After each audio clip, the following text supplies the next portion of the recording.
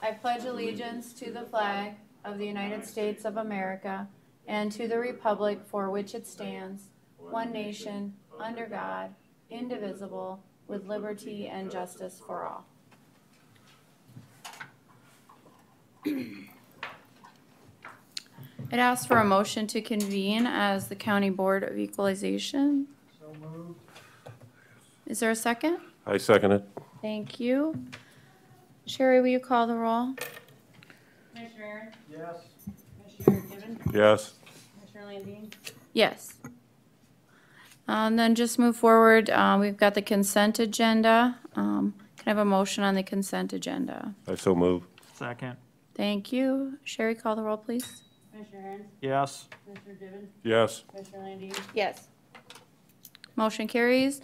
We'll move into our first hearing at 1 o'clock. Carla, you want to go ahead and start when you're ready? Yes, our first appeal is parcel number 270.71.00.001. It's a property located between the addresses of 800 and 870 South Cliff in Harrisburg, South Dakota.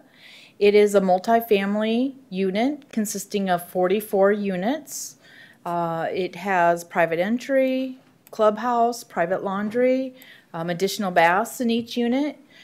Our current assessment is $1,270,878.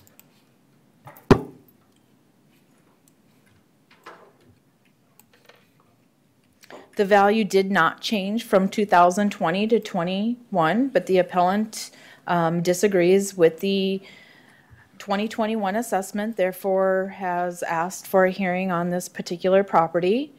Our sales are of like units, Section 8 housing, consisting of anywhere between 24 and 60 units. We have multiple uses between the income and cost approach to value. It's not always easy finding comparables of Section 8 properties in the income or the market approach to value. So we gave you one income approach and two costs to help you make the decision. Our subject property is currently being assessed at $24 per square foot. That equivalates to about $28,882 a unit. The unit price per unit comparison is very much used in most comparisons of multifamily. So we gave you that comparable assessment range is between $21,898 to $32,426, and our subject property is right in the middle of those ranges. This income approach that you have before you is an income approach that was sent to the appellant, although it changed after a Thursday, Friday discussion with the appellant. We did take the rent assistance subsidies out, therefore resulting in a little bit different value, although our assessor recommendation didn't change based on this information, because we're looking at more of a cost approach to value rather than income approach, since there are some underlying conditions with this market approach, or with this income approach for this property. You can see where our subject property is located in Harrisburg. Our comparables are scattered around the county. We did reach out to the appellant Friday to let us know if they were going to attend in person or via phone, and we did not get a response back as of this very moment. No response. Does anybody on the board have any questions for staff? And there's nobody on the phone. With that, I would entertain a motion. And you did call them. You said you talked to them as late as Friday, and they were, or were they non-committal about attending, or they said they were going to, or what? Did you talk to him on the phone on Friday? I did not talk to him on the phone. I talked to him through an email. Yeah, That's all how that- they've been oh, communicating with corresponded us. through email. Yes. Sure. We have spoken with them over the phone a little bit over the last few weeks, just getting different financial documents. However, on Friday, they got an email, saying we'd like you to RSVP if you prefer to do this over the phone, and we haven't heard back. And they also got a letter saying the same thing, the time of their hearing, the option to call in or appear in person. Sent him all of our assessor documents prior to the meeting. Well, and I see this is basically the lowest assessed value they've had since 2016. And they did go to an OHE hearing in 2017 over this property. Okay. They may be intending on doing the same thing this year. Well, Sometimes they go through the steps so they can get to the next level. So they Oh, just sure. submit their petition to appeal so they can go on to OHE. I mean, that's not unheard of in some of these appeals. They just get their paperwork in so they can go to the highest level possible. but then they don't make any record. Okay. Well, they're not here and they received a couple notices and there doesn't seem to be any argument. They didn't submit any documents. I guess they submitted their PT 117 or PT 17, but that's it, right? Correct. I mean, I would say that there is an argument here. They're just not here to advocate for themselves today. A note is the judge did set the value at, I think, 1.5 million during the OHE hearing, would be the 17 assessed value, so. Okay. Do I have a motion? I'll move to adopt the assessor's recommendation of the land value at $247,440 and the structures listed at $1,023,347. Thank you. Is there a second? I'll second that. Thank you. Sherry, will you call the roll, please? Commissioner Aaron's, Yes. Commissioner Gibbon, Yes. Commissioner Landine, Yes. Motion carries. Then next, we don't have anything until 1:30 South Point. Correct. Are they here? Not yet? No. That's not them out in the hallway or anything? I saw somebody kind of walking around out there. I don't know if.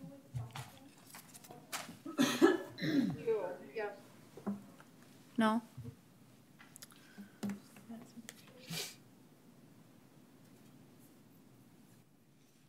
And then the one at 150 withdrew as well?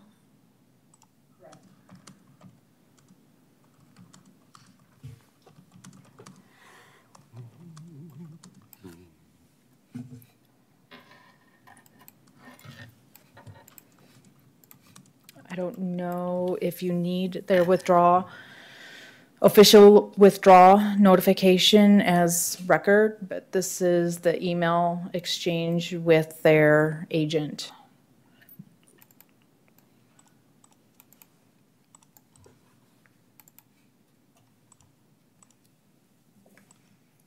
And did that apply to several different properties? I'm just looking at the other sheet that you gave me. Correct. So there were 56 units within a condo complex that they were appealing. Okay.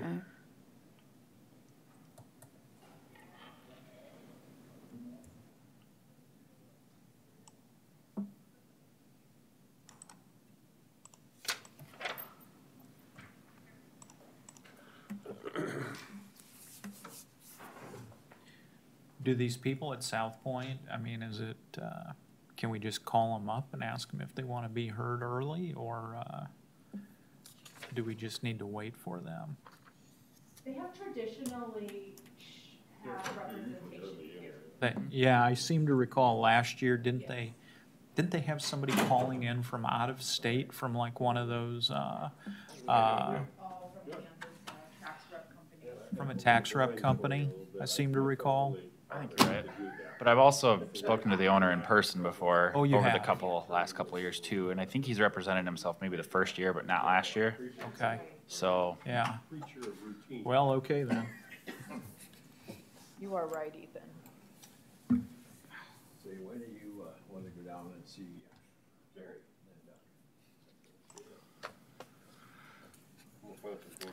So I guess we'll just be in recess then until 1:30 or until they get here. We'll see.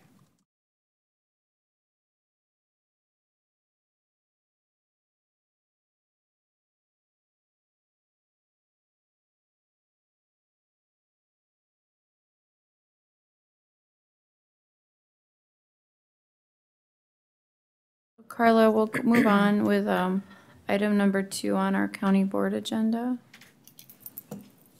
Our next appeal is parcel number 280.24.13.001.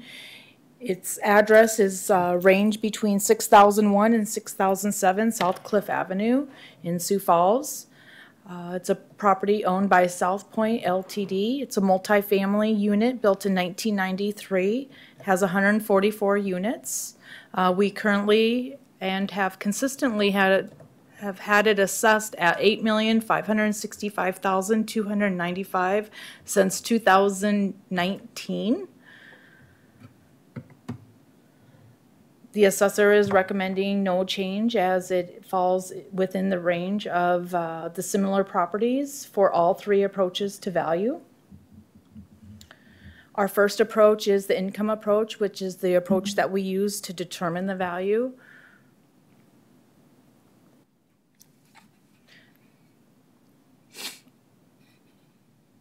This slide is in regards to the income producing potential of the units. There's 3 comparables for that.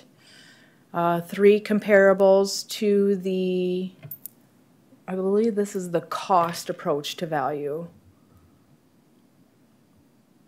And the third set of comparables is in regards to the market approach to value. Comparable number 3 is located in Minnehaha County. Comparable number 1 is located in Lincoln County, just for reference. Just wanted to show you some type of market for multifamily units. Our 3 approaches page has the subject property being valued at $43 a square foot or $59,481 per unit. You can see our income, market, and cost approaches in both of those price per square foot or per room unit cost. Our maps for the income approach properties. Our map for the cost approach properties, and our sales comparison approach properties.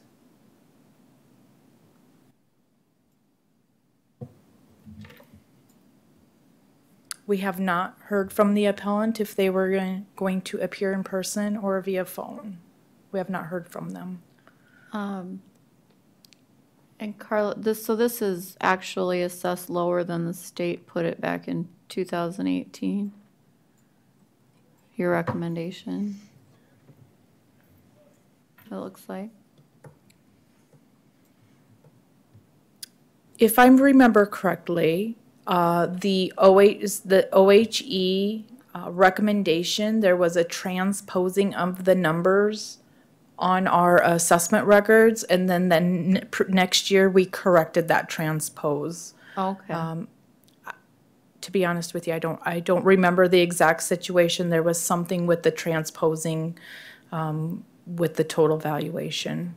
All right. Thank you. Yep. Does anybody have any questions for staff? They've been notified, and they're not on the phone. They're obviously not here. Madam Chair? I would move that we vote for no change. Second. Thank you. Sherry, will you call the roll, please? So we're gonna do the land value 1262440 and the building as 7302855. Correct. Okay. Commissioner Aaron's, Yes. Commissioner Gibbon, Yes. Commissioner Schmidt, Yes. Commissioner Landine. Yes. Motion carries.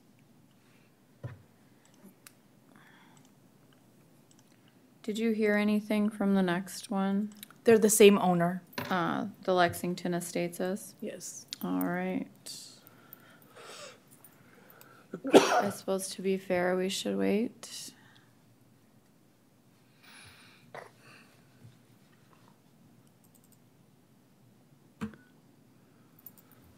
Thoughts of the board if we want to move ahead, or since they weren't here on the last one, or go ahead and wait till 140. I'm okay either way.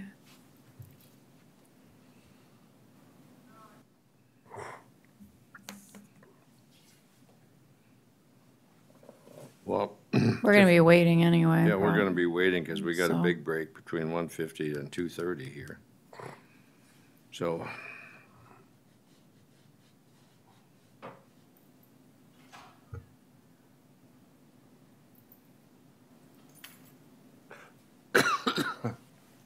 Well, we'll be in recess till 140 then. Deal? yeah, Our next appeal is parcel number 280.82.00.100. It's located at 5109 and 5119 South Marion Road in Sioux Falls. It is a multifamily unit of 144 units. We have it currently assessed at $9,331,390. We've had that assessment on this property since 2018, which was a Office of Hearing Examiner's decision. We have recommended that the subject property price per square foot and per unit fall in the ranges of the similar properties of all three approaches. The assessor is recommending no change to value. This is the income approach that we use to arrive at a valuation that is currently the 2021 assessment. Thank you. Yep, our income, then our three sets of comparables, one of which being an income approach comparables, the cost approach comparables, and the market approach comparables. The map, or excuse me, the three approaches to value, the assessment per square foot is $45 per square foot on the subject property, and the price per unit is $64,801, falling in the ranges of all three approaches to value. Maps, subject property in comparison with the three income approach valuations, the cost approach valuations, and the income approach valuations, two of which are, or excuse me, the sales comparison approach to valuations, two of which are in Sioux Falls in the Minnehaha County.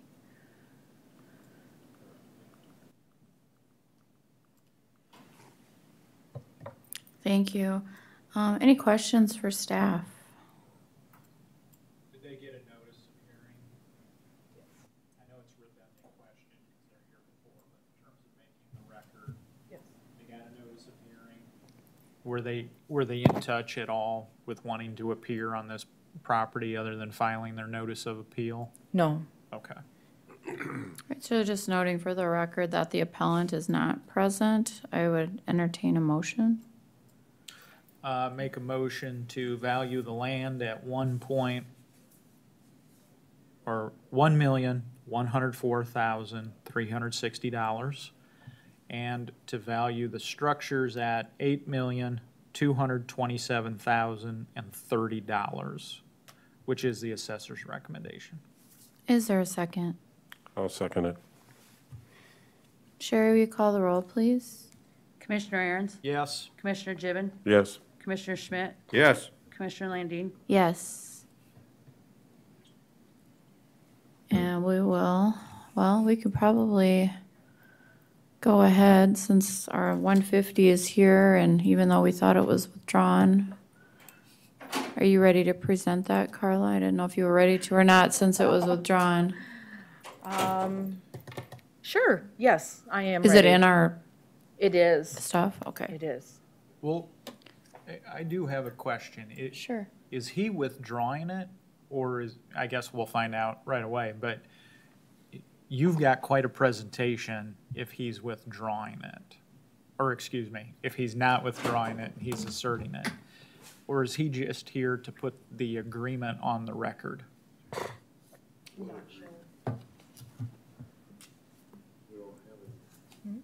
What agreement? Did you see the email that they sent? Maybe, There's no agreement I didn't think that. other than the withdrawal.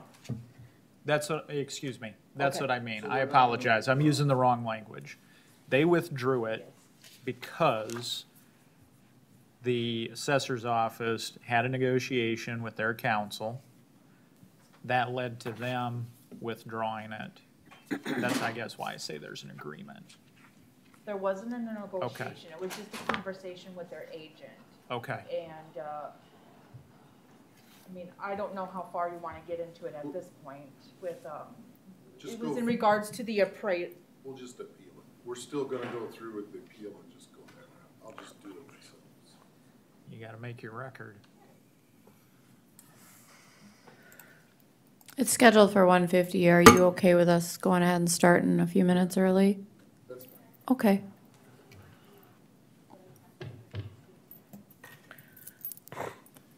Okay, our next appeal is it's a range of parcel numbers. It's 56 units. We tried to condense it for purposes of keeping it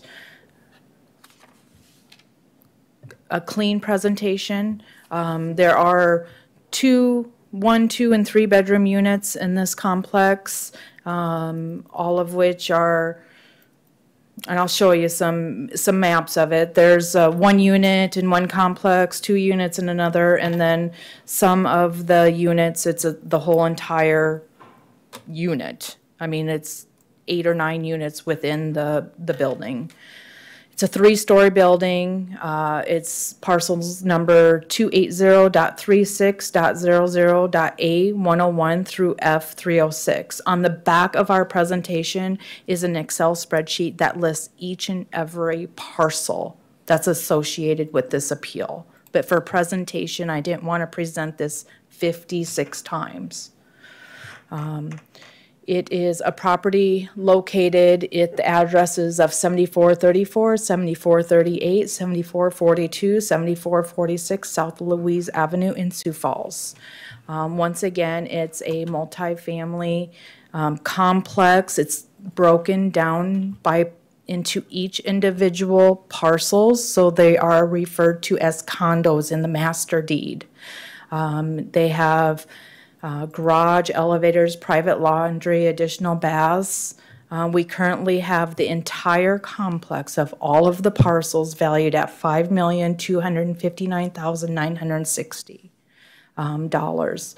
They have sold on occasions.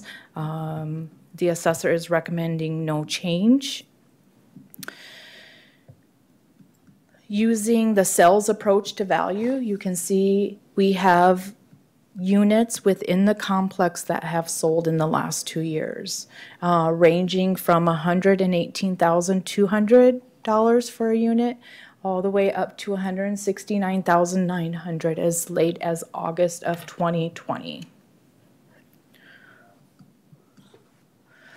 Right now, we are assessing these units at approximately $99.50 per square foot. The cost range is between 89 and 101, and the range for those, the cost is because of the size.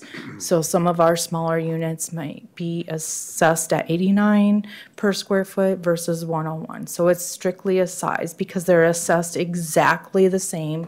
It's just the size differences, or it could be the finish differences. Some of the units have granite fireplaces, trade ceilings. Some of the units don't. So that's why you see the variation within that cost approach. The market approach to value is indicating a price range between 103 and 119 per square foot.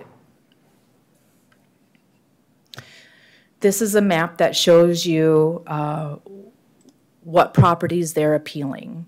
So anything in pink, they are appealing. So in the first unit, where comp 1, they have an appeal within that complex. They have 2 appeals within complex number where comps 2 and 3 are located. And then the other 2 or other 3 complexes, they're appealing the entire complex. The first three that are not highlighted in pink are all individually owned properties. They don't own anything in that complex except for what's highlighted in pink. And to clarify, they're all individually owned. They just happen to own 56, which is a little over half of the total units. So even the solid pink 3 buildings are divided up the same as the other 3 buildings that you're seeing, but they own all of them. Not quite, close. Okay. Because the 3 buildings that you're seeing. Let's, yep, you'll get a chance to come up. want to take one Yes. in turn for the record. So. This is complex, you know, it, like Ethan said, they're all individually owned units. They all have their own legal description, parcel number, tax ID number, you know. You can see on the map where these properties are located within Sioux Falls.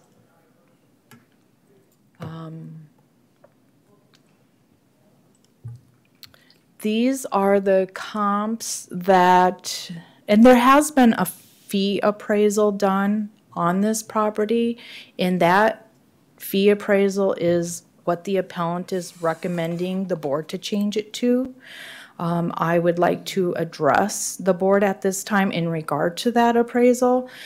So the subject property is bottom left. The comps that were used are within Minnehaha County, which is fine, but these are all multifamily properties that are apartments. These are apartments that they're comparing condos to that are individually owned and are being sold individually. Comps 1, 2, or 3 are apartments that's owned, they're rented, they're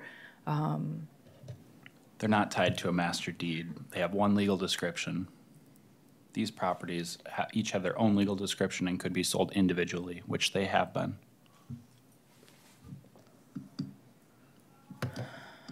These are some of the comps that were used in the fee appraisal, which they are calling superior to our subject property.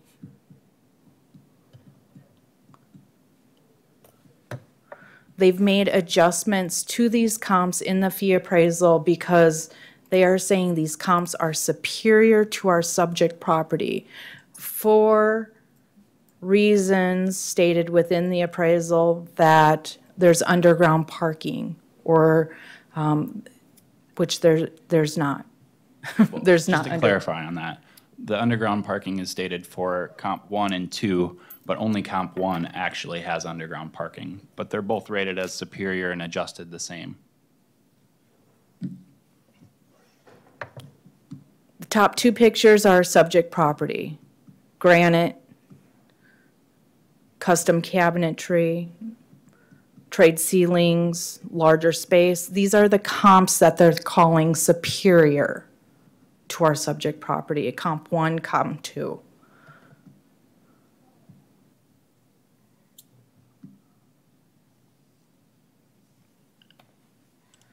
We have reviewed the appraisal thoroughly a couple different times. We visited with an attorney in regards to the appraisal. There are concerns.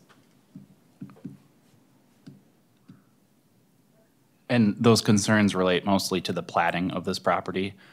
We discussed with the attorney how they could replat this property in order to make it one property, one legal description, similar to the apartment comps that were used in the appraisal.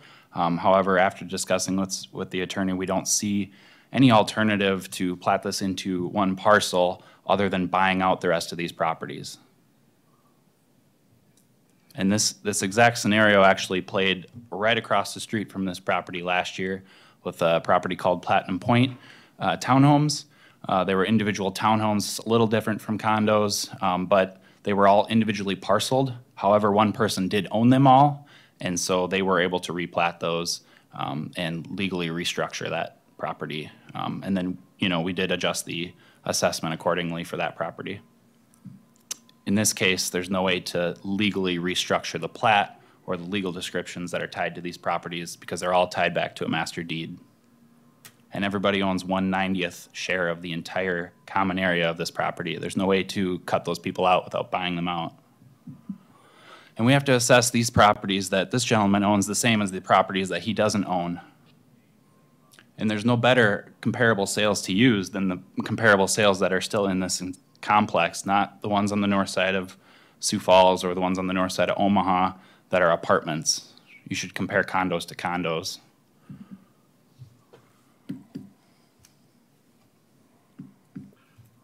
And if I were to add anything above that, which, Ethan has done his homework on these properties. Matt Nagel, or one of our commercial appraiser, has done a lot of work on these properties. What potentially could happen is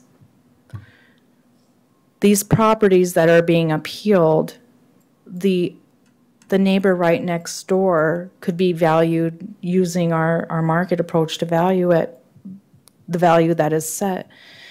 And if they want us to come up with a value based on their fee appraiser or another methodology, we've got neighbors that are unequal at that point. We're using two different valuation systems when it's just they're adjoining neighbors. They're right across the hall. I think that could really tend to put an inequity out there. That's concerning, and that's what we had talked to the agent in regards. There's a lot of concerns with this particular property, not only within the fee appraiser, but the inequity that it could cause within these units, not being assessed equally. Any questions for staff? Carla, you mentioned there was an appraisal done Correct. by whom? An independent appraiser? And how did that differ from what you guys had? Ethan, did you want to? Yeah, so the appraisal was done by Elwood and Martin here in Sioux Falls. And, I went through this very thoroughly. And there's just a lot of concerns that I have with this appraisal and the ethics that these appraisers were not upholding within this appraisal. Yeah. And really, I think we could just summarize it. I mean, I could tell you the value that's on here and what we have it assessed at, but I think I could sum up my concerns by saying there are no better comparable sales than the exact same units right across the hallway, Okay. and those weren't used. They weren't included in his appraisal? No, they went all over to find other comparables and adjusted those and came up with those values based on those adjustments. However, you could use the comparable sales that are, can you go back a couple of slides? The slide that shows the big 3 pink squares. I mean, right there are only 3 comps that we used for our appeal here today, but those 3 blue ones are all sales. And they're the exact same quality materials, they're tied to the same master deed, they're in the same location. I mean, there is no better comparable sale. Our job is hard to find comparable sales that you think are fitting. It doesn't get any easier than this, and those weren't used. And I would Any like to know reason why they weren't included? I mean, it would I seem think like it's because they were trying to model an income approach for this property. And so they were using properties where they had an actual operation going, and they could show, operating statements showing the financials of a multifamily property, and the income and expenses associated with something like that, rather than an individual property, because they do own 56 of these and they run it like an apartment complex. However, it's not legally structured that way. And I don't think it's correct to value it based on that. And an example of that would be, what if I go out and I buy a whole block of houses and I decide to rent them out? Should it be based on my income approach and how I financially manage those homes, or should it be based on what they're worth? One at a time, please. Because the gentleman over there, and he'll get a chance to talk right away, he'll be given all the time he needs. But he mentioned possibly filing an appeal or something like that, so that we create a clean record here. It's safe to say they did submit materials to you for consideration, one of them being an appraisal. And I just want to make sure, you know, that's a part of the record if need be. Would you agree with that? Okay. Yep. And any other documents they submitted to you? Right. Okay. Okay. And Because just so you're aware, on the agenda, there's no appellant's documents that we're able to access right now. It's a big document. I can see from looking from here, it looks like it's about 100 pages. I understand it's probably a big file. Just letting you know that under the agenda items Well- tab, yesterday there were some materials from people that were uploaded. I just couldn't There's- access them today. It says it's 112 pages if you go to the PT 17. So it Okay. must all got loaded into It- that. Is it just the PT 117s or is it? it's Because probably both. Sometimes they mail it all together, and if we didn't get it split up when it got Yeah. scanned, I apologize. Because I went through the PT 17s earlier, and it's just the PT 17s for each property. The appraisal per se is not scanned in as its own document. And I just want to make sure that we've got a clean record, and that's a part of whatever appeal they may want to file. I just want to find out, you guys have no objection to that? No, and I would ask the appellant if they're okay with that more than us. It's up to him, it's up to Mhm, him. But- Absolutely. Because it gets a little sticky when, you know, they have this attorney and they come in and they submitted a bunch of documents, and then this guy comes in and says, you know. Sure. Yeah, I Well- agree that that's not scanned into, to our file. Apologize for that. No, it these just, are- it needs to be made part of the record if it was provided though, so. These type of documents should be uploaded differently as a confidential document, only visible by the board. So if we didn't get that done, I do apologize. I agree with that. I think that's probably why it's not in there, because I think the board members are operating, because of the way the system's set up. We're just operating off the public internet site. Right. Yeah. And if I may, I'd just like to go on record and say this appraisal does say it's USPAP compliant, and I would say there's a lot of USPAP violations in this appraisal, so that is concerning to me. All right, thank you.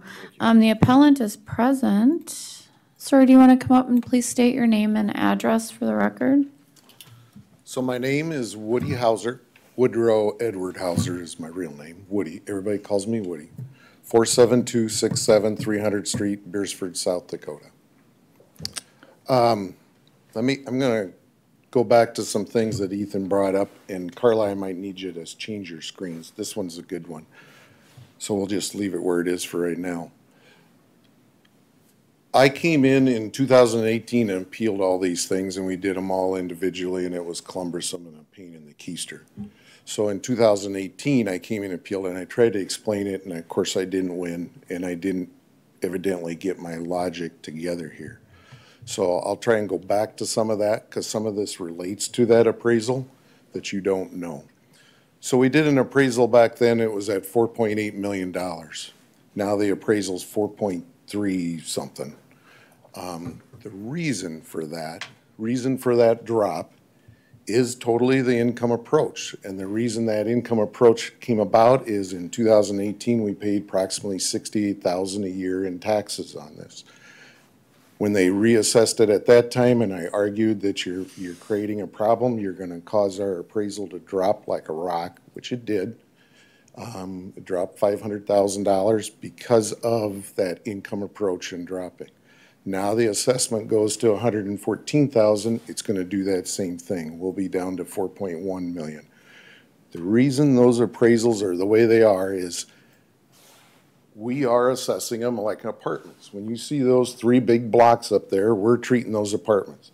Our appeal really shouldn't have anything to do with those other 3, because those are in those 36 units, they're each 12 plexes for those buildings, and you do have good comps for those because those are owner occupied. Granted, we're treating them as non-owner occupied, but they're in that individual. When the previous assessor was involved, he said, well, you're treating these all as apartments. That's why we had the assessment that we had.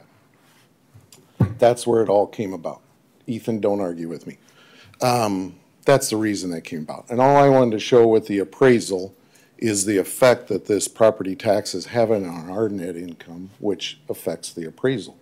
The other thing the appraiser struggles with, when we ask for an apartment one, which is what our bank wanted, they wanted the appraisal like that, and they pick the person, and it goes on a round robin, and we've had Joel from the other agency before too. There isn't any comps like ours. Carla brought up a good point. We have granite, we have all these other things. There has not been a complex in town that's sold with those amenities and that high level of finish. Not as an apartment, not as a big building. But the appraiser has to try and find what he can. One of the things you guys are gonna run up against, things just aren't selling on apartments. Everybody wants to keep them.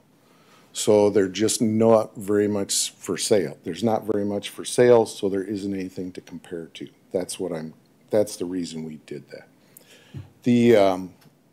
So I think the comps that you're using are not good ones for the complex due to the fact of owner occupieds are gonna pay more per unit than a non-owner occupied person will, so that we can meet our cap rates and get our return on investment. That's my claim. He brought up some legalities with changing the master deed. One thing he doesn't realize, the attorney didn't realize, is I'm one of the original developers of this complex. I can still change the master deed. We never turned it over. So I'm still in charge of it. I can change anything on the master deed I want to do. Okay, and you don't know that, but that's where that comes from. And your attorney didn't know that either. It's a big point. It's the only reason we can change it. Do I have an idea how to change it? Yes. I just don't think it's fair that our assessment went from $68,000 a year to $114,000. I mean, that's almost double in 3 years' time. It's a little excessive. I love the comparable that you had up there, Lexington Estates. A little bit older complex than ours, but they're at $45 a square and we're at about $100. Pretty huge difference for just a 10-year span in building. So I throw that out there. One of the ideas we have, if you want to go back to your other map, Carla, is we could replat this out. We can change them. I can change the master deed. So one of the ideas I've got, and we have submitted it to the city of Sioux Falls. Of course, they have a lot of questions. One being, why are we changing it? You know, I didn't really want to say, well, because they're assessing us so bad. But anyway, we can take those 3 buildings and that becomes 2 tracks. Okay, so you'll have track A, B, and C. B being that northeast building, C being the 2 southeast buildings. So now instead of 88 units in there, we're gonna have 39. And then it does a couple things. One is then you gotta treat those as apartments because they're all one track. They're not all those individual condo units, so that it meets that criteria. We can still change. We already have our easements involved in there, so we can have ingress and egress. The other reason to change that, and here's probably the biggest reason we would do it outside of the tax value, is when people try and buy one of those individuals or refinance right now, they can't do it because I haven't turned it over because I own too big a percentage. Under the condo rules, it's gotta be, I know they keep dropping it, but it's under 50%. So if I go and change that to 3 pieces there, now technically we only are 3 out of the percentage-wise, it's a lot less percentage than 67%. And so then they now can go and get their financing, get the secondary market, get a lower rate. Most of those sales that he's seeing have been cash because they can't get financing. So that's the other reason to regroup it. That's another pretty good shot of why. And if we do that, you're gonna have to reassess it as an apartment then and get rid of those individuals. My point is, If that's what we're doing anyway, what's the difference with now? Just leave it alone, like we have been doing. And we don't have any problems with the reassessment on those 3 little ones, because those are just individuals in that building. Does that make sense? Woody, are any of those, in those 3 large apartments, are any of those for sale, or No. are they always gonna be rentals? Well, I can't say always, okay?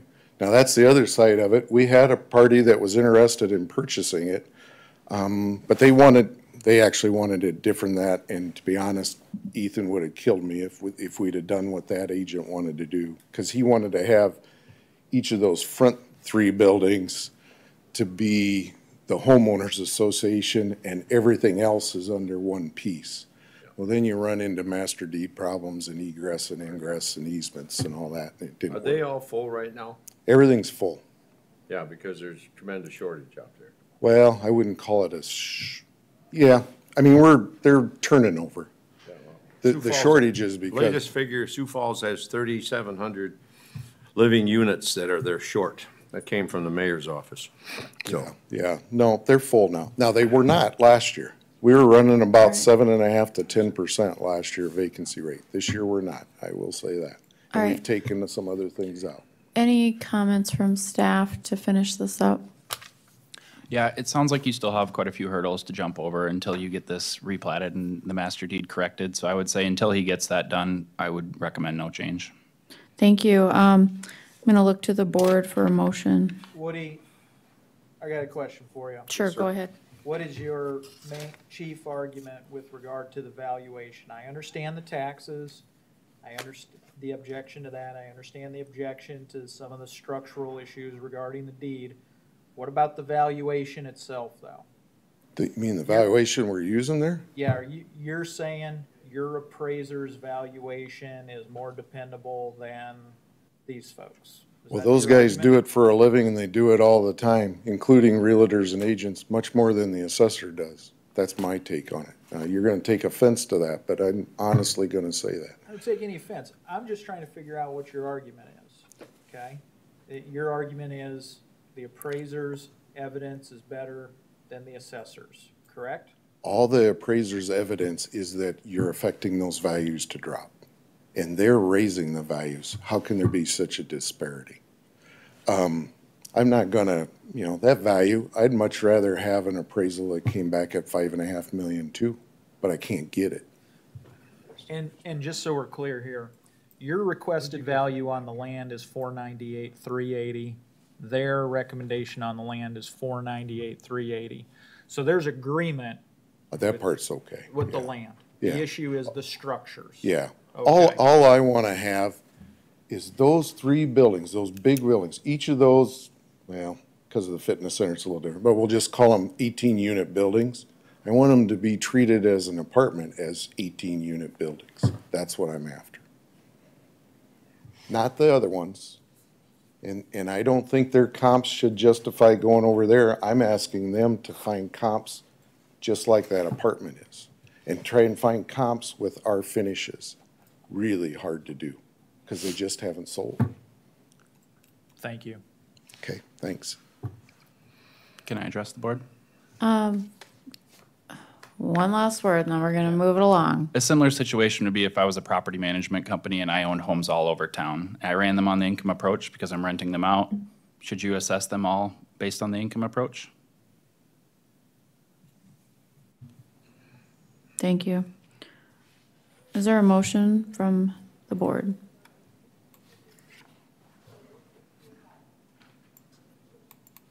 So on this one, we're going to have to do them all separately. We are.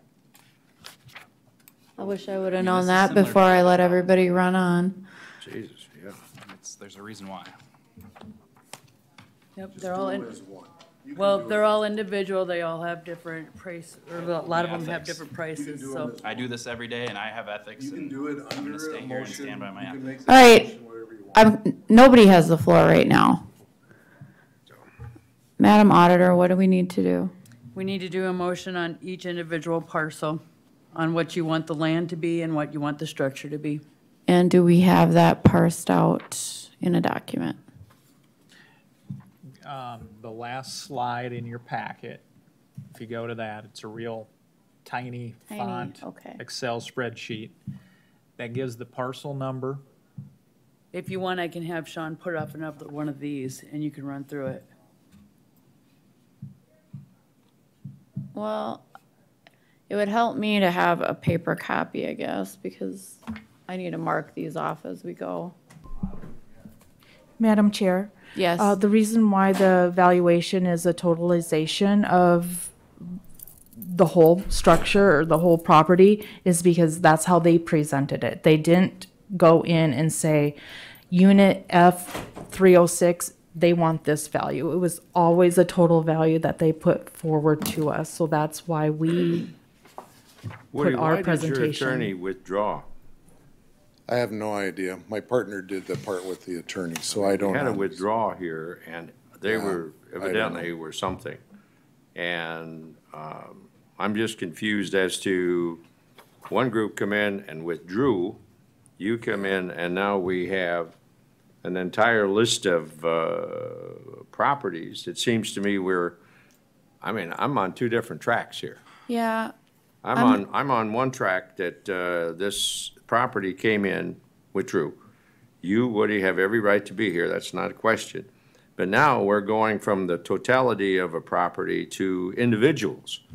And I'm gonna call a recess right now. I'd like to speak to council on how we need to proceed. So I'm gonna call a recess on this for right now. Yes. fine. Table this item until 3:10 on Thursday this week. I'll make a motion to table till 3:10 on Thursday of this week. Second? Thank you. Sherry, will you call the roll, please? Yes. Commissioner Gibbon, Yes. Commissioner Schmidt, Yes. Commissioner Landine. Yes. And then the next item, we have a bar gang, item 5. Carla is the appellant here. Yep.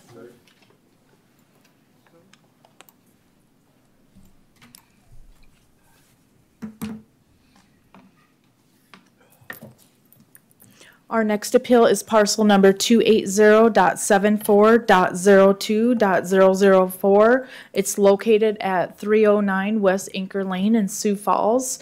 It's essentially right close to the corner 85th in Minnesota. We have a assessment on that property. Originally, we put a $13 per square foot assessment on it, which is very typical to a corner lot on 85th in Minnesota, with all of the sales that have happened in the last 1 to 2 years in that area. After discussion with the appellant, and there is no Minnesota influence or approach to the lot from Minnesota. We did put an adjustment on the lot for no Minnesota access. It's not an inside lot, but it has Minnesota influence, but no Minnesota access. The assessor is recommending to lower the value to $933,223.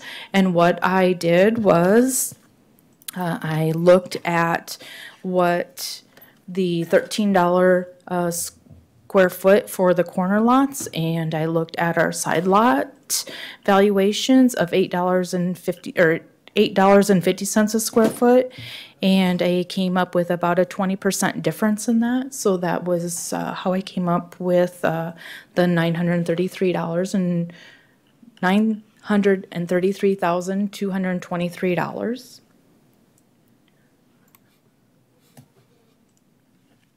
Where the subject is located.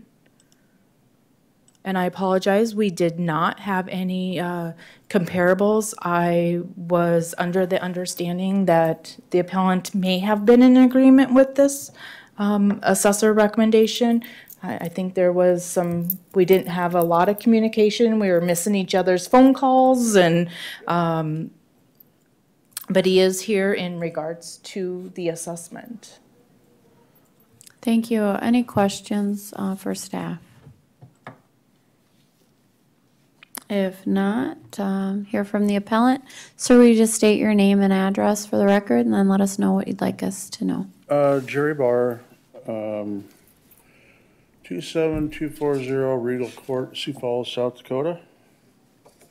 And I'm just saying that the land hasn't gained any value. I've had it for sale for 7 years. I haven't had an offer on it.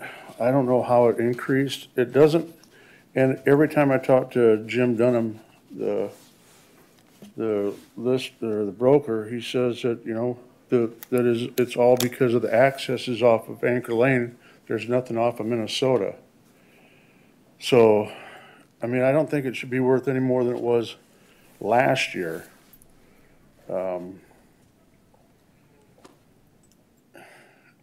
I just don't know how it went up that much in value, and I can't get anybody to even make an offer on it.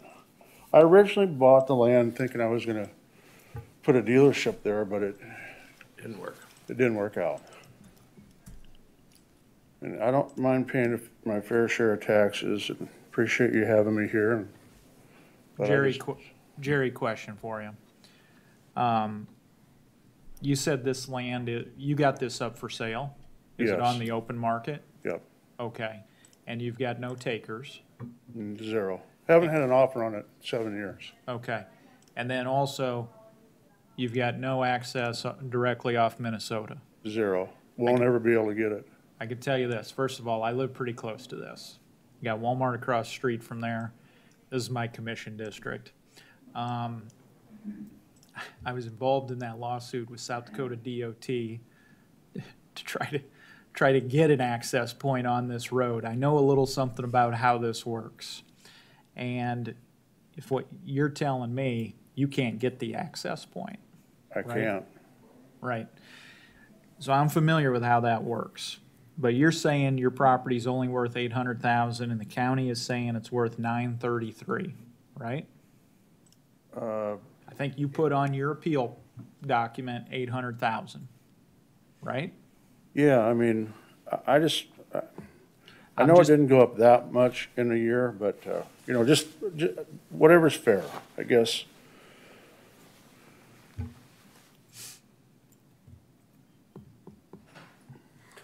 The lot size, 89,733 square feet, is that approximately what? Comparison to an acre, half an acre, or How many square feet is it? it says 89,733 square feet, So about 2 acres, right? about 2 acres? Yeah. Thank you. Yeah, and the, Not listed on the appeal. And the problem is, You know, if you buy it for it's too 1.4 deep million. going to the south. Yeah, you can't put a, believe me, I've tried everything to use the darn thing, just to, you know, so it's not sitting there, but, so at some point in time, you're gonna have Highway 100 coming right past this, aren't it'll be south a ways, and there'll Okay. be no access there either. you? Okay. It's south a few yards, like 40 yards. And, you know, the county staff is saying this thing is valued at $13 a square foot. I paid, you know, half of that or whatever.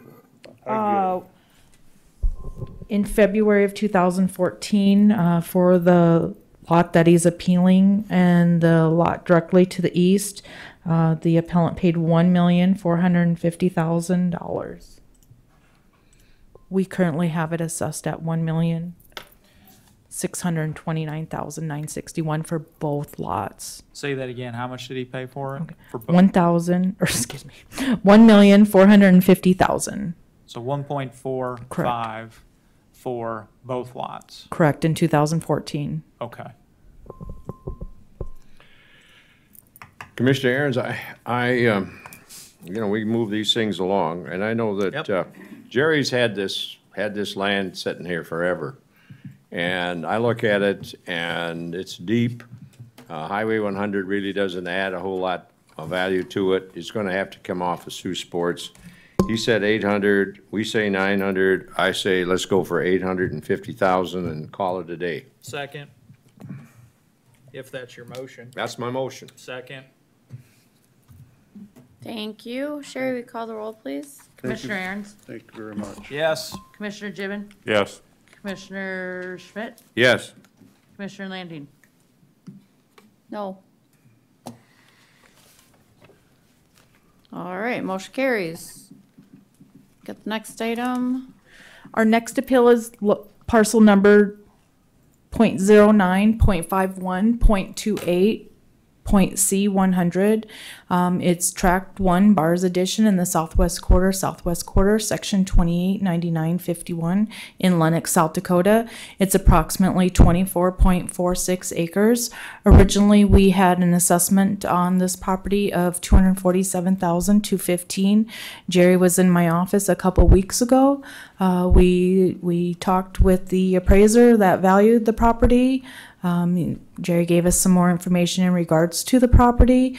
It was decided at that time that we felt a valuation of $178,730 was appropriate for this parcel.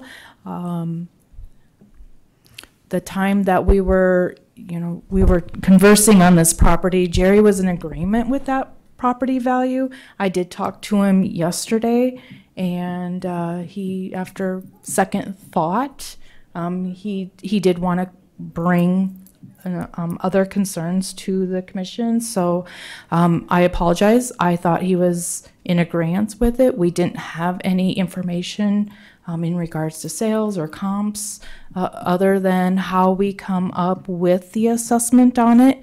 On page 2 of your slide, is a map that's showing the location of where it's at in Lenox. The third slide is how we value our commercial properties with a tiered system.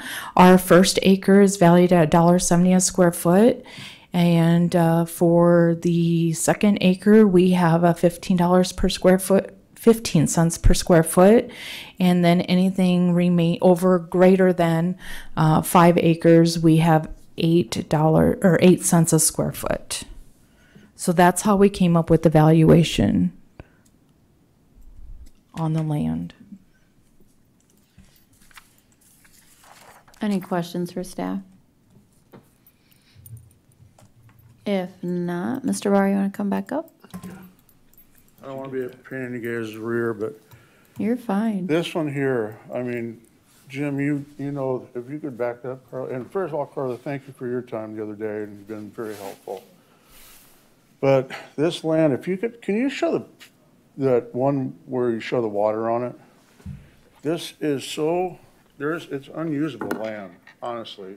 Jim, you know where this is. It's Yeah. 25 acres it is nothing. Cattails. You can't farm it, you can't use it, I don't think you could use it for pasture. There's no driveway to it.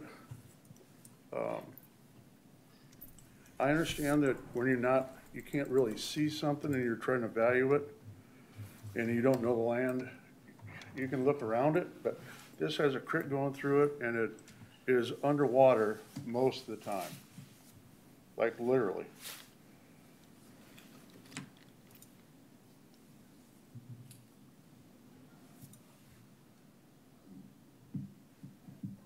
So, That's floodplain. yeah, I mean, you couldn't build anything out there, you couldn't, I was thinking about this, and I'm not even trying to be funny about it, but I was like, I'd donate it to the county. If you guys can use it, give me some kind of credit for it. I don't want it. So I think it's worth zero. Well, is that an offer? That's an offer. That's an offer, no joke. I take it off my hands, you guys take care of it, and you can have it. Well, the photo doesn't do it any justice, I'll tell you that. It looks like a desert. Right. But It there- is says there's some- 100%. yeah. I was gonna take a picture of it this morning and bring it around and show it to you all, but it is 100% unusable. Has anybody even ever farmed it since you've been out there? They do anything with it? Roy Poppins tried to a little bit, but Roy's tried to do a little. I wouldn't have this land, but Roy made me buy it because I needed one little sliver right over here. And that's how I got all that. All right. The I would entertain a appreciate it. No, you're motion. fine.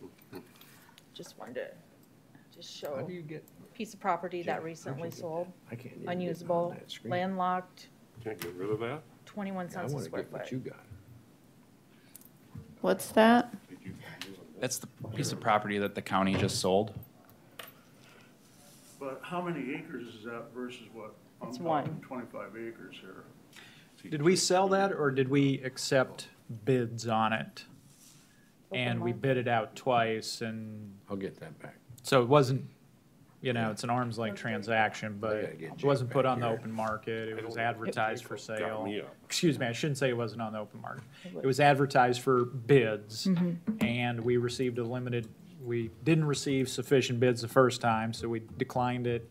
We put it back again a second time. There was an inference that perhaps the second bid on that property was pushed up because I think what Commissioner Poppins said in the open meeting was that person was being very generous by giving the price that they gave. So it could be kind of an apples to oranges situation by attempting to use that as a comp. It's not a comp, it's just that Sure, yeah, land has value. yeah, Land has value. absolutely. And Yeah. if I could address the board for one other small point, most of this land is underwater, and so its use is certainly affected by that. But you can see the portion where the campers are parked makes up, you know, a little under 4 acres of the total. Certainly does have some utility. I don't, honestly, I don't, there's not 4 acres there that is usable, seriously.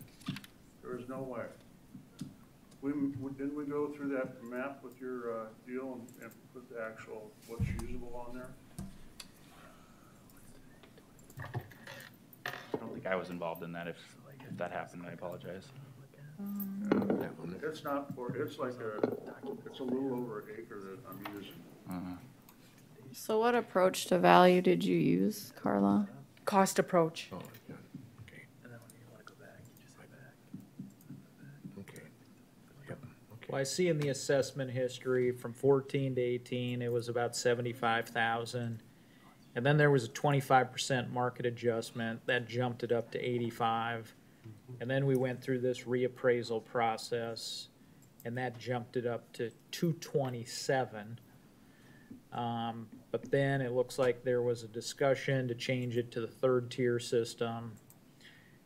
And that changed it to 158 on the land and basically 20,000 on the improvements.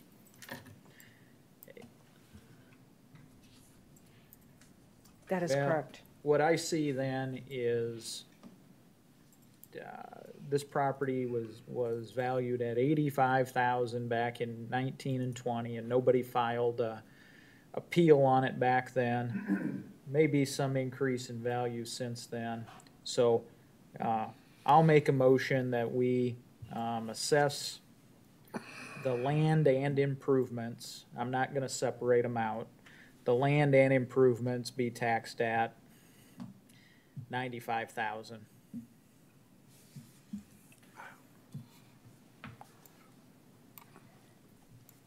Is there a second?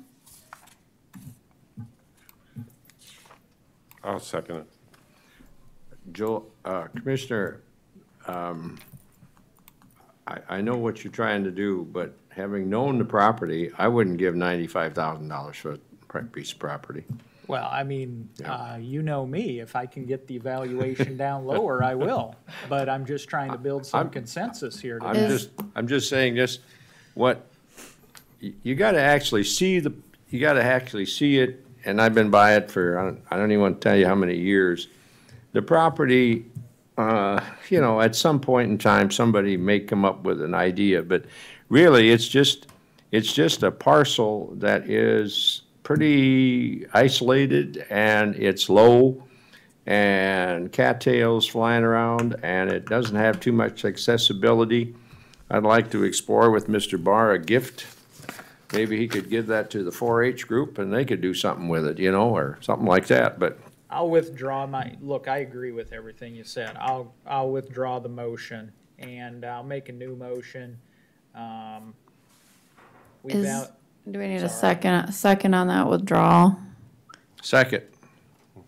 Well, On the withdrawal. Commissioner Gibbon, you made the second. Are you willing to withdraw your second? Yes. Thank you. That's withdrawn. Commissioner Aaron's, you'd like to make a new motion? I'll make a new motion. We value that land at $50,000. Second. Thank you. Any further discussion? If not, Sherry, will you call the roll, please? Commissioner Aaron's, Yes. Commissioner Gibbon, Yes. Commissioner Schmidt, Yes. Commissioner Landine. Yes. Motion carries. Thank you all very much, I appreciate it. Thank you. We may come and talk to you about that 4-H deal too, Jerry. I'm wide open. Okay. I meant that sincerely. All right.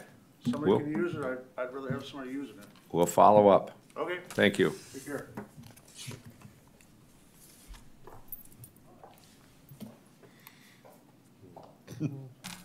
Am I being censured? Part of that lot's paved. It's got a giant concrete pad on It it. doesn't. Be careful about offering a dime for that, Jim. I can't do that? Well, I'm Excuse talking me. about something else. That's I know, I'm talking about something else. Excuse me. I'm in trouble. I'm in trouble with both attorneys. All right, we're gonna move right on, All right, to our 250 if the appellant is present. I'm here. All right, Carla, you wanna go ahead with item 7? Our next appeal is parcel number 098.50.07.C600. It's owned by I-29 Storage LLC. It's approximately 3.3 acres. The assessed valuation that we applied for the 2021 assessment year is $139,174. The assessor is recommending no change.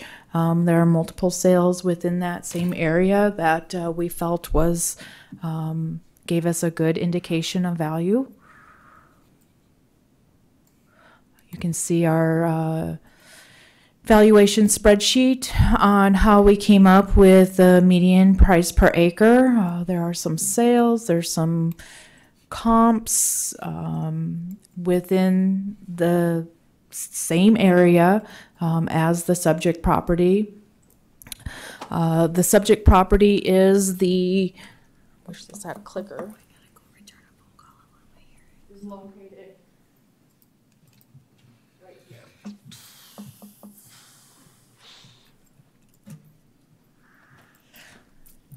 There are comps within, not only did that one just sell, there was a recent sale as recent as November of 2020. We have a 2018 sale. That's how we came up with our price per acre or price per square foot for this area.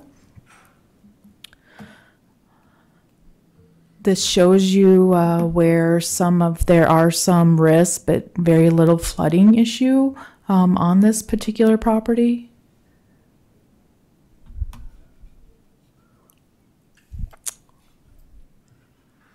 That is the information that we presented to you. Any questions for the staff? Okay, sir or ma'am, which one is here as the appellant? Yes, sir. Brian Pearson. Okay, thank you. Go ahead. What I was looking, could you pull that back up where you had all the water showing there, first of all?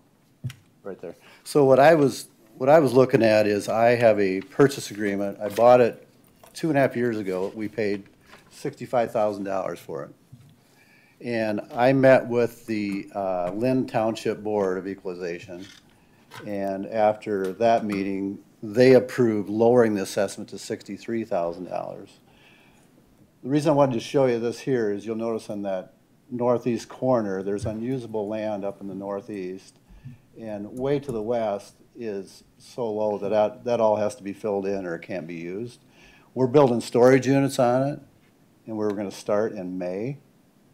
So it's obviously going to increase the value of the property with the buildings on there. But I drove around out there, and the land just south of me is just junk. And I don't know where your sales came, but the bottom line is there's unusable land in there. I paid less than half of that for what you're trying to tax it at, and last year it was assessed at $29,386. So I don't get it. I mean, to me, to take it up that percentage in 1 year.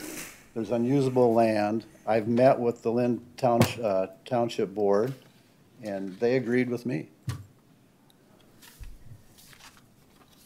Any questions for the appellant? They lowered that, sir, to what price? 63,000. And I have to apologize. I didn't have the purchase agreement with it at the time. I told them I paid 63. I paid 65. And I've got the purchase agreement right here if you want a copy of it.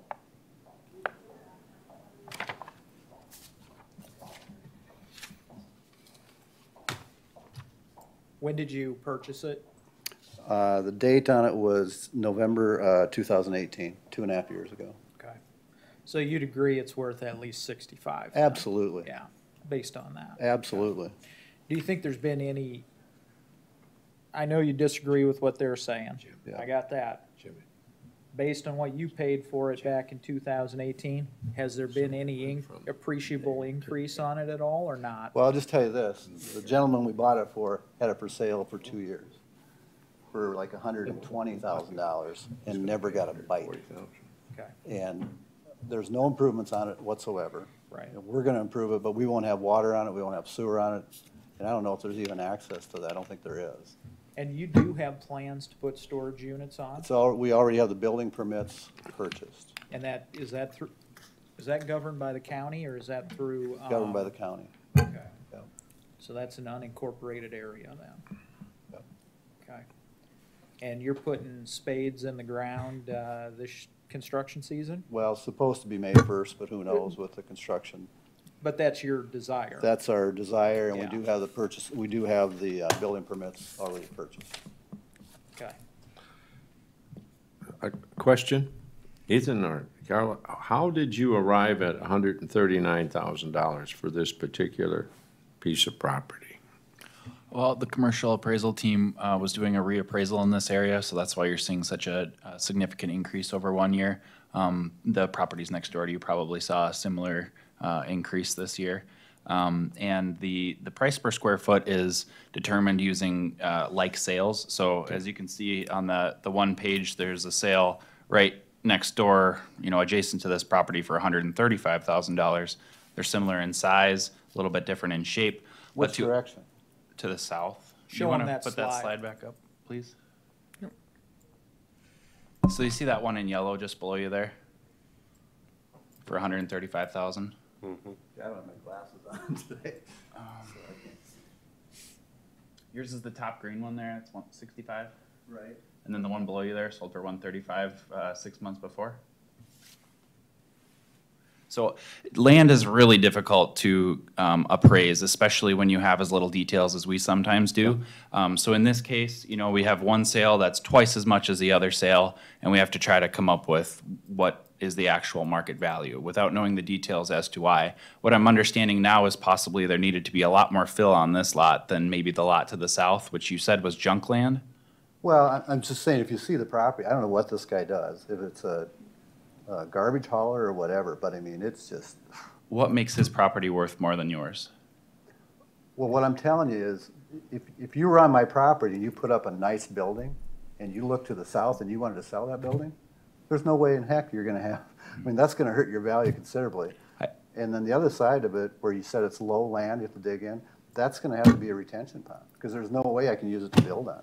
Well, and what I think I'm hearing is, you can't tell was that an arm's length transaction for that 135,000? I believe so. I can check Yes. for you. Yes, Okay. I did Well, check. It may have a little bit more utility because of the contour and the shape, as opposed to a long, narrow strip Yeah. like that. I mean, at least that's what I'm hearing from what they're saying, what he's saying.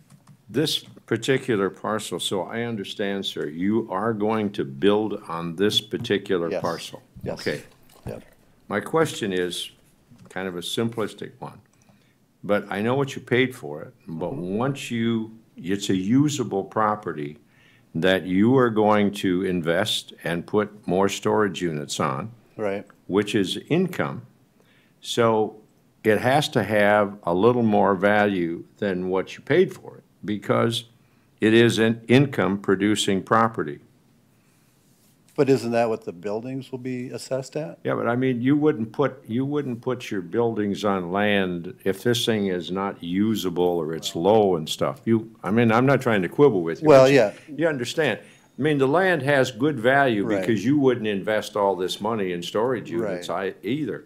So it's gotta have more value to me than the 63 or 65,000 you're Well, talking about. let me put it this way. We had to go to, we have Sarah and Associates basically laid out the plan, areas that we could build and could not build.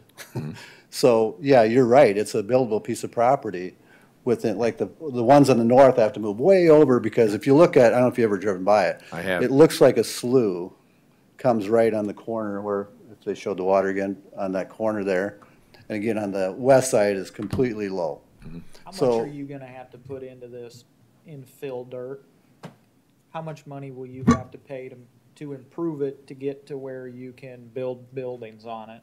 Well, I have to put fill just even on the north side, and I don't know what that bid is yet, but the bottom line is, we have to build all the north side up, and then, again, move it over, because I can't obviously build over water, and then I have to use the west side for the.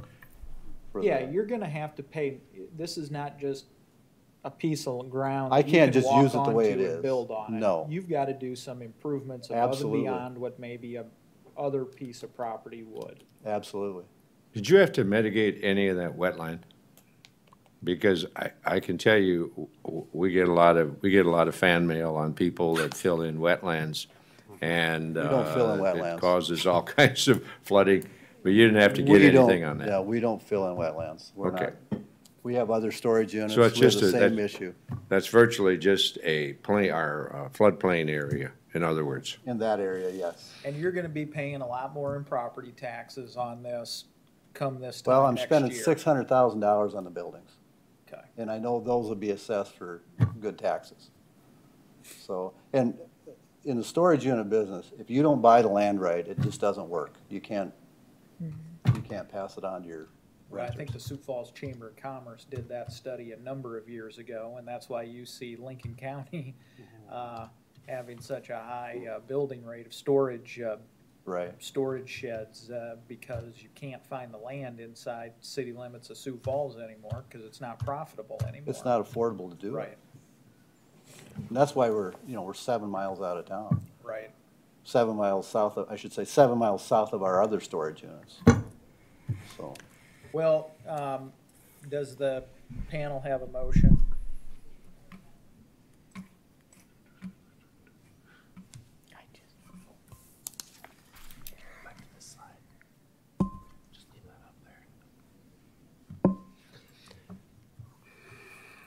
I just thought the Lynn Township Board might have some pretty good information on it, and they agreed with it. So that's how I was looking at it.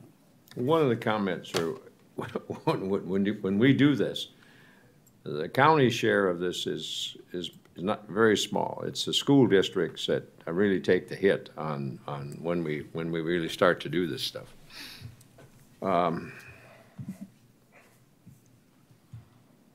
Well, if it's any consolation, I just wrote a check for $11,000. That'll help them for other taxes. And you're in the Harrisburg district, aren't you? Yes. Yeah. Yeah.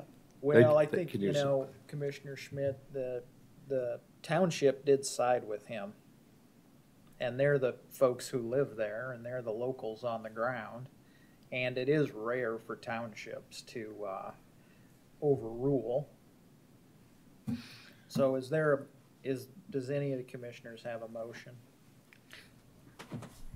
These appeals are heard de novo, so we have to start from the beginning and not with the township. I agree. Okay. I agree. And since they are de novo, we can take into consideration that they did side with the property owner. And I got a number, they come to you in with what number, sir? What number? Well, again, I told them I paid 63, and I was wrong. I paid 65 for it. Yeah. And that's why they did 63. Oh, So, well, they're more generous. I'm looking at about 70 to 75. I will say I have been by that, and it is low. I've taken that road a few times, so I concur with you on that. thank you. Is that Can you specify that in a motion, Commissioner Schmidt? I'll make a move for 75,000. We have a motion to value the land at 75,000. Is there a second? Second. We have a second. Sherry, could you call the roll? Commissioner Aaron's, Yes. Commissioner Gibbon, Yes. Commissioner Schmidt, Yes. Commissioner Landine. Yes.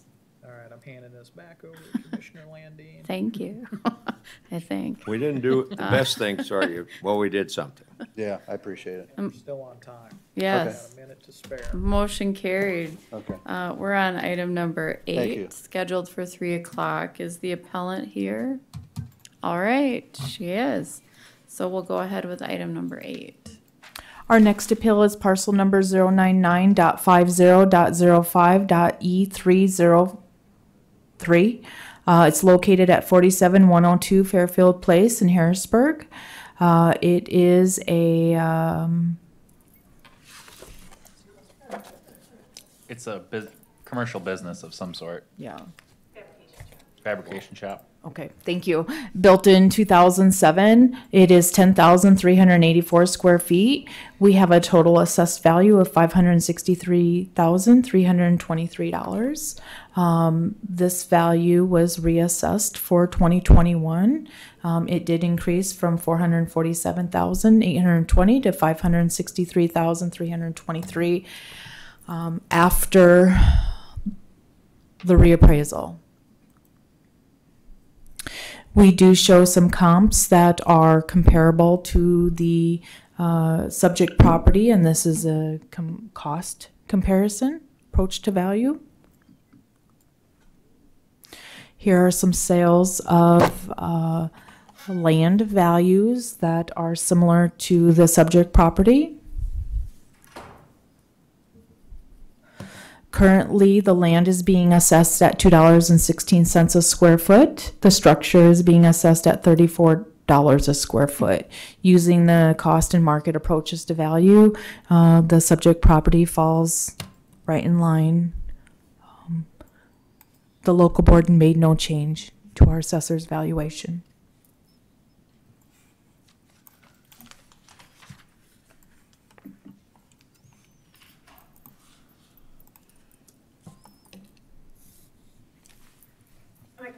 Yes, go ahead and come on up. I'm sorry. That's okay. Hello, I'm Rachel Walling, and my husband and I own this business. And overall, systemically in Lincoln County, maybe property values have gone up, but we have a very specific issue that we've tried to bring to the county for several years. And in the last 2 years have brought that in writing.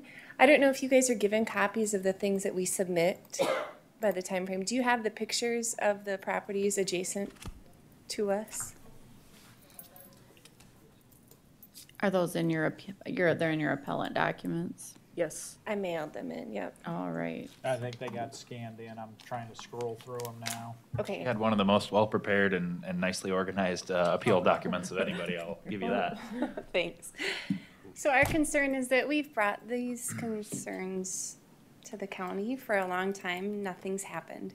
The property was owned by Dennis Klinghagen, and when we first went to him just to try to approach the people that are actually affecting us, he simply said the county cannot and will not do anything, to which we thought was silly because obviously you have some authority. However, he's been proven right.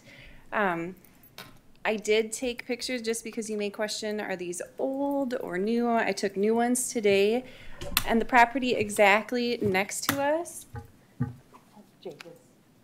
You can just set it right here. Oh, fancy. So this is what we see. Sorry. You want to flip that around? Uh-huh. There you go. Okay. This is what we see looking out our door. We were told that when they bought this land, they were going to be building a structure. Then we were given a letter that says, oh, they have so much time where they actually need to start this building. However, this keeps growing each year.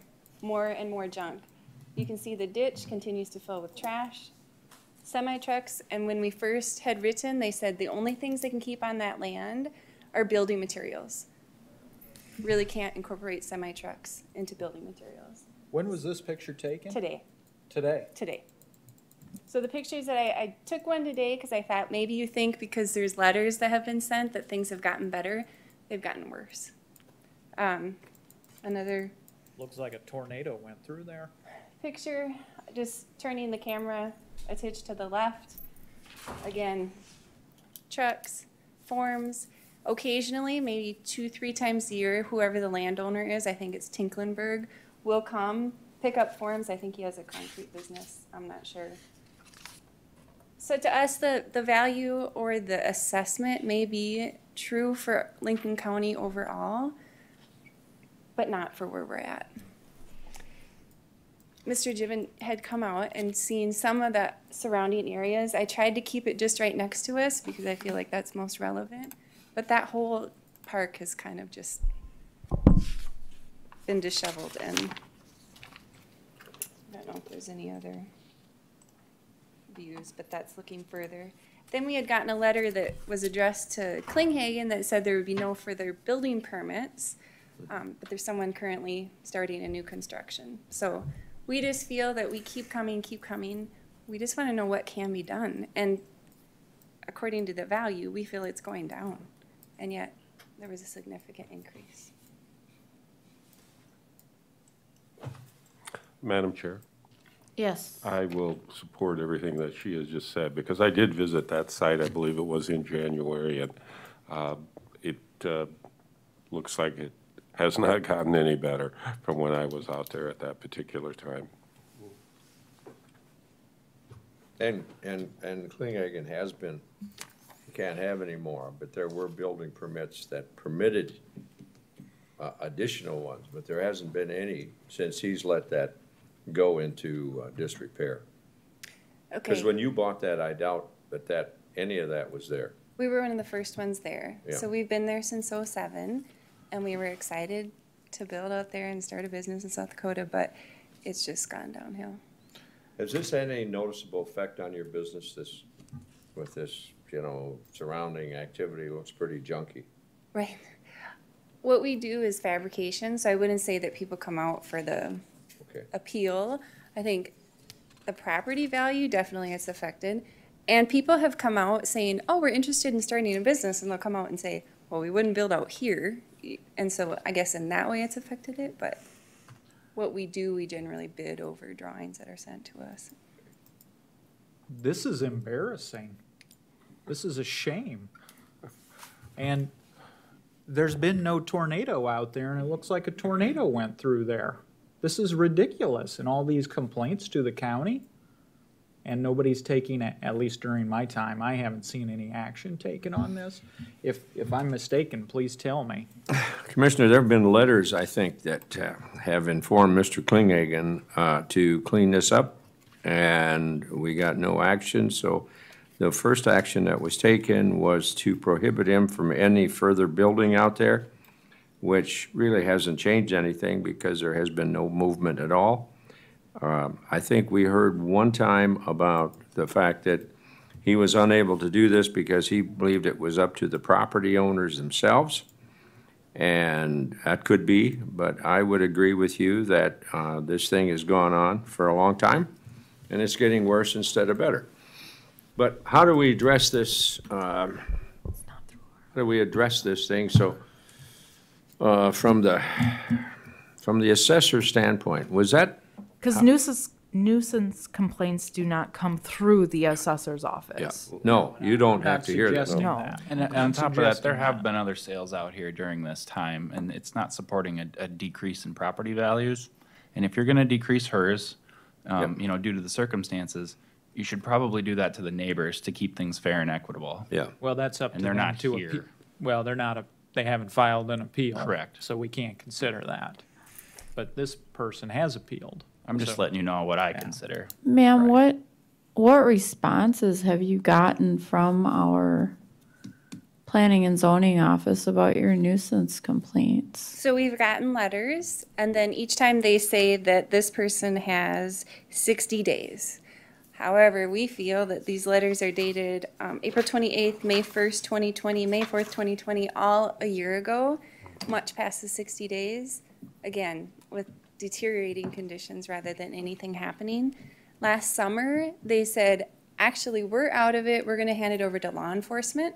So then we got a call from the sheriff's department. He came out and looked at it, and he said, well, we'll start fining them. Again, I don't know if they're fining them or not because I'm not in the sheriff's office. I don't really know how to get a hold of them. And at the time, they said, well, it's a $500 fine repeating, but this would cost a lot more than $500 to clean up. So I guess I figured they just either are paying it or they also let it just fall through the cracks. This may not be a fair question, but I'm gonna ask it anyway. Sure. If the property was cleaned up and it looked like yours, would you say that your assessment was correct or close by? I guess I would default to the people that do it professionally because I can't say we've ever looked to sell it. Because we are on a slippery slope. If we start adjusting yours, and to Ethan's point, you then have everybody else that would have the same type of appeal once that starts, but. Well, you can see the three comparables are all within the same neighborhood as Ethan was indicating to. Comp 1, 2, and 3 are right in that same area. Comp 1 sold for $200,000. 2.3 acres, or excuse me, just slightly over 2 acres. I mean, we're not seeing sales that support the complaint that she brings to the board today. I drove around, Madam Chair, that area that day in January, and I know too, there were other areas that were somewhat less desirable as well. And I know I was rather surprised that this was going on in this township in our county. Well, I probably tend to agree with you, Commissioner Schmidt, insofar as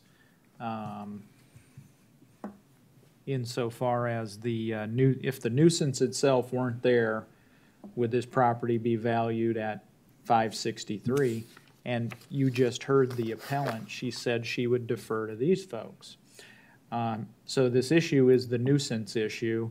But you can't tell me that this is not a problem, and it sends, frankly, if you put a lower value on it, it sends a message to the county and to everybody else, this will not be tolerated, because look what it does to property valuations. Because otherwise then, you're just gonna encourage and incentivize people to dump their crap all over the place, and then we're just gonna say, yep, property values are really high around here, and then people are just incentivized to continue acting like that, which is ridiculous. That conduct cannot be condoned. That is not acceptable conduct of what those pictures are in there. And some kind of message has to be sent somehow that it hurts our county when people act like that. Now, I agree with Commissioner Schmidt. I agree with you. Other departments are responsible for taking care of these things. But nothing's getting done. Where does the buck stop? Maybe if we stop feeding so much tax money into the machine, somebody will get upset and do something about it, because the current system is not working. Mr. Aaron's, if I may make a comment to that, the same amount of taxes are going to be collected. They'll be collected by the neighbors and everybody else in the township to pay that difference. I get that, but we can't consider that. I forgot the first name. Rachel. Rachel, for example, if we were to take, and I'm just throwing numbers out. If we were to take your $563,323 for the assessed for 2021, and we were to throw off $63,000, okay? And you get down to $500,000. So we get this thing cleaned up, and suddenly it is back to the condition in which you bought it when you bought it, your taxes would go back up. You realize that? When I filed what I felt comfortable with was keeping our taxes as they are. And I feel that, yes, if this entire place was cleaned up, then we have a new conversation, but it's not. And it's been 4 years of calling and requesting and asking. So to your point, what else we don't have any other recourse. We've been to law enforcement, we've been to the county, and generally, if it starts to hurt the dollar, then people do listen, and nothing else has worked. So I guess my request when I issued it, I understand land is land, and I think they said they hang their hat on that number, but the value of the property overall, I feel, is what was previously assessed at the 447. Is there a motion? Well, I'll move to reduce it to 500,000.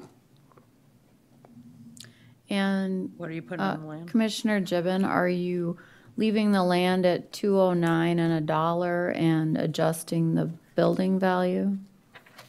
Or vice versa? I think we have to, the building value, I don't have a problem with, but maybe we need to reduce the land. Well, I'd like you to clarify your motion if you could, please.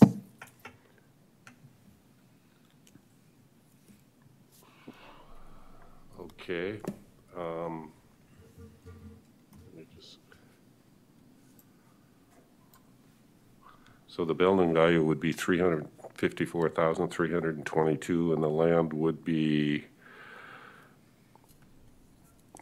what would it be, 145,000, 788? What'd you say you wanted to do? Is that correct? If that's your motion, I'll second it. Tell me the land value again. You would ask me that. What's the total that you wanted? Get it. $500,000. I said the building was stay the same at 354, 322, and the whatever the 145, difference is. 678. It'd be 145, 678, Yes, if I'm not mistaken. yes. Thank you. May I have a follow-up question? Just one moment. Oh, sorry. I'll second that motion. Thank you. I have a motion and a second. You wanted to say something, ma'am? Sure. So moving forward, if we put it to 500,000 and we get it cleaned up, I'm willing to put in the work. I don't know what else to do. Who else to contact? Are you guys able to help us, or who do we turn to at this point? If you're not seeing the action you want, you can always come in and get yourself put on the agenda. Frankly, I think you've already created an agenda item for the county commission to consider. You're not getting the action you want, we'll put it on the agenda for consideration. I do think this needs to come in front of planning and zoning on a nuisance, on all of the nuisance complaints that you filed. So, Rachel, the ultimate would be you either clean it up within so many days, or the county comes in and cleans it up for you and puts a lien against your property. That's the ultimate thing. Commissioner Schmidt, you're absolutely right. I just represented a client down in Union County, and I had a deal with old Commissioner Milton Husted on this issue. And the state's attorney down there said, get it done in 90 days, or we're bringing bulldozers in to do it for you, and we'll assess you on it. And you're absolutely right. We did that with another piece of property, but Rachel, when we do, we may come back with a higher assessment. Okay. Just to let you know. Okay. so we do have a first and a second on that motion. Sherry, will you call the roll, please? Commissioner Aaron's, Yes. Commissioner Gibbon, Yes. Commissioner Schmidt, Yes. Commissioner Landine. Yes. Thank you for your time. Thank you. A motion carries. Our next item is scheduled for 3:20, if I'm not mistaken. So our 320 appeal was a verbal withdrawal. We did schedule, because we didn't have official written withdrawal. Kind of seen that happen already today. Are you Mr. Strum? Oh, Mr. Fett. Well, why don't we got a couple of minutes here. Let's just wait a couple of minutes and make sure that nobody's going to appear on it before we proceed. Take the mic. What time do you have to leave? I haven't decided yet. I've got.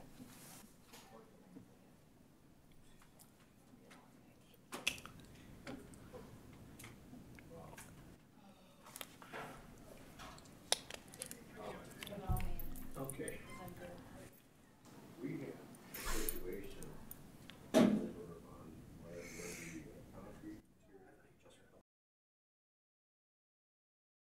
9,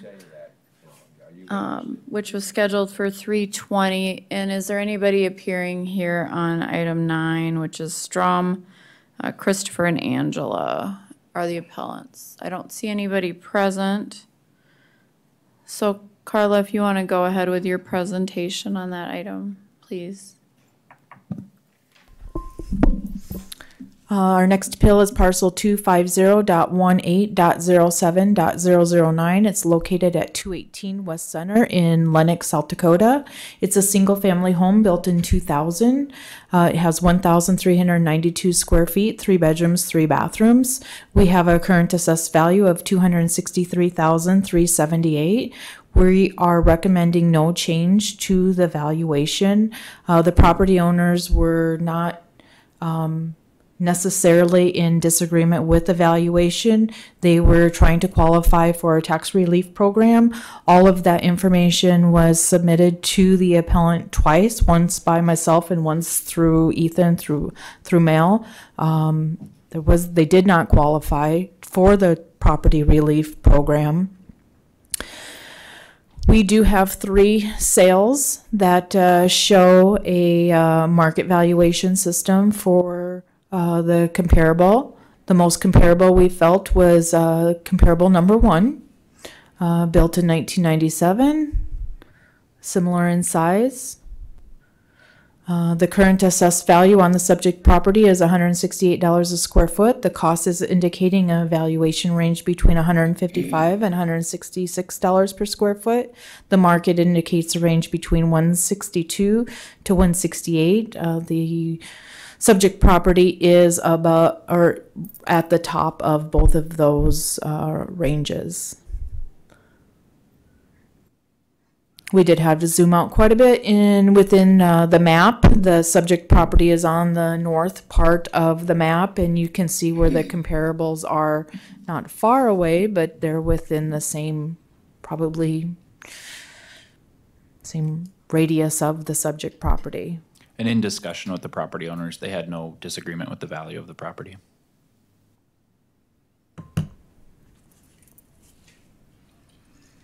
Any questions for staff?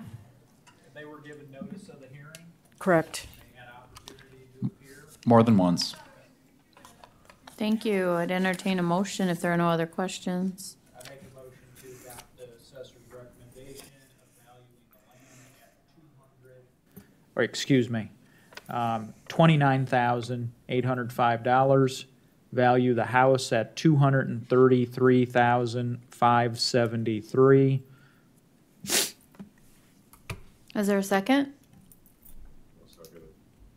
Thank I'll you. I have a second s- Who was my second? All right. I've got a second from Commissioner Gibbon. Sherry, will you call the roll, please? Commissioner Aaron's, Yes. Commissioner Gibbon, Yes. Commissioner Schmidt, Yes. Commissioner Landine. Yes. Next item is an appeal by Michael Fett, scheduled for 3:30. The appellant is present, I believe. Are you Mr. Fett? I am, but I'm not Michael. Well, Philip. Oh, that's okay. I'm just reading I'm going to let Carla give her presentation, and then you'll have an opportunity to speak. Go ahead, Carla. Our next appeal is parcel number 250.54.00.004R. It's located in Lenox, South Dakota, 209 North Main. in Lenox, South Dakota. It is a parcel of land that is 30,801 square feet. Does have some building, a commercial building located on the property.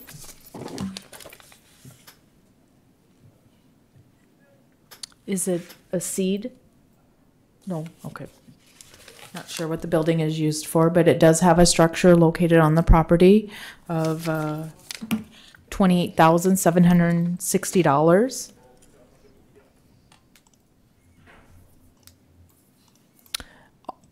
The comps that you have before you are comps that are similar to the subject property in the same location, being valued exactly the same way at $1.70 per square foot. So our subject property is being valued at $1.70 a square foot, as are all the cost comparables.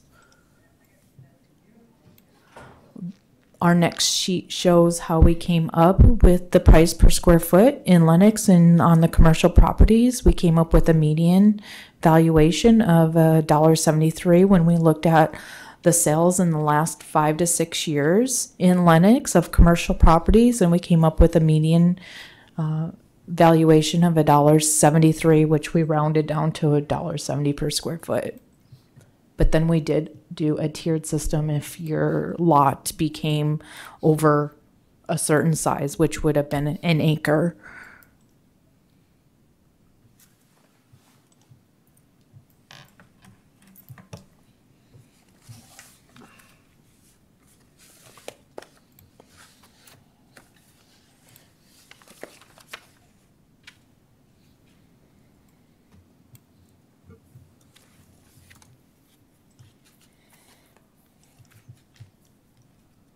Are you done, Colin? All right. Sir, would you just state your name and address for the record, please? My name is Philip Vett, and the address where we're talking about is 209 North Main. That's not where I live, but 100 North Cherry is where we live in Lenox. That's what I needed. Thank you. Go ahead and let us know what you need to say. Okay. Well, first of all, I want to give you a little bit of history. I've had that building since about 1981, and at that time it was on railroad property. And at that time, that property was considered light industrial.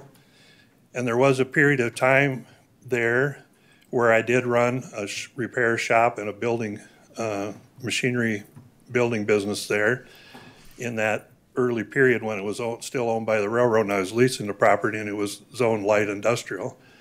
Since then, that only operated for a couple of years.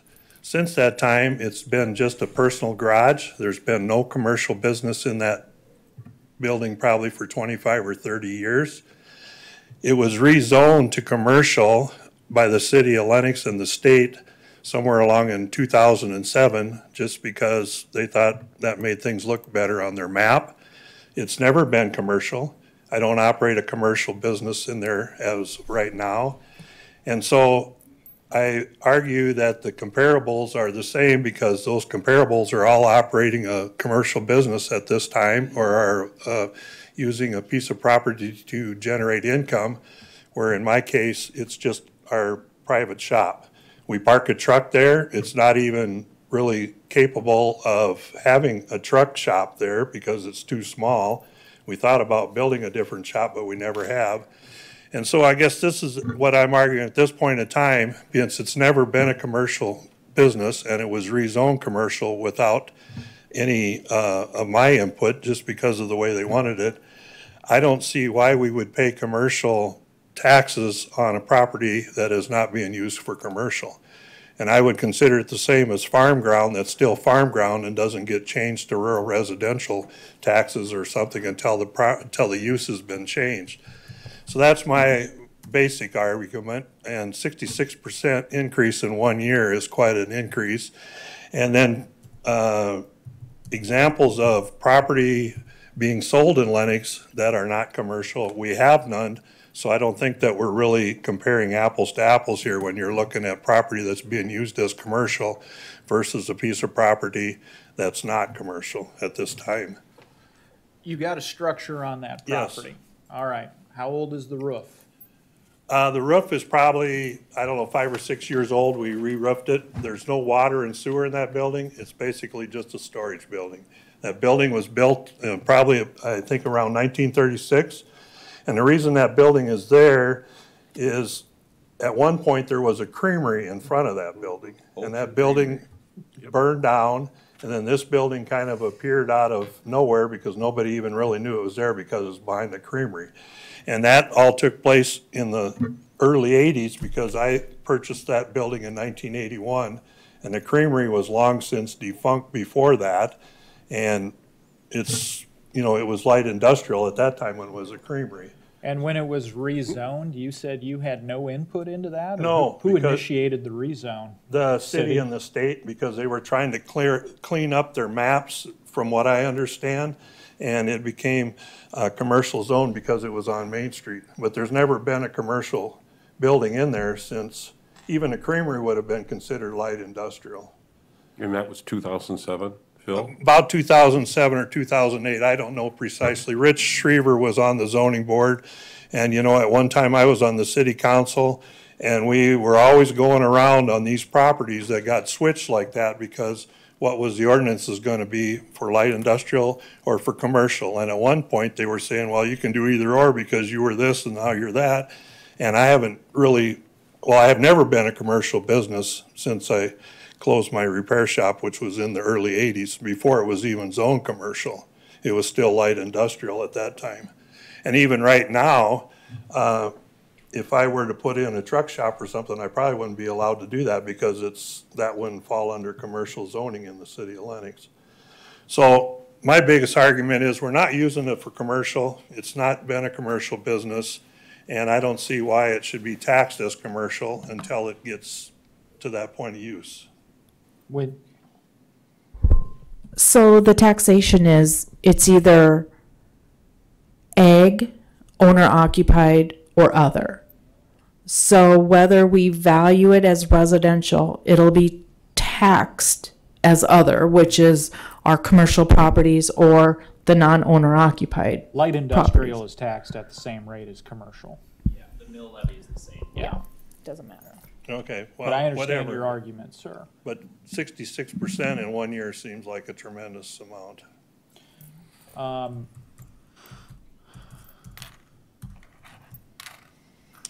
Because another thing I forgot to mention to you is a year ago, approximately before the COVID thing all came about, I had a for sale sign by owner out in front of there, and the best offer I had was $35,000.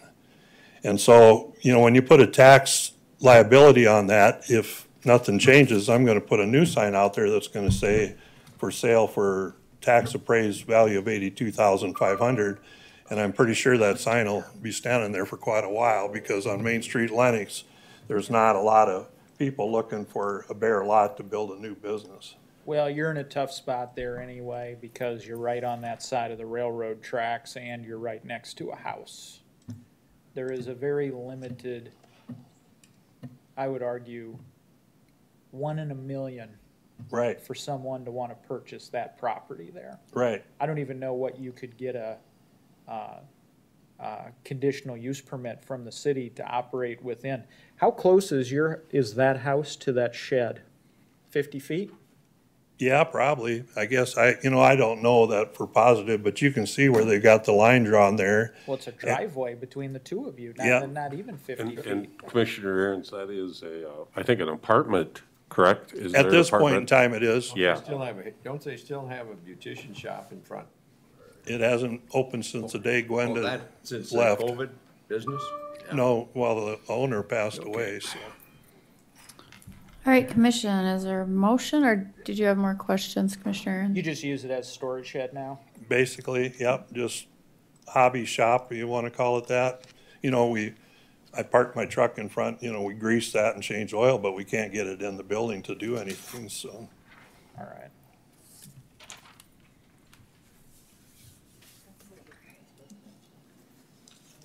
So you're saying that the assessor's recommendation for the land, 52,362, is too high, you're saying, because you tried to sell it for 35,000? Yeah, that's the best offer I had was 35,000.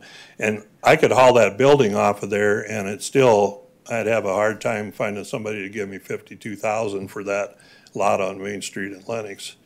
And I know it's a big lot and it goes all the way to the back street, but at the back street, the water and sewer is not there available. And actually the sewer is too shallow to put in. So the only access to water and sewer would be from the front.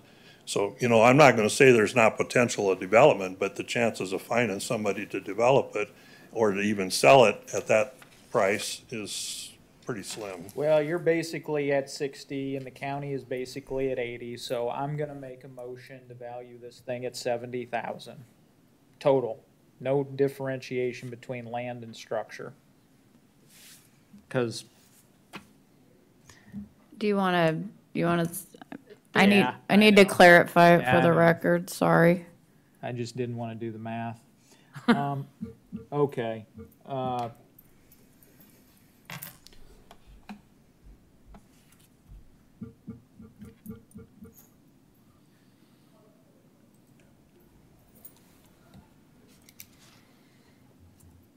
You were doing 50 total? if I put that land at 40 and put the structure at 30, that gives us 70,000. So my motion is to value the land at 40,000 and to value the structure at 30,000. All right, is there a second? I'll second that. All right, Sherry, will you call the roll, please? Commissioner Aaron's, Yes. Commissioner Gibbon, Yes. Commissioner Schmidt,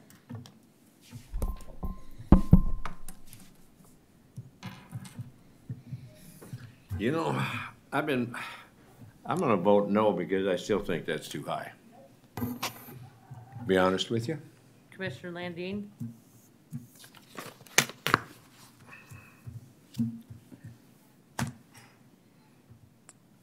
Yes. I'm gonna abstain.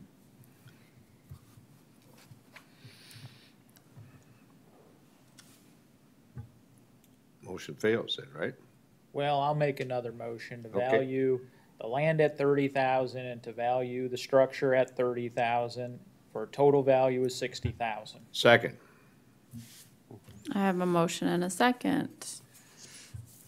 Sherry, will you call the roll, please? Commissioner Aaron's, Yes. Commissioner Gibbon, Yes. Commissioner Schmidt, Yes. Commissioner Landine, I'm gonna abstain.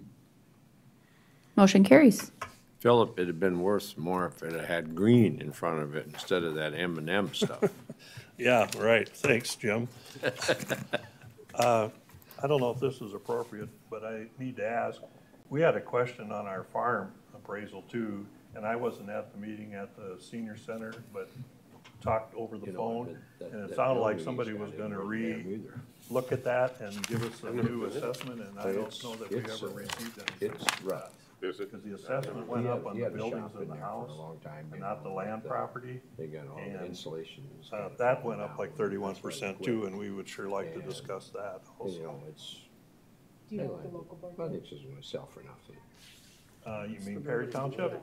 That's where whoever was there said, I need to look at this because the numbers wasn't making sense. You would have had to appeal Which, that, it's, you know, their decision. it's just Well, a, at that, you know, from what I Holzers used to have thought I that heard thing from there, that you know. meeting, we were And if gonna you're get gonna some build on there renewed now, you'd have information, and environmental we stuff never there got that. because, you know, they dumped a lot of crud. Because my cousin mentioned something about, You know, when- checking when into a Frank's gonna put a senior basement or discount gonna because of do mom, something and we like that? did that, and we knew that wasn't gonna work, but then whoever Okay. was there, Now who do and we I don't got? know if that was you, said 340. something Did they about the show up? numbers weren't matching up with Rats? what Don't we look had like been it. sent, and Are they here? Bates, 340? Yeah. Let's hope not. Isn't it Bratz? Bates, Bates? Michael? Bates, is that how you Bats. pronounce it? Okay. Is it Bates or Bats? Bots. Bots. We're all wrong. We're all wrong.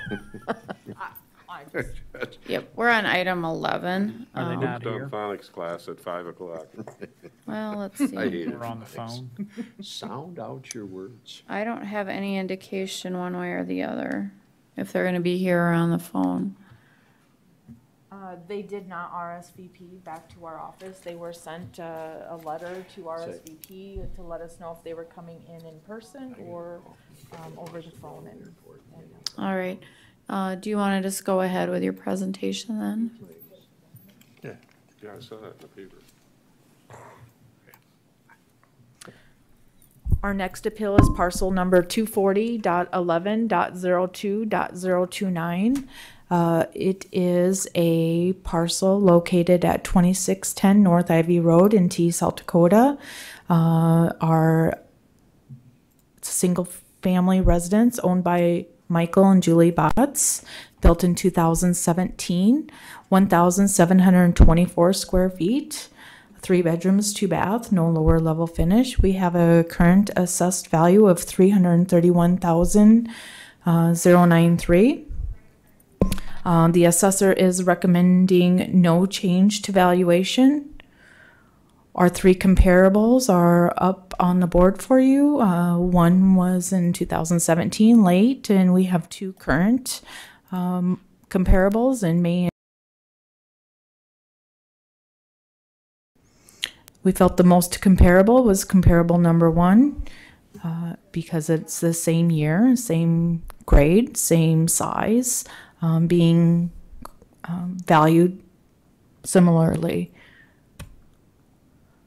Our subject property is currently being assessed at $171 a square foot. The cost range indicated $161 to $176 a square foot. The market is indicating $169 to $206 per square foot.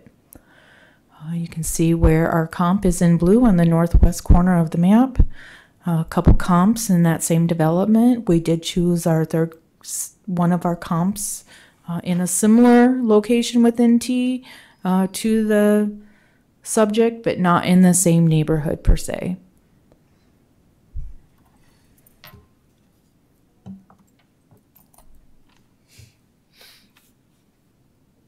The assessor is recommending no change. Same Okay. question, they got a notice of hearing, they didn't respond to the RSVP, they're not here personally, they're not on the phone? That is correct.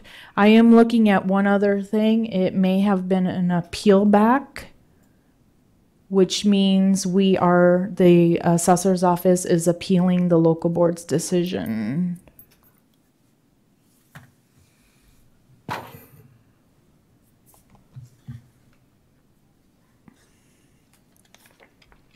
Which is exactly what it is. So they went to the local board of equalization. The local board. I don't have the PT in front of me. Just a minute.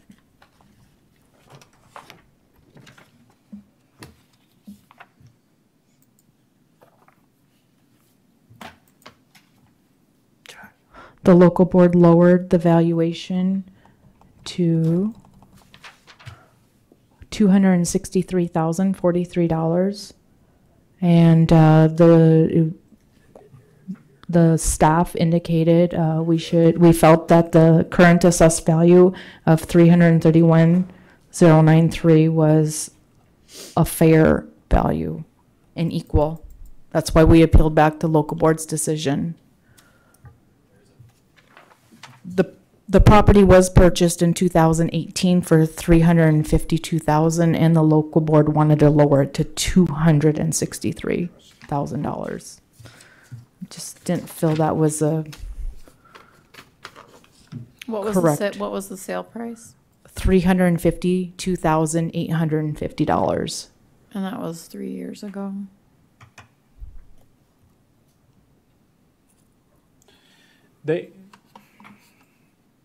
So we're still, with our current assessed value, we're still 20,000 plus under the sale price from 2018.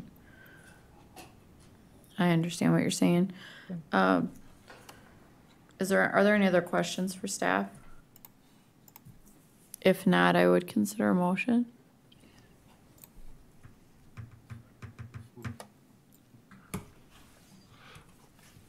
Well, I guess I'd go ahead and support the assessor's recommendation for the land at 36,957 and the house at 294,136.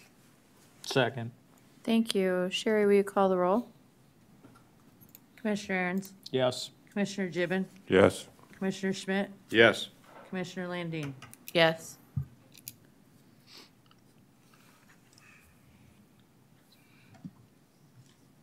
And my clock on my computer says it's 3:50, so we'll take that one up. Our next appeal is also an appeal back from the Local Board of Equalization. It is parcel number 240.47.11.003. It's a property located at 545 West 5th Street in T, South Dakota, owned by Ling Tang and Lin Zhu.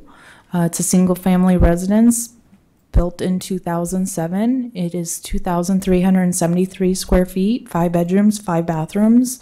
It does have some lower level finish of 1,975 square feet in the lower level, 480 of which is the standard finish, meaning it's more of a rec type. It may have the walls and the ceilings, but no floor, or one of the components is missing. It could have walls and floors, but no ceiling. It was currently purchased in October 2020 for $575,000. We have an assessment of it for $537,468. The local board did lower it to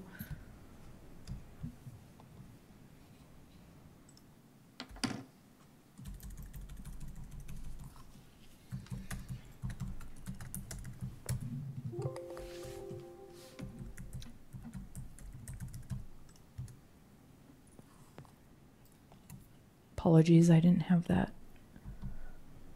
The local board lowered it to $517,500. Felt our current assessed value of $537,468 was a fair and equal value, especially within market. It was a recent sale on its own property.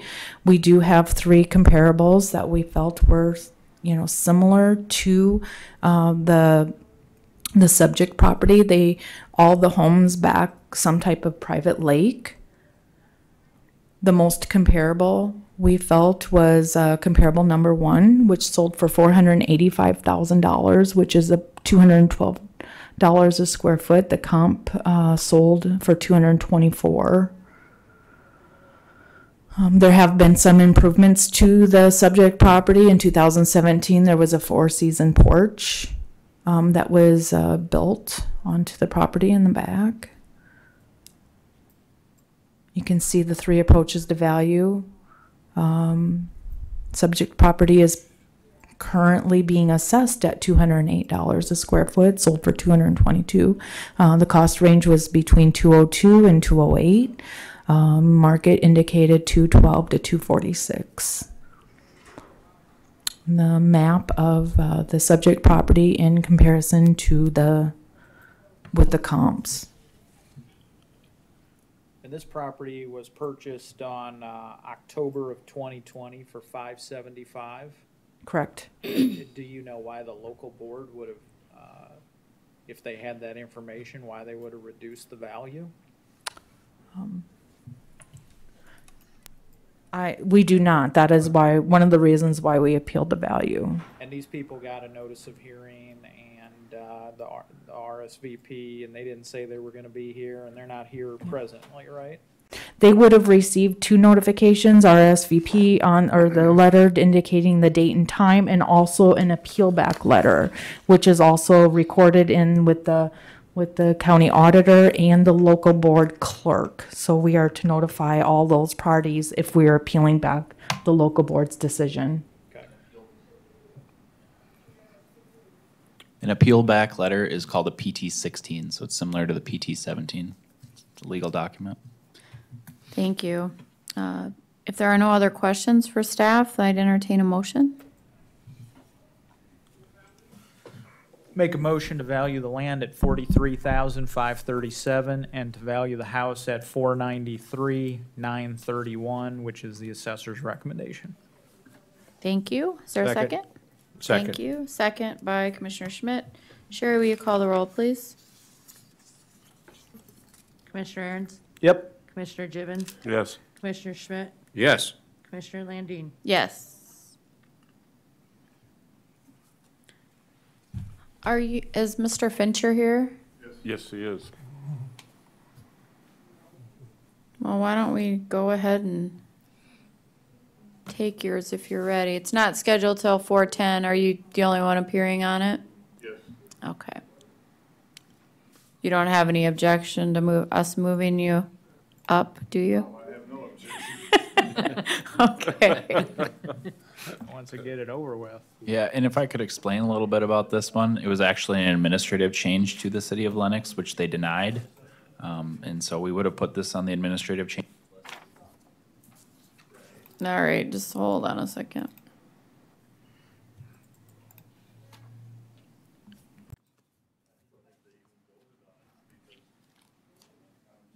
Renz, that must be Carl Renz's kid, right? What's that? This Renz here. If that's from Lennox, that must be Carl Renz's kid, right? No. Is it? Oh, I don't think so. I don't know. Well, maybe it is. I don't know. Yeah, I think you're right. Ethan, do you want to tee this one up for us?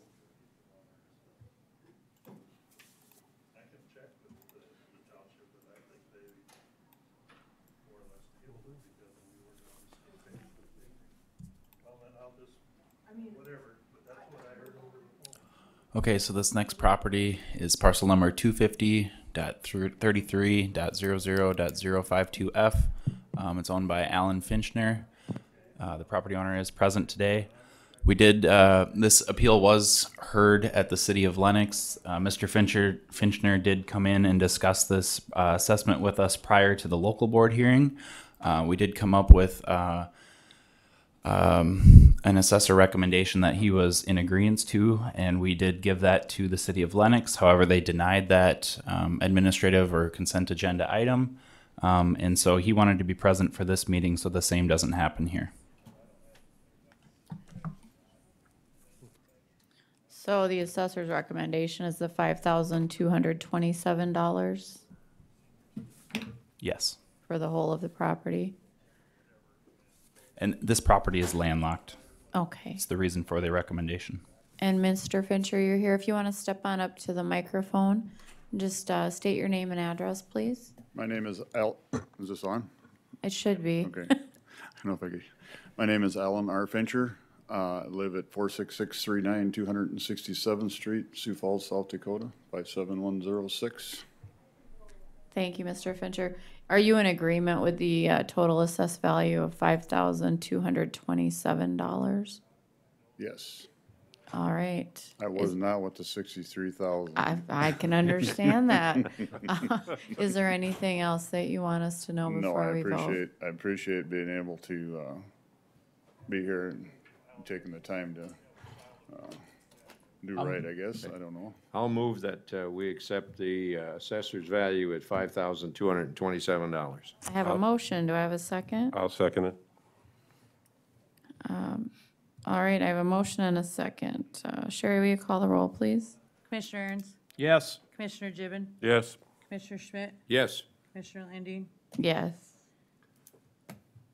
Thanks for driving down. Record speed. Thank you. Record speed Thanks there. for driving down. That's it, you guys. All right. Then the next one, it's not till 4:20, and that's gonna be on the phone. Can we get Is them? that correct, Jake? On the phone? Do you want to try and give them a call? See if we can get them early. Doesn't help, doesn't hurt to check. What's all these Lunds here? What's all these Lunds here? Look at here. Lund, and Lund. Jeez. Not mine. They're not mine. Do I want my family to come in? Yeah, how did that happen? I don't know. If you want, I can explain the residential pricing for Lenox. Desktop appraisal, 67. Jeez, how can you be? Yeah, we actually, we're doing a tiered system in Lenox. I think off the top of my head, the first acre is assessed at $1, is it 50 or $1.75 a square foot? The first 11,500 square feet is assessed at $1.50 a square foot, and then the remaining acres, remaining square footage is 88 cents per square foot. Until you get to 5 acres, and then Yes. we're doing a rate of 8 cents.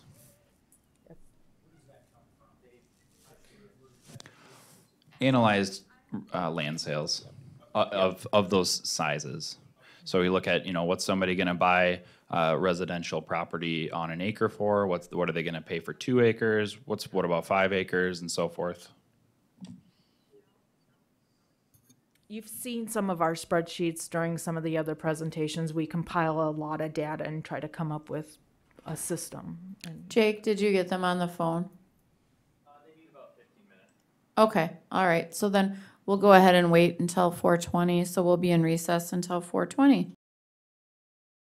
And then you'll have an opportunity when she's done. So Carla, you want to go ahead with item 14? Yep. Item 14, our appeal is 250.20.10.005. It's located at 304 South Academy in Lenox, South Dakota. It is a single-family property owned by Ryan and Joan Rents. It is 2,064 square feet, 3 bedrooms, 2 bathrooms, no lower level finish. We had sent out an assessment of $211,691. The Rentses did call in and visit with an assessor. The assessor does have a recommendation to remove the 300 square feet in the lower level and 1 bathroom, and then we graded it, which was the quality, to comparable properties, which brought the valuation down to a total value of $195,903. Our 3 comparables are located on the second page, all within Lenox within the last year and a half. These are comps that the property owner submitted. We felt the most comparable was comparable number 1, sold in September of 2019 for $227,000. It's very similar to the subject property. We have a current assessed value of $89 per square foot. Our cost comparables range between $104 and $136, so the subject property is lower than the cost comparables, and also the comparables that the appellant submitted, which had a price range between $97 and $116 per square foot. The market was indicating a price range between $118 and $143 a square foot. And we have a map that shows where the subject property and the comparable properties are just to the east of the subject. So there is a recommendation by the assessor staff as our recommendation. Your recommendations, the $27,007 for the land and $168,896 for the home itself. Correct. Thank you.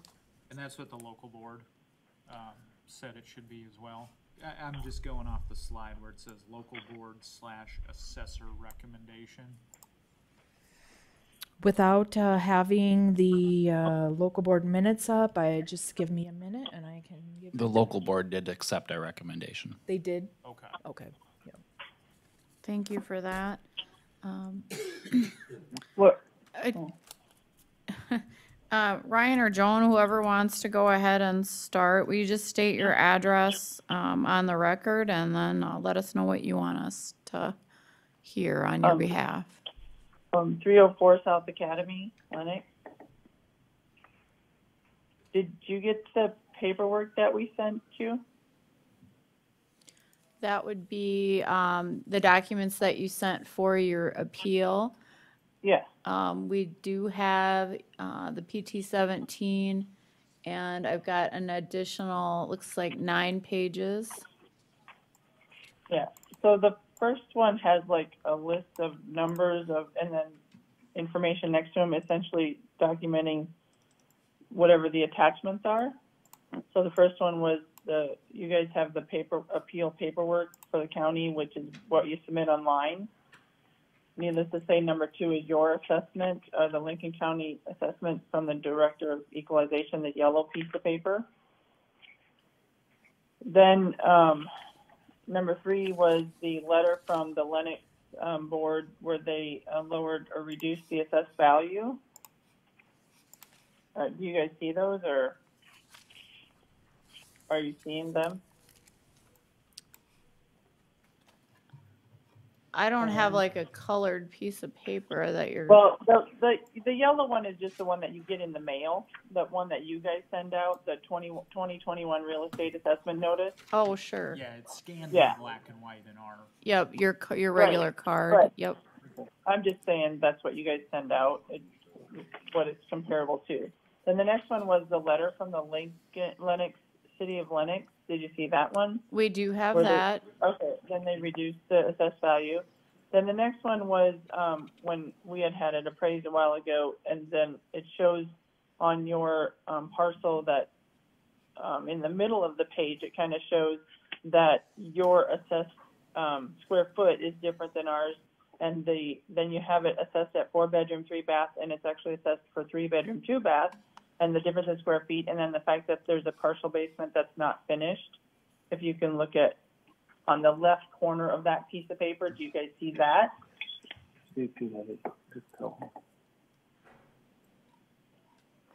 The title of that page was handwritten as Lincoln County assessing our property incorrectly, and that's what we discussed with Matt Nagel. I'm not sure how to say his name. And he said he couldn't really change anything until we appealed it. And you, I think, mentioned that he was recommending to take that, or to change some of that part. I missed that, what you said about his recommendation, Matt's recommendation. The recommendation included them taking off the lower level finishes, and removed 1 full bath and adjusted the structure grade. So on our information, we have that the house has 3 bedrooms and 2 bathrooms. Is that correct? That's correct. That's not what when we look up online, it has it as a 4-bedroom, 3-bath with 2069 square foot, and then the lower level has a minimum finish of 300. Those numbers are incorrect. That's what that one page. Let's see. It would be page number 4-ish. I didn't label the number of that page. It essentially has a copy of your picture of your parcel when you look it up online, and then it has a little copy of the appraisal on the left bottom corner. And the square foot too is different. Just the square foot. That's the biggest thing, I think. Is it's 1,876 square feet. We know the house. That's the size of the house, and I think the fact that they've got it over 2,000 square feet, that kind of changes some of the comps. So then the next page was the list of the 3 comps that we called, and Matt, or I don't know who sent them, but somebody sent them. There was the 3 comps, and so we found each of those 3 comps on the map, and then we wrote down the amount of square foot, the size and square foot, what they were sold for, and the fact that our house is usually 16, 17, and 19 years or 18 years older than those. And then we also, that's the next 3 or 4 pages. And then the page with 5 pictures on it of 4 comps to ours up in the left-hand corner. We also then looked at the different square footage. And essentially, the 3 that he gave us all had more square foot finish. They were a lot newer homes and the larger garages. And then, so we tried to do comps. I don't know if you have those on your map, of the 4 more comps that we did. The one that seemed to be the most recent sale in June of 2020, that one by Duncan, 250-33-00-040A. It's still 376 square feet larger garage, 702 square feet more finished. And that was the most recent sale. But either way, we took the average of all 7. If you look at number 8, the average of all 7 at the market value was $173,992. And, you know, granted, we haven't tried to sell our house at all, but if you take I think you said somewhere, I'm not sure what your name is. Sorry, who I'm talking to, but That's all right. This is Commissioner Landine. You're fine. We can all hear you. Okay, so the $89 a square foot, if you take it times what our appraiser said our house is appraised at, it comes up to be $166,875. So anyway, we were wondering, because it was assessed quite high for and especially with the discrepancies in the square foot, the bedrooms, the bathrooms, and the fact that they had some basements finished. I understand what she's saying. She's taking issue with, she's digging into the weeds here in terms of the comparables and suggesting her comparables are, more compelling than the county's comparables. And I'll get into that in a minute, ma'am. But I do have a question here. When we value the properties here in the county, we put a value on the land and then we put a value on the structure. In your request, you just said 173,000 or less. And I think I understand where you're coming up with that number. You've aggregated and then divided or averaged the home sales for the comps, correct? Yeah. Okay. Now, do you take any issue with the fact that the lot size is what it is? It's 27,000 square feet. And in the entire city of Lenox, all the land is valued at $1.40 a square foot. Do you take any issue with that in your house here? Well, the comp that we were looking at, Jeffrey Duncan 2503300, the assessed square foot there was 25,000 ish, whatever average, and they sold the house for 185,600, or that the sale price. Okay. So isn't that included in the? It is. I was just asking you how you figured your numbers. That's all I was trying to figure out. Well, it wasn't a gotcha question. Oh, no, that's where I was looking at that because, like you say, I agree. I know what you're saying. That's what we were looking at, that property, it being similar because, it still has more square feet finished on the house and it's a newer house, but I was looking at that part on the land too. And the house still sold for 185,600 last year.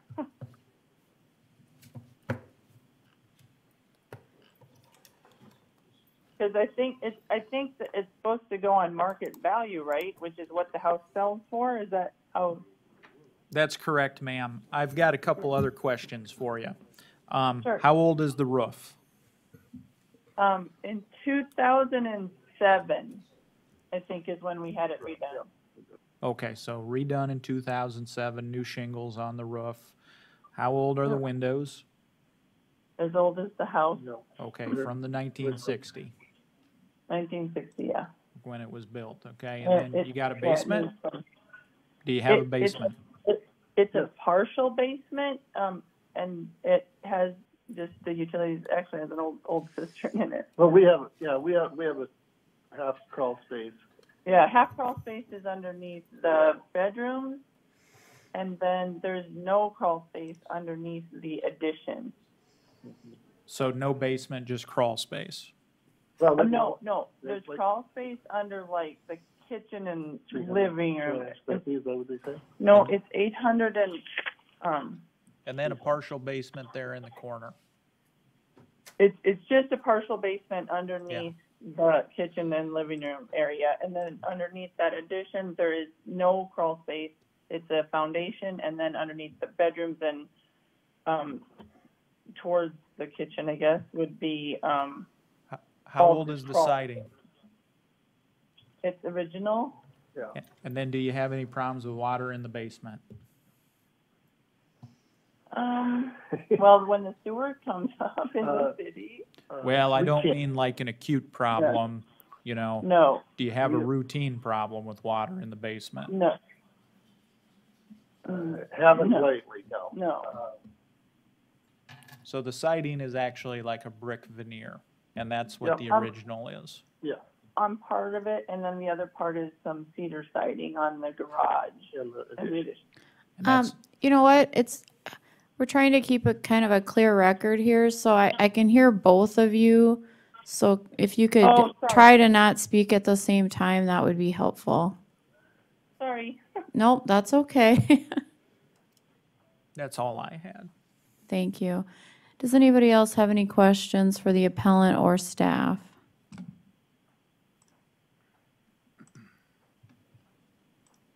If not, I'd consider a motion.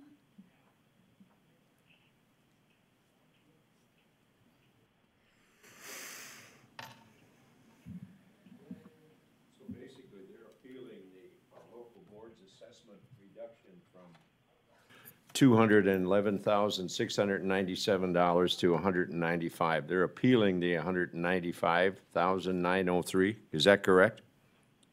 Yeah. Yes, that's correct.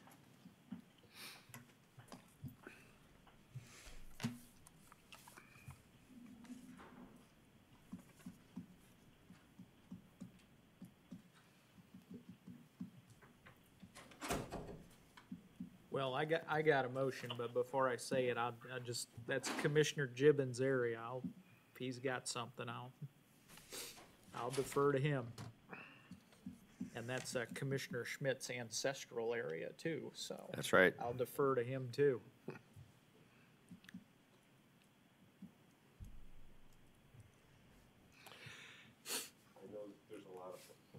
I know that there's a lot of property that you can't find in the city of Lenox for under 200,000 right now. I mean, it is really a seller's market right now.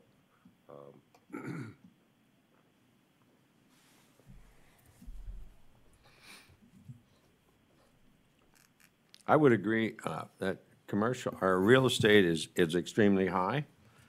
Housing like you have, while it may have some age on it, is still a very desirable piece of property.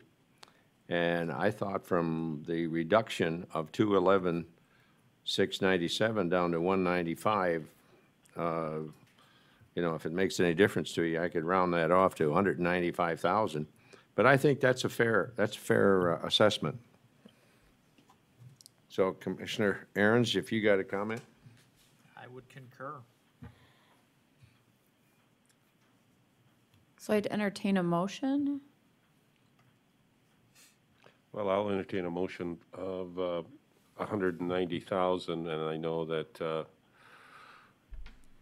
that would mean 27,007 for the land, and the balance would be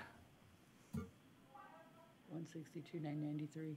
162,993. And that'd be for the house. Correct. And that's your motion? That is my motion. I'll second that. Thank you. I have a first and a second motion. Sherry, will you call the roll, please? Commissioner Aaron's, Yes? Commissioner Gibbon, Yes. Commissioner Schmidt, Yes. Commissioner Landine. Yes.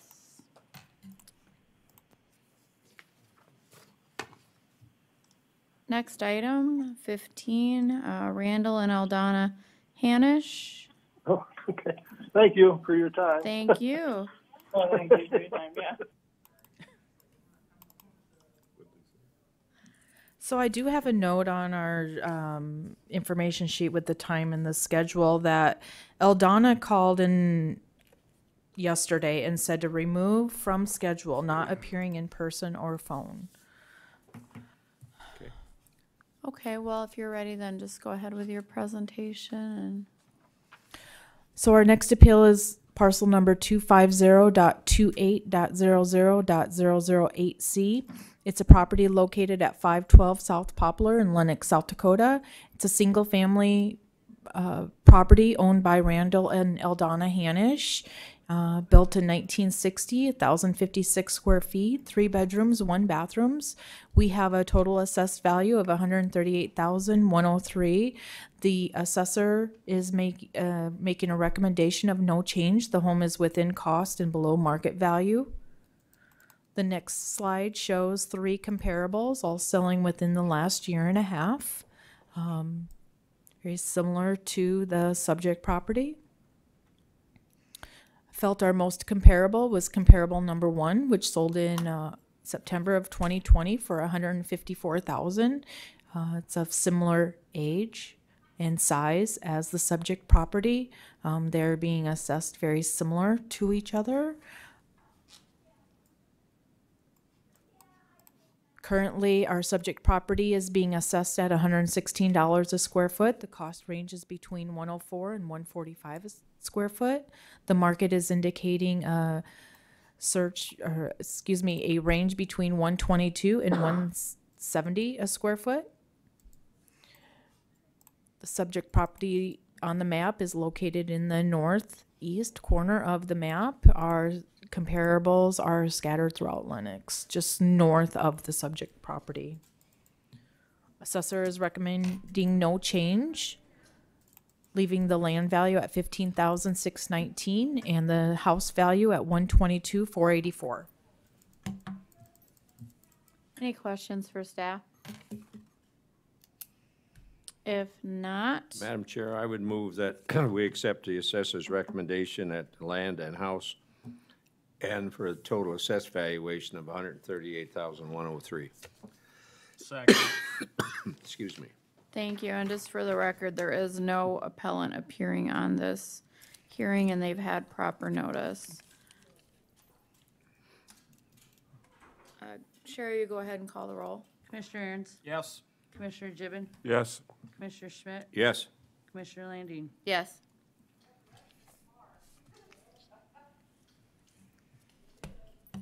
All right, we'll move on to item 16, scheduled for 4:40.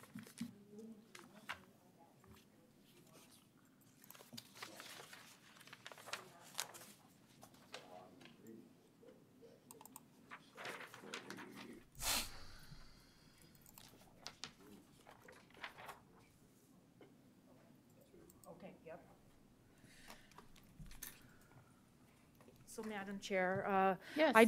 Ethan and I spoke with the appellant yesterday, and we do have an assessor recommendation on each one of these 3 appeals. The appellant is also here today, just to make sure that, all of the motions were accepted and, by the board. How would you like me to Is the information that we have on our screen, is that what you're recommending, or do you have different recommendations? We have different recommendations. Okay, so why don't we go through the first one, and what is the assessor's recommendation on the first?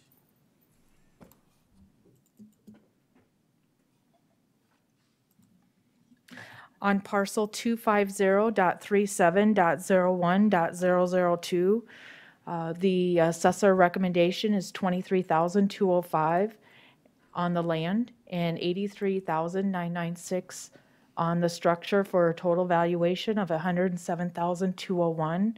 The appellant is in agreement with that value. All right, and sir, you're the appellant. Are you Richard? Yes. And can you just switch You bet. places? I just want to get that. Sir, can you just come on up to the mic? Okay. Can you state your name and address, please? Richard Lund, 400 East Second, Lenox, box 568. Is that what you wanted? Thank you. Good afternoon, Richard. So the auditors indicated that you're okay with, you're accepting the $23,205 valuation on the land, and then the $83,996 valuation on the structure. Yes. All right. Is there anything else that you would like us to know about this piece of property? Not on that property. All right. If not, I would ask for a motion. Also move. Second. Madam Chair, for I have 23,205 for the land and 83,996 for the house. I think that was a motion by Given and a second by Commissioner Aaron's. That's what I'm taking anyway. That's what Okay. I got. Well, you Okay. could make mine a third if you wanted to. All right, fourth. Okay. Commissioner Aaron's, Yes. Commissioner Gibbon, Yes. Commissioner Schmidt, Yes. Commissioner Landine. Yes. All right. Next one, Carla. So the next appeal is parcel number 250.37.01.003. It's an adjoining lot to the previous appeal property. We originally had sent an assessment of $22,941 with conditions on this bare piece of property, an access issue, along with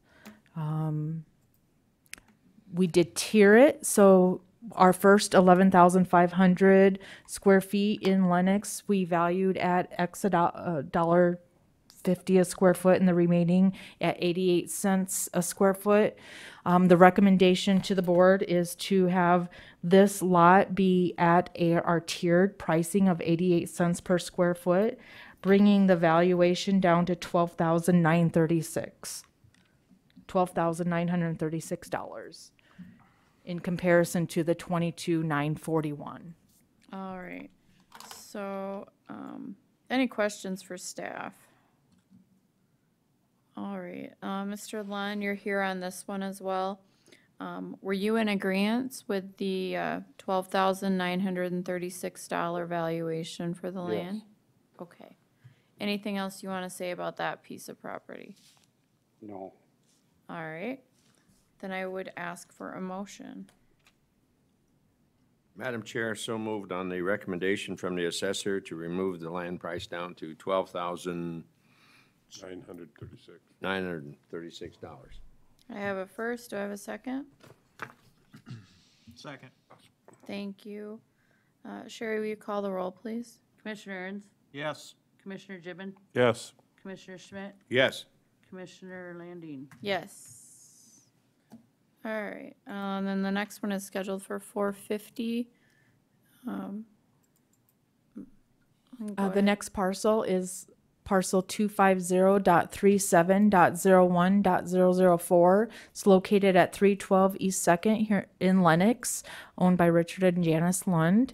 It's a single family property built in 1910, 1,766 square feet, 4 bedrooms, 1.5 bathrooms. We originally sent out an assessment notice of $112,398. After conversations with myself and Ethan and Mr. Lund, we do have a recommendation because of condition issues on the property. It's been vacant for over 3 years, maybe 4.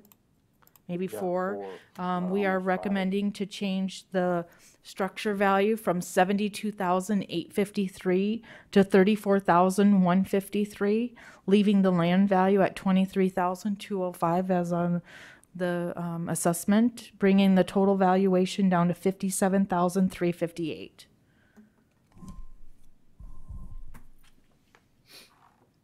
Thank you. And Mr. Lund, what did you want to say about this piece of property?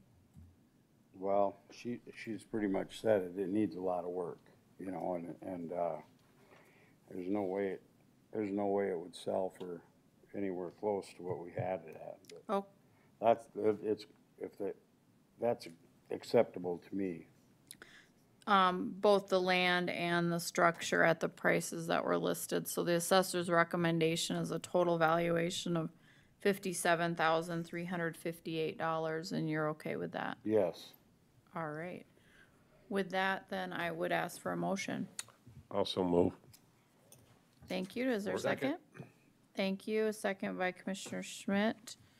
Sherry, will you call the roll, please? Commissioner Aaron's, Yes. Commissioner Gibbon, Yes. Commissioner Schmidt, Yes. Commissioner Landine. Yes. All right. Thank you. Thank you, Thank sir. you. You'll get notified, by the auditor of the changes. What's that? You'll get notified by. And then we'll be in recess, taking a dinner break until 6 p.m. Our dinner break. It's my understanding, item 19, the appellant is on the phone. Jake, do you have her? All right. Ms. Plucker, are you on the phone? Yes, I am. All right, great. The Director of Equalization is going to go through her presentation, and then you'll have an opportunity to address the board after that. Thank you. Our 6 p.m. appeal is parcel number 250.38.48.001. It's located at 401 South Academy in Lenox, South Dakota. It's owned by Beverly Plucker.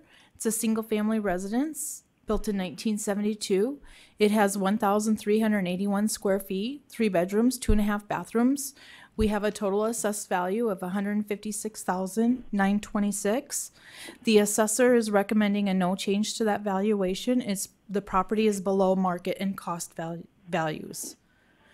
Our second slide is 4 comparables that we felt were comparable to the subject property, selling between 2018 and 2020. It has a valuation range between $129,900 up to $170,000. Felt the most comparable to the subject property was comparable number 1, sold in September of 2018 for $170,000. We did note that the interior of the comparable property is original to the 1975 at the time of the sale. Our subject property has an assessed value of $103 a square foot. The cost range is coming in between $105 and $131 a square foot. The market is indicating a range between $113 and $133 a square foot. You can see where the subject is located on the map in comparison to the comparable properties. Our next slide shows the interior of our most comparable property to the subject property. Now, this is a slide that shows the interior of the comp that sold for $170,000. It was original to the home.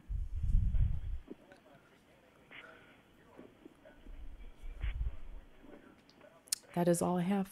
All right. Any questions for staff? Why was Just a moment, ma'am. Okay.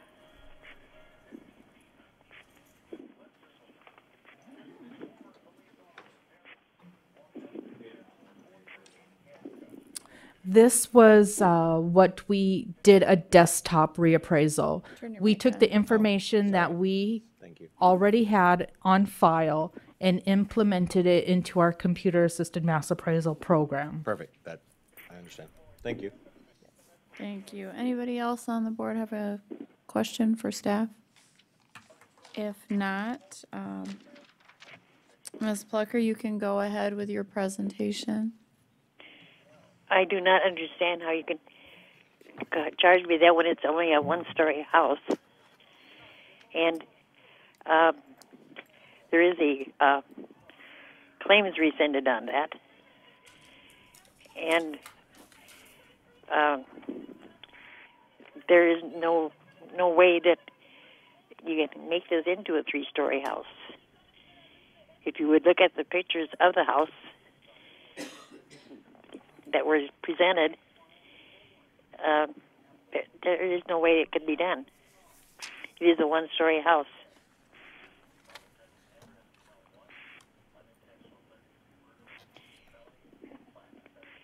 I do not understand why how this can be permitted. I don't know that anybody's saying that it is more than a 1-story house, ma'am. Is there a reason that you think that's not the case? It is only a 1-story house. And that is what it is listed at in the assessment.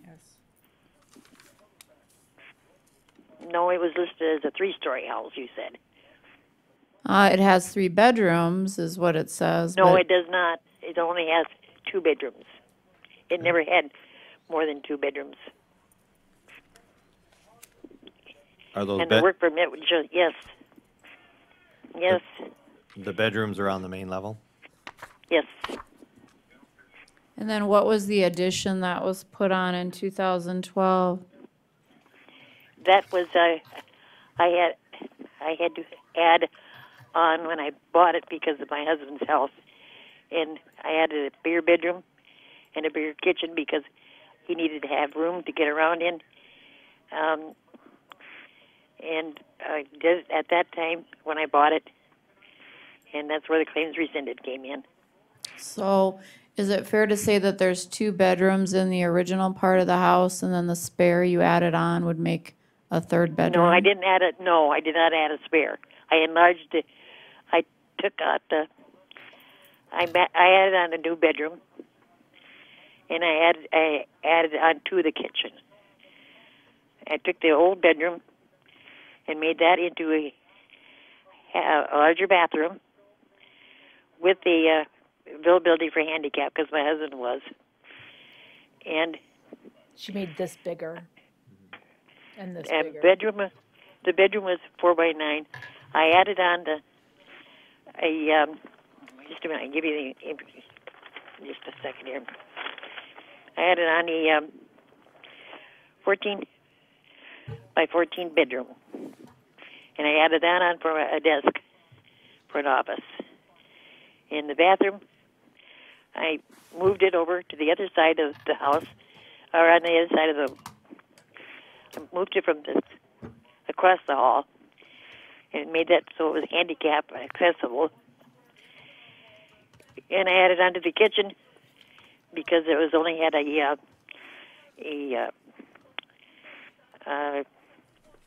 one of those small islands, or like an alley. It was only I added a 12 by 16 to the kitchen, so I could have an island in there, so that my husband could sit at the island, as he could not get in and off a chair by himself. Thank you. Is there anything else you'd like us to know?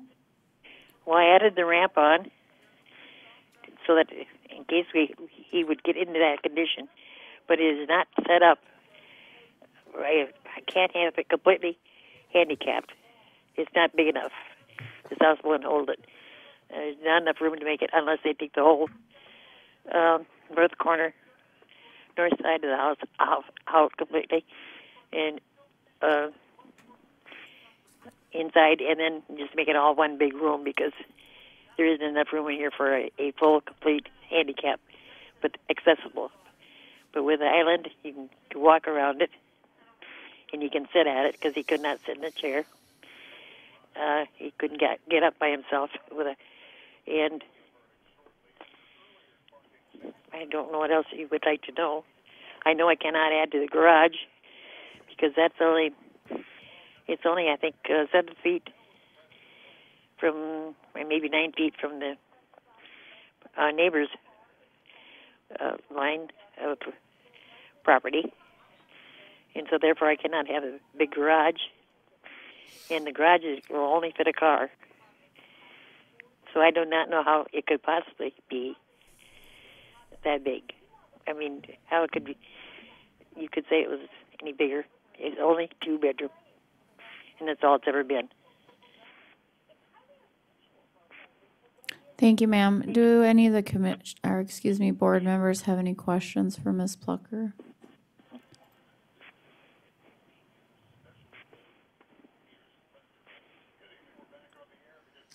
I have another question too when you get done.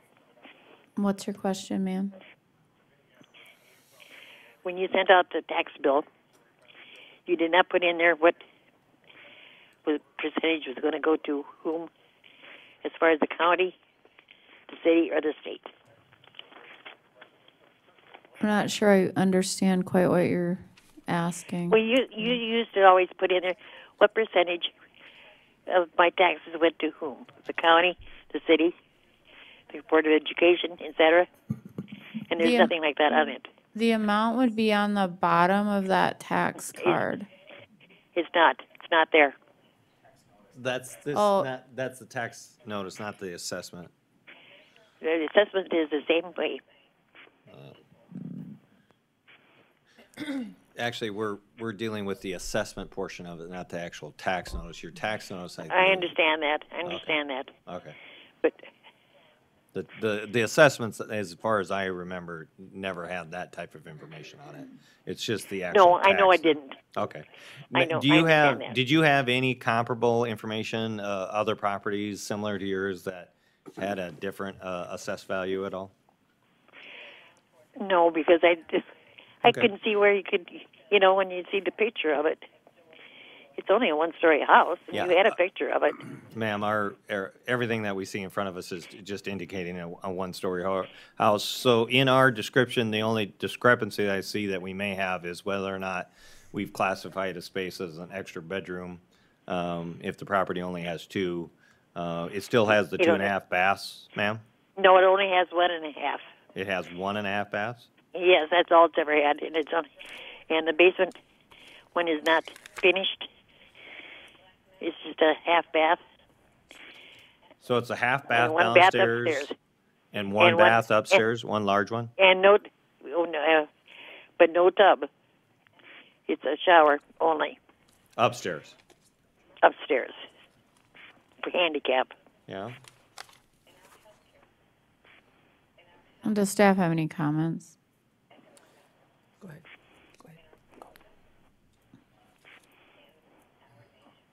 So we did do a desktop reappraisal of this property this summer, and to all the properties in Lennox that we reappraised, we sent out a survey or a questionnaire asking for property descriptive information such as bedroom and bathroom count. I did that. I put that in my request I gave to you. I sent to you. I put in there exactly that.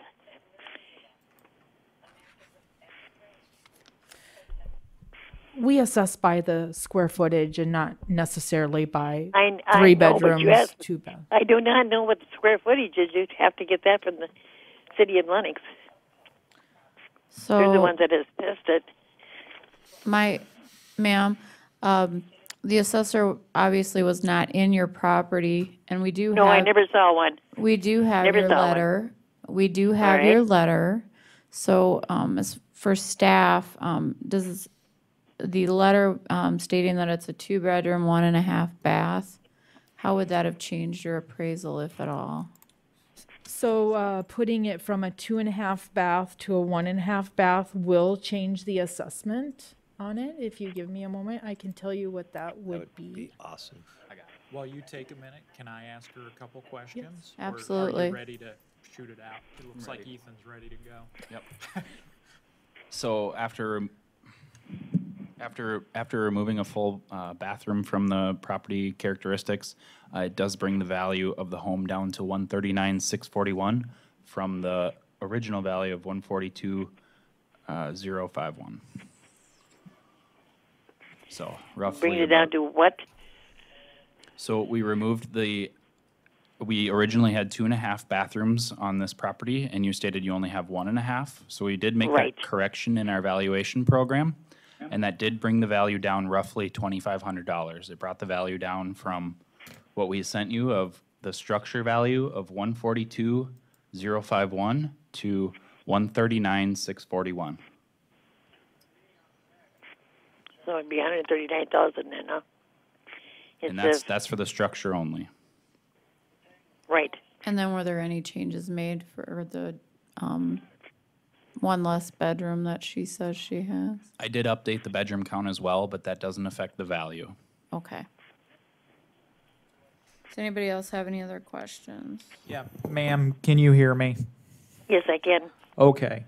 How old is the roof? The roof is about, let's see, if it's on before. It must be about 10 years old. Okay, about 10 years old. And what about the siding? Is that vinyl siding or hardwood? No, it's just the original siding, I believe. I don't know. Okay, and then you have a basement? I have an unfinished basement. Not a Unfinished. block. Okay. Yes. And then, do you ever have any water in your basement? Just when we had that nasty flood a few years ago. Other than that one-time incident, is it normally dry? Yes. Okay. Does your house have any other problems that you haven't told us about that you want to? No, no, the only problem I have is right now I'm all alone, and it seems too big to me, and it's not that big, and I don't think I would pay more than, you said $139,000, that'd be, that would be the tops I would pay for it, yes. And then, do you have any objection to the land value being listed as $14,875? No, I really don't. Okay, I agree with the land value. I do agree with that one. okay. So you're okay with that land price? Right. You just have a little bit of an issue with the house price being valued at $142. Yes, I do. And then you heard that the correction I was wouldn't pay made that and much for it. Yeah, you heard the Because- correction. It went down to $139, right? Right, yes. Okay. Thank you, ma'am. Thank you.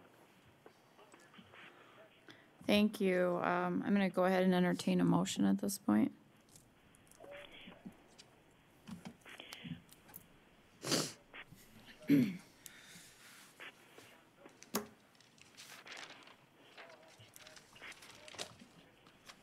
Oh, I'll make a motion to value the land at $14,875 and to value the house at $137.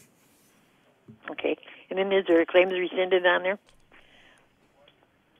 Well, you're going to have to hold on there, ma'am. I didn't even hear what you said just now. I have a motion, and do I have a second? I'll second it. Thank you. Any further discussion by the board?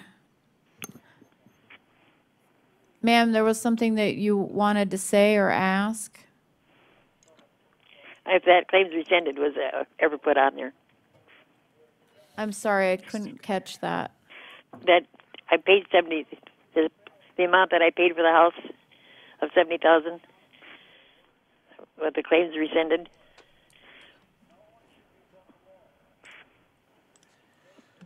Okay. All right, thank you, ma'am. So I have a motion and a second. Sherry, will you call the roll, please? Commissioner Aaron's, Yep. Commissioner Gibbons, Yes. Commissioner Poppins, Yes. Commissioner Schmidt, Yes. Commissioner Landine. Yes. Motion carries. Thank you for joining us tonight, ma'am. All right, and I'm coming in at 134. 139?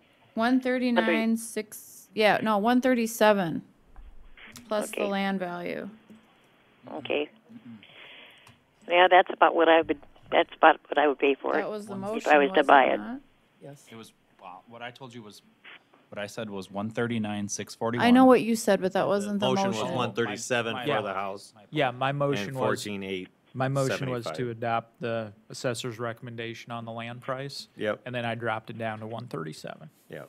That was the motion. Yep. All right. Move on to item 20, scheduled for 6:10. Dwayne Shipper. Jake is calling the appellant. It's a phone in. Okay, and I didn't have that on my sheet, but it is a phone in?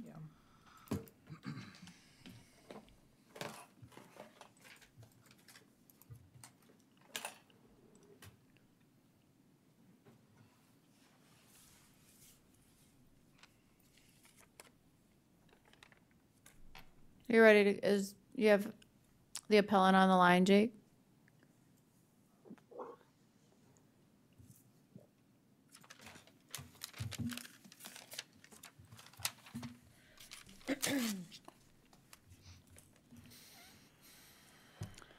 Okay, Mr. Shipper, are you on the line? I am. All right. The Director of Equalization is going to give her presentation, and then you'll be able to present on your appeal. Okay. All right, so Carla, go ahead. Our next appeal is parcel number 280.20.12.013. It's a property located at 5009 South Quail Run in Sioux Falls. It's owned by Dwayne Shipper. It's a single-family property built in 1991. It has 1,382 square feet, 3 bedrooms, 2 bathrooms. It does have some lower level finish of 827 square feet. It has a current assessed value of $228,930. We are recommending to keep the value at $228,900. Property is between cost and below market value. Our next slide indicates some sales that have happened within the last couple of years of this property, most notably 2018, are what the sales we are using since the value had not changed. That's not true. So we had a county board value of $213,500 on it for 2019 to 2020. We did have a 2% market adjustment on the property for the 2021 assessment year. Felt the most comparable to the subject property was Comp 1, sold for $235,000 in May of 2018. The subject property is currently assessed at $144 a square foot. The cost comparable ranges between $139 and $170 a square foot. The market is indicating a valuation range between $158 and $195 a square foot. You can see where the subject property is in pink and the comps are in blue, very close and in the same neighborhood as the subject property. Are there any questions from the board for staff?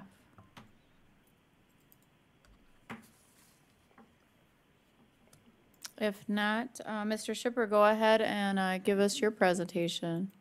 Okay. I have a non-mortgage certified appraisal paid for by a third party that values my home $23,000 less than my neighbor's homes. This appraisal was completed 7 years after all 3 homes were new, so condition is a non-factor and bias non-existent. Also, the appraisal took place after both of my neighbors' homes had recently been sold, so market value comparables using these homes was ideal. As the homes' prices inflated over the years, so did the gap in assessed value. By 2015, the difference was $31,000, and by 2018, it was $43,000. In 2019, both neighbors' homes' assessments were reduced 10%, about $23,000, to $219,000, even though one home had sold for $235,000 in 2018. In comparison, my home's assessment went up 10%, or $20,000, erasing the $43,000 difference. Also, in 2019, my appeal yielded an $8,000 reduction to $213,000. My 2021 assessment went up 7.2%, erasing that commission-approved $8,000 reduction. Comparably, my neighbor's home's assessed value only went up 3.4%. As I have said in previous appeals, nothing has been updated or replaced in my 30-year-old home. Try to get insurance coverage on a 15-year-old roof. I've asked the director for an explanation of how the 10% reduction in the neighbors' assessed values is fair when their values are now $15,000 lower than the 2018 sale price of $235,000. There are significant measuring errors or policies of how and what to include as finished or unfinished. Being inaccurate in inflating the numbers across everyone's properties does not make it right. I have asked for a written measuring policy and the same policy that allows changes to lower assessments. I have received no response. My north neighbor's total living space should be increased by 40 square feet due to such errors. That error adds another point to the grade, so now their total points are 46.5 and mine is 47. Yet my base value multiplier is 1.4 and their remains at 1.35. There should be at least a difference of somewhere between $8,000 and $43,000 in the value of my home compared to theirs. It is impossible that my home should be assessed at the same value as my neighbors' homes, period. And that's all I have. Thank you. Thank you, sir. Before I ask for questions from the board, does staff have any comment?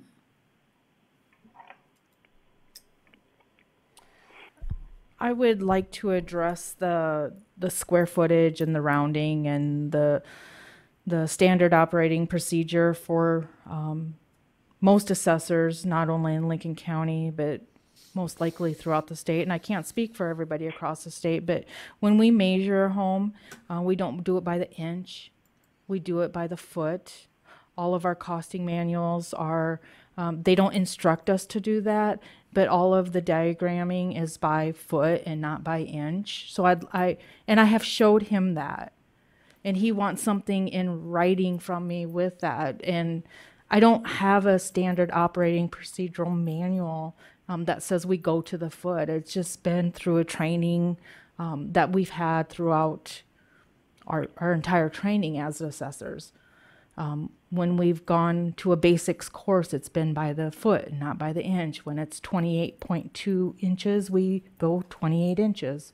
When it's 28.7 inches, we go to the nearest foot, which would be 29. That's been the same practice that we've done from the very start of this process.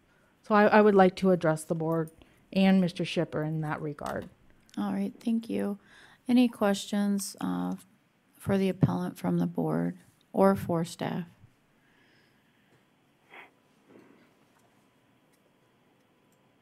Mr. Shipper, can you hear me? I can. And who is speaking? My name's Joel Ahrens. I'm on the commission. Okay, Joel. Good to talk to you. Thank you. I think you were here last year, right? I was. Okay. So I know some of these questions are going to be redundant. I ask these almost all the time of everybody. How old is the roof? It's over 15 years. Okay. And you have a basement? I do. Do you have any water problems? I do not. Okay. What about the siding on the house? I noticed there's, is that wood siding or vinyl siding? It is a permanent steel siding that is 30 years old. Oh. And there is a class action suit for delamination or paint peeling on this particular siding. And I have some of it going on. And then, do you have any other have you made any improvements in the house in the last year since you were last here? I have not. And as I have mentioned, there are no building permits. Nothing has been changed in this house, mechanicals, etc. You bet. And then,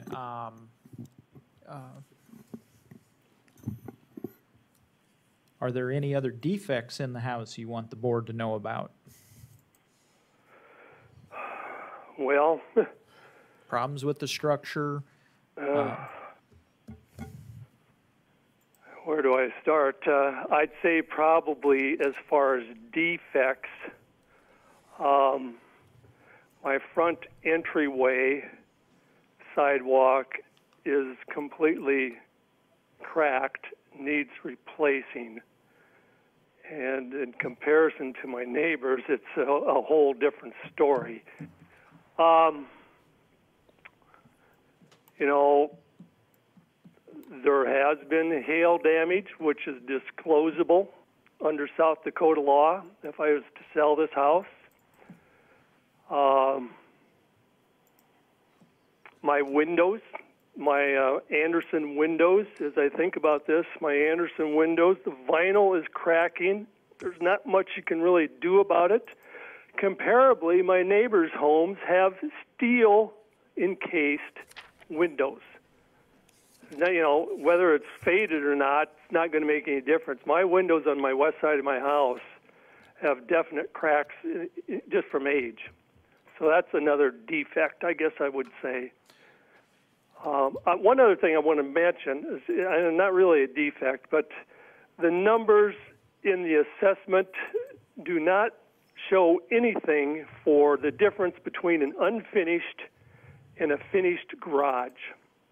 In fact, both neighbors' garages are the same size, within 2 square feet, and the numbers on the assessment show that the value of that finished garage is only $125 difference.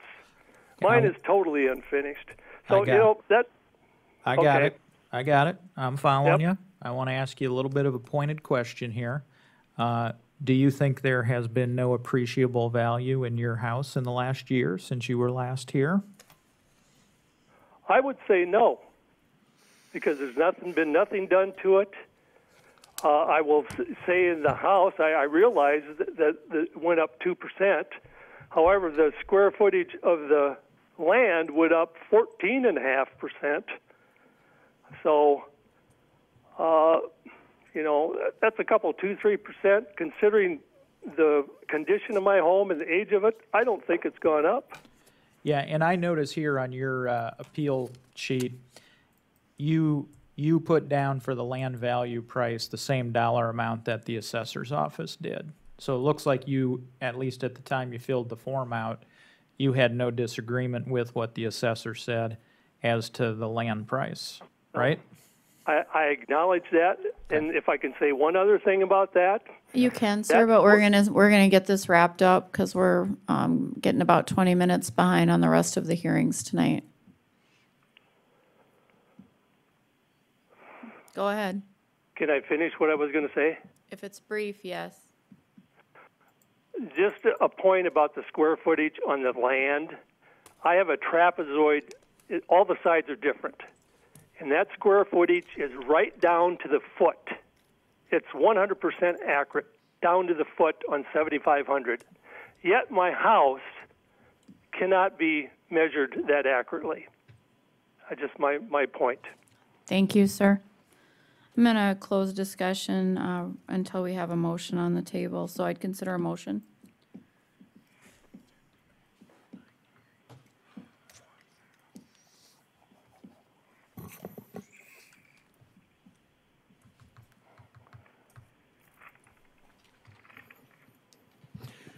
Madam Chair, I looked at this and I've listened to Mr. Shipper talk, and I know the price of real estate in Sioux Falls is at an all-time high. The demand for single-family housing is extremely, I think there's only about 300 listings. But given that, Mr. Shipper has made a good point. His home has aged. He hasn't done any of the updates or any of those things. So if someone were to come in and purchase this house, I'm sure they would have to invest a good sum of money. So I'm looking at trying to figure out a reduction here that is kind of fair from all sides. And I'm playing with the idea of a $15,000 or $20,000 off of the price of his house. I'm just throwing that out to see what other commissioners may have for advice or any other things. Mr. Shipper, did you put in a claim on your hail damage? I did. And so when you made that claim... Who is that? Who is asking? Commissioner Landine. Landine, okay. I did. So when you put in that insurance claim, did the insurance company pay that out?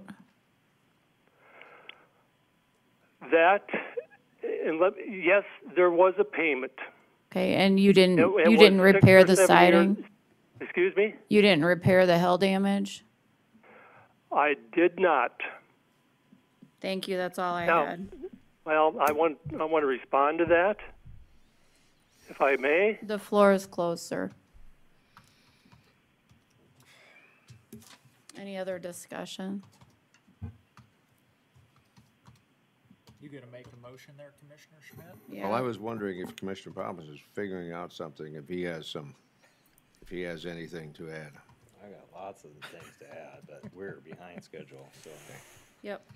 Well, given that, I will take and leave the land price at $336 and reduce his house to $178,564.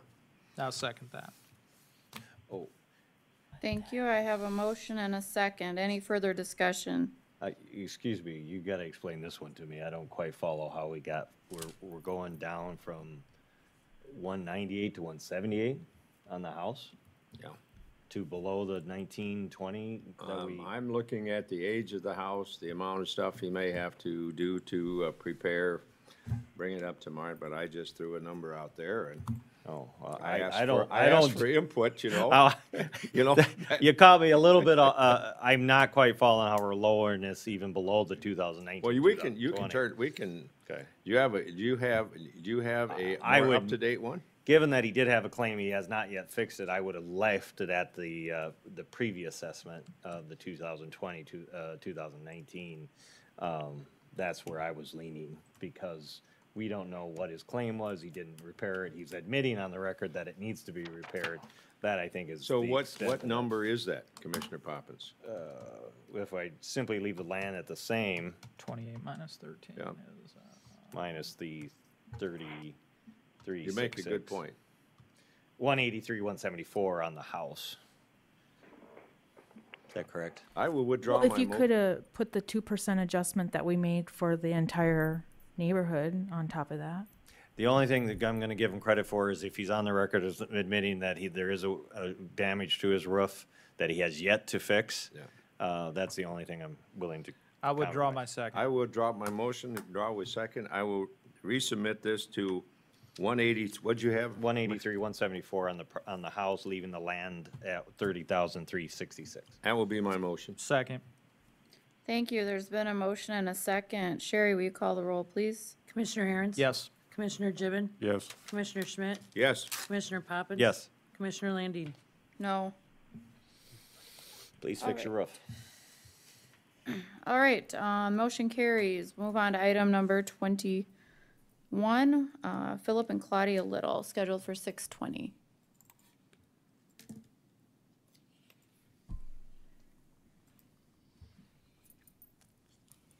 Our next appeal is parcel And they number were- 2. I think they were gonna be on the phone. Was that a call-in?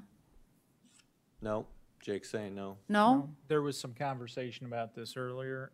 Okay. They are not calling in. They Oh. are not appearing. Okay, Not at all. Late. Correct. It was a Not- late notice. just- Okay. okay. Go ahead, Carla. Parcel number 280.23.10.031. It's located at 101 Spyglass Drive in Sioux Falls. It's owned by Philip and Claudia Little. It's a single-family property built in 2000 with 3,086 square feet, 6 bedrooms, 4.5 bathrooms, has some lower level finish of 1,245.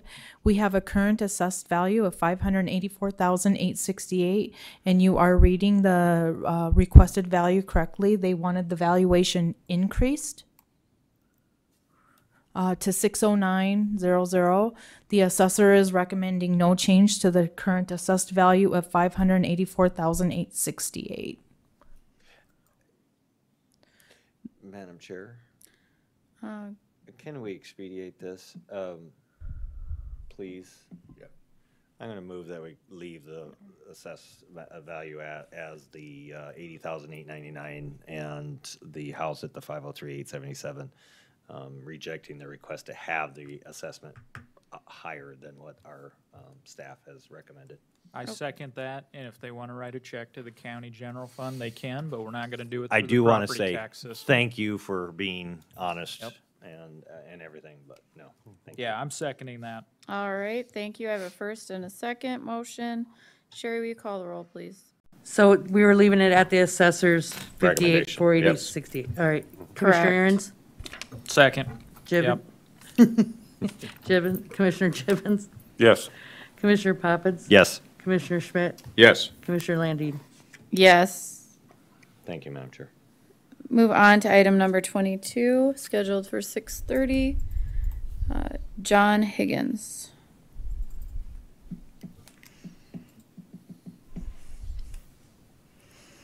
Our next appeal is parcel 280.23.11.014. It is located at 200 West Hazeltine in Sioux Falls, South Dakota. It is under John and Nicole Higgins. It is a single-family residence built in 1999. It has 2,530 square feet, 5 bedrooms, 4.5 bathrooms. It does have some lower level finish of 2,320. We have a current assessed value of $578,741. The recommendation is no change. It is right in line with our cost and our market comparisons. If you go to slide 2, you can see some of the 3 of comparables that we used for the presentation today. All are very similar to the subject property from 2019 sale to October of 2020, ranging in value from $507,250 to $530,000. We felt the most comparable was comparable number 1. Sold in 2020 for $530,000. It is slightly smaller on the main level to the subject property, and the basement has also got about 1,000 square feet less than the subject property. Currently, the subject property has an assessment of $199 a square foot. The comparables are ranging from $170 to $189 a square foot. The comparable purchase price for the comparables is ranging from $186 to $200 a square foot. The subject property and the comparables are all in the same neighborhood, similar type situation and on their lots. We do show some additional sketching on back pictures with the subject property and the most comparable.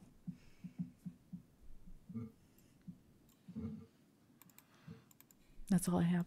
Thank you. Does the board have any questions for staff? If not, would you go ahead and just state your first and last name and your address, and then go ahead with your presentation? Yeah, good evening, John Higgins. I live at 200 West Hazeltine Lane here in Sioux Falls, South Dakota.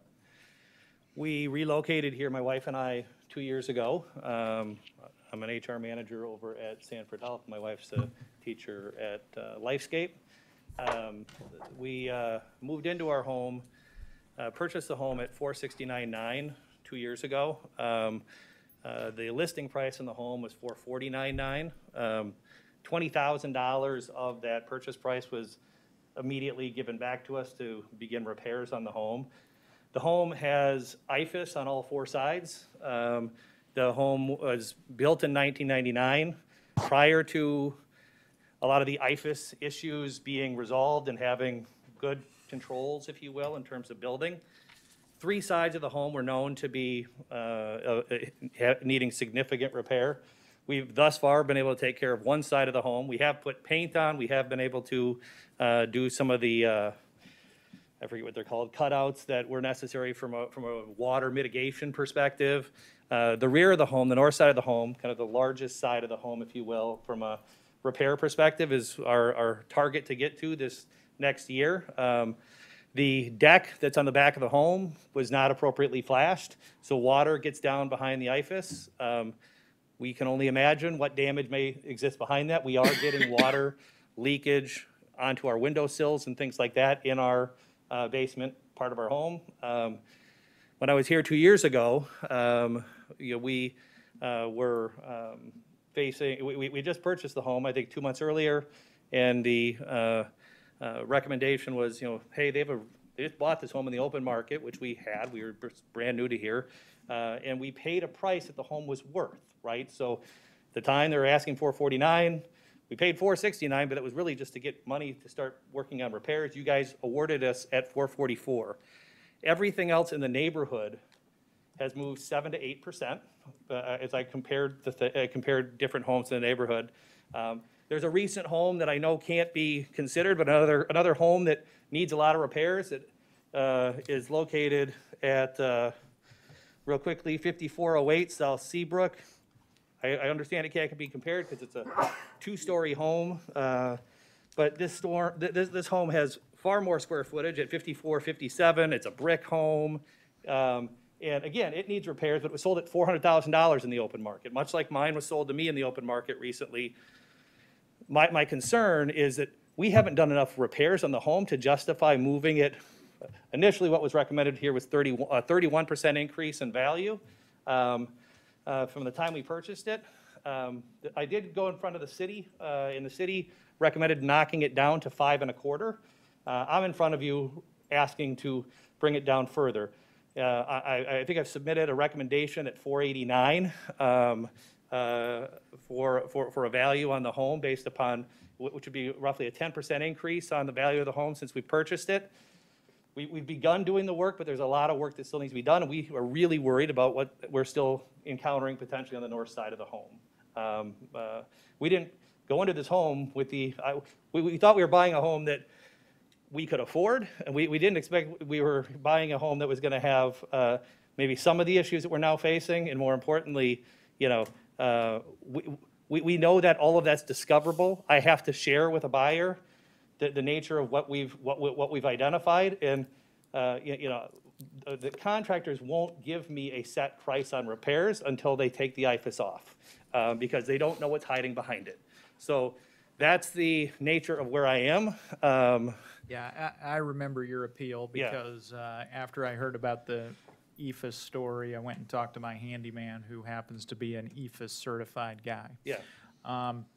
But if you had to take a swag at this and tell us what the estimated amount of repairs is that are still left to be done, do you have a ballpark?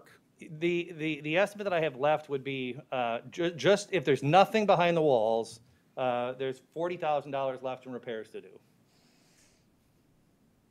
And that's newly updated information that we've gotten from a contractor here in town, Tony, thinking, do you remember what Tony's last name is? Tony Travis? Tony Travis. He's evidently your IFAS expert here in town. And this wasn't the subject of an insurance claim, is it? Absolutely not. Because you bought as is. We bought as is, yep.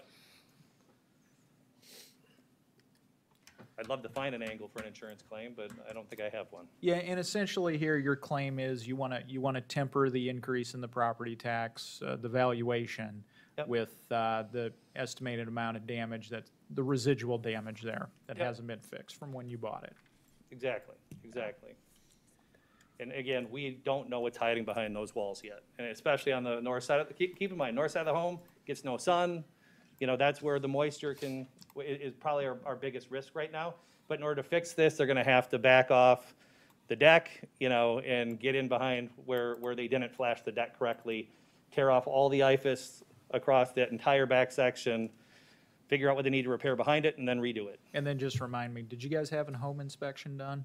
We did have a home inspection done. We knew there was some level of moisture protrusion, but had no idea that it was going to be what we're looking at now.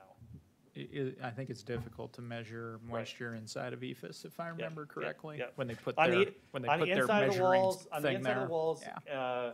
In the basement in one corner, it looked like we were going to have a significant problem, but it wasn't. It didn't appear to be significant with some of the other measures that they did. Carla, when was the appraisal done? The reappraisal?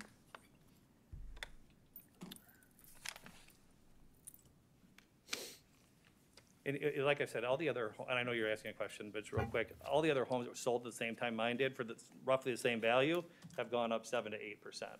That's kind of what I was trying to base my expectation of an increase should be. It was done in 18 for the 2019 assessment year. So the reappraisal was your, When they purchased it. right. Okay, gotcha. The original value at the time of reappraisal was $537,230, I believe. All right, thank you. I'd go ahead and entertain a motion. I do have one question. Yeah, go ahead. I promise to make it quick. Have you taken any building permits out yet? No building permits. You have done nothing. Because it's not, What was his request? thus far, it hasn't required any, it's all exterior, yeah. Thank you. Yeah. And you want your structure valued at 413, and the county is suggesting 502. The roof is right? You're at Uh, 413, county's at 502. sounds right. Okay. Keeping in mind the city has already made a recommendation at 5.25 for a total price. Yeah, and you've got no objection to the 76,000 land price? I don't. My objection is, yeah, I think we should bring the structure value down based on the work that still needs to be done.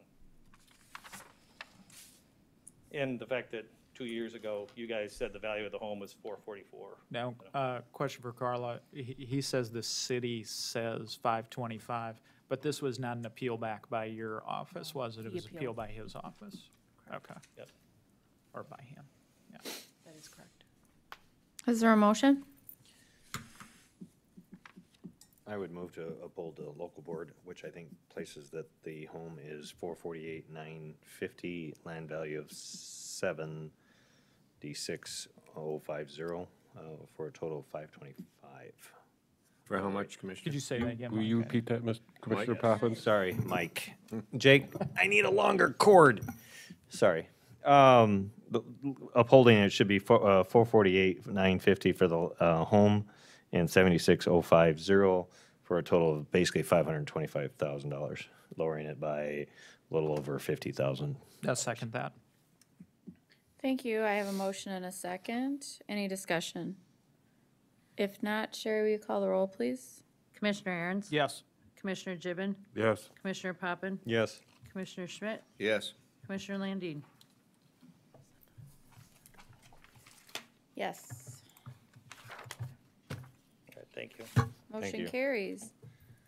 Move on to our 640 appeal, Jack and Gina Hopkins. That's a phone in, I believe? Nope. Nope? You'd be here. Ah, great. Not tall enough to see over this monitor. Go ahead, Carla. Our next appeal is parcel number 280.26.06.014. It's located at 1012 West Latuna Circle in Sioux Falls. It's owned by Jack and Gina Hopkins. It's a 1992 two-story home with 3,332 square feet, 5 bedrooms, 5 bathrooms, lower level finish of 1,563. We have a current assessed value of $813,832.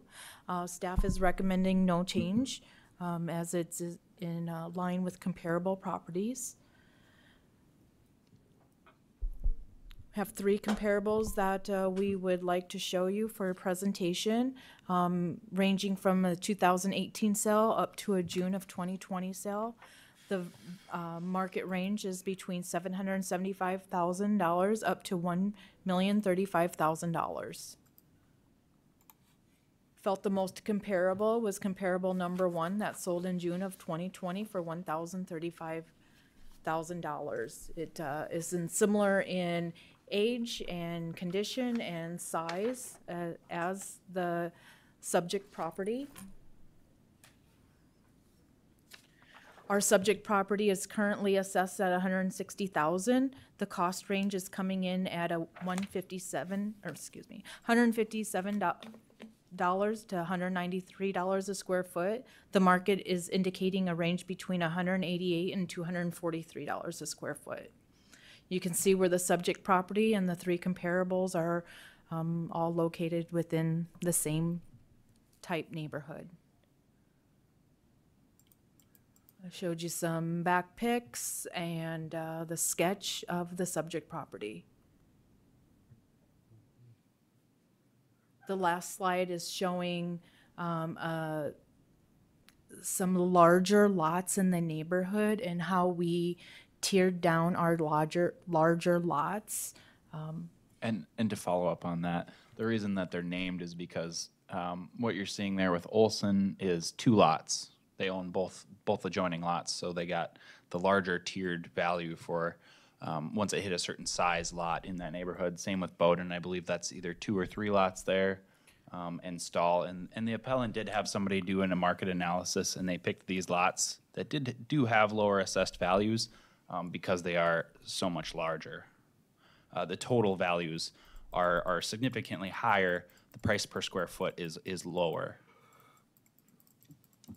And it shows that on the last table on your presentation of how we came up with our land tables in this neighborhood.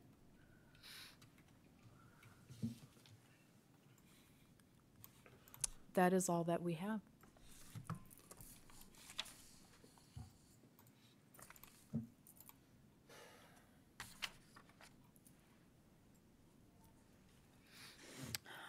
All right.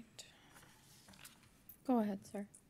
Okay, first off, I did not see that last table. It wasn't on the internet, on the assessor's website when they put that on, so thank you for supplying that. You know, in 2019, we appealed our valuation at that time. The land came in assessed at $234,000. We had a certified appraiser appraisal done at that time. And the land came back at $125,000, and we agreed with the structure valuation. And it stayed the same in 2020. The appraisal was rejected at the local board, and we came here, and again, we were successful in our appeal. This year, the land assessment went from $125,000 to $280,000, $817, or an increase of 125%. The total assessment increase was 25.74%. I would argue the usability of our property, we have 3 easements running across the backside of our property.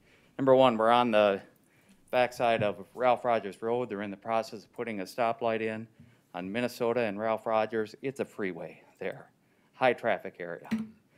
Number two, we have a bike path easement, which I can't even touch the trees on that easement to trim them, and they need it terrible. We have a gas line easement running across the side of it, taking 10,350 square feet of it. I don't know how familiar you are with gas lines, but in the last 20 years, there's been 66 explosions in Minnesota. We lived a half mile from one that exploded. It took out a block of houses, so there is concerns. And there's also a drainage easement for the city for storm sewer. The gas line easement is obviously a high detriment. Again, we came in and we hired Jim Rizvi to do a land valuation. He said the county average in the last 2 years went up 8.73%, and which I seemed to think was reasonable. Well, that would put our land at $135,000. His valuation this year came in, depending on the appraised value used here, $166,082 to $201,082. If you use the similar larger lots from the appraisal, he said it should have come in at an average of about $299 a square foot. If we use that top valuation using the total square footage, that would be $186,594. I wouldn't disagree with that valuation. If we use the lower valuation, it would come in with about that same 8% increase over the 125 from the previous valuation. But I'm tired of the fight. If I use the assessor's comps on their 2 lots that they previously provided to me, 737 Mercado Avenue, that was at $315 a square foot, and the one at 1205 West Ralph Rogers was $225 a square foot. If I use those values, our property value would either be $196,579 or $140,414. So I don't think I'm out of line using their previously supplied valuations. You know, I guess what I'm saying here is, I think if you look at these lots and use their previously supplied valuations, I was right in line with the $189,000 I put in. 125% increase in 2 years is way out of line.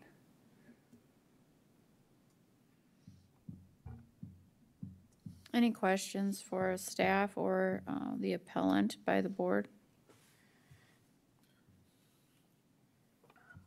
Remind me, sir, were you here, you were here last year, right? 2 years ago. 2 years ago. Following the person that was just here, we just realized we followed him. Yeah, and when I saw your house here with the kind of, I don't know, what, you know, has kind of a, what do you want to call it? Yeah, exactly. Thank you. It was somewhat memorable. What was the nature of your appeal back then? It was the land value again at that point. Okay.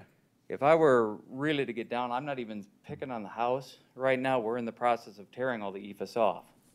And I could show you pictures that popped up within the last 2 days. That's We got significant problems.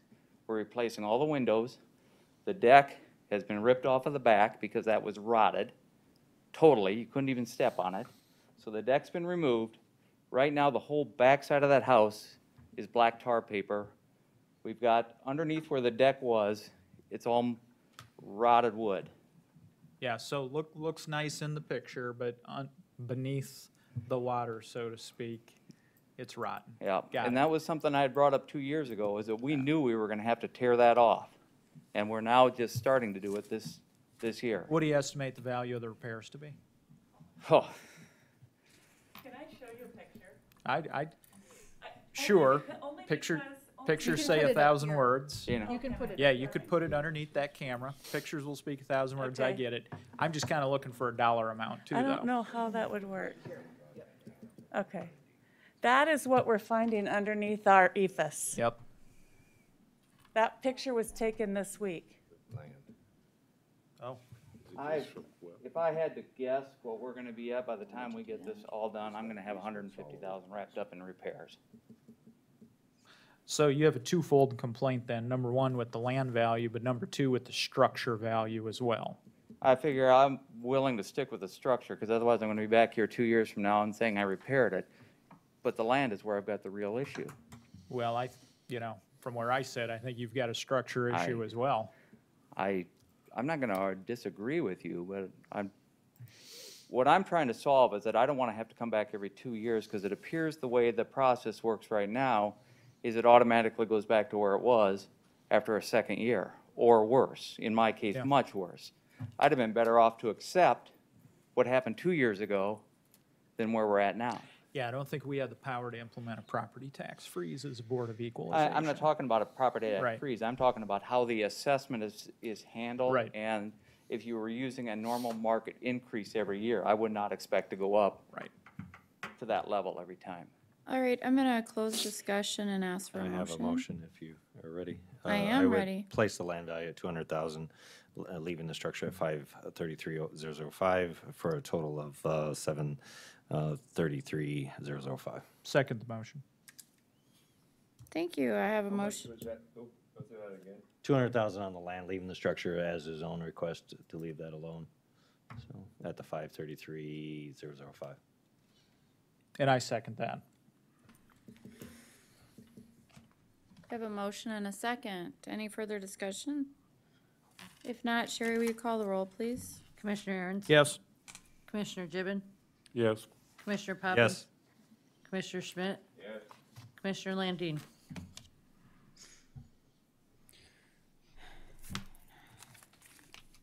Just for the record, Sherry, these. Oh, let her vote first, please. Yeah, she's Yeah. got it. Excuse me.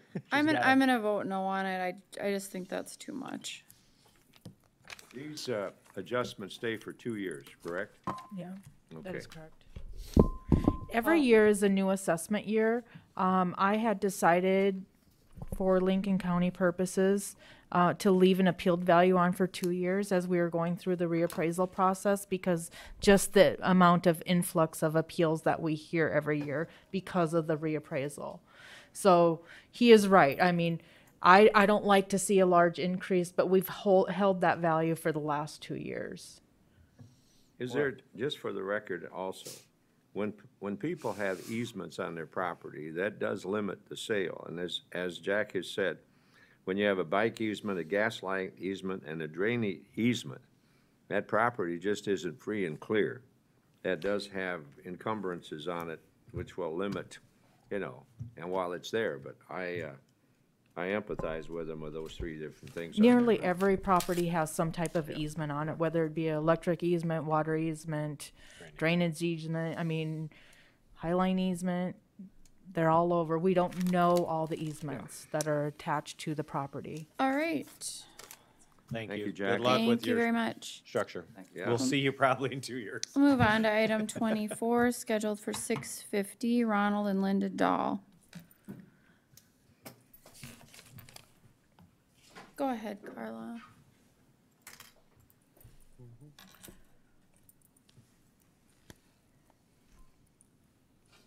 Our next appeal is parcel number 280.28.00.014B. It's located at 6005 South Mustang in Sioux Falls. It's a single family property owned by Ronald and Linda Dahl. It is a 1994 structure with 1,976 square feet, 6 bedrooms, 3.5 bathrooms, lower level finish of 1,687. It has a current assessed value of $510,828. Staff is recommending no change. The property is with cost and below market value. This is another one that will be heard for the reason that it had an appealed value and a OHE value for the last 2 years on this property. We did raise it up for the 2021 assessment year. Our 3 comps are on the next slide, ranging from 2019 to March of 2020, ranging between $529,900 to $540,000 for the purchase price. Our most comparable we felt was comparable number 2. It's similar in size and age to the subject property. Currently, the subject property is being assessed at $176 a square foot. The cost range is between $171 and $178 a square foot. The market is indicating a value between $193 and $208 a square foot. You can see the subject property is located in pink on the southern portion of the map, and our comparables are to the north of the subject property. Any questions for staff? If not, is the appellant present?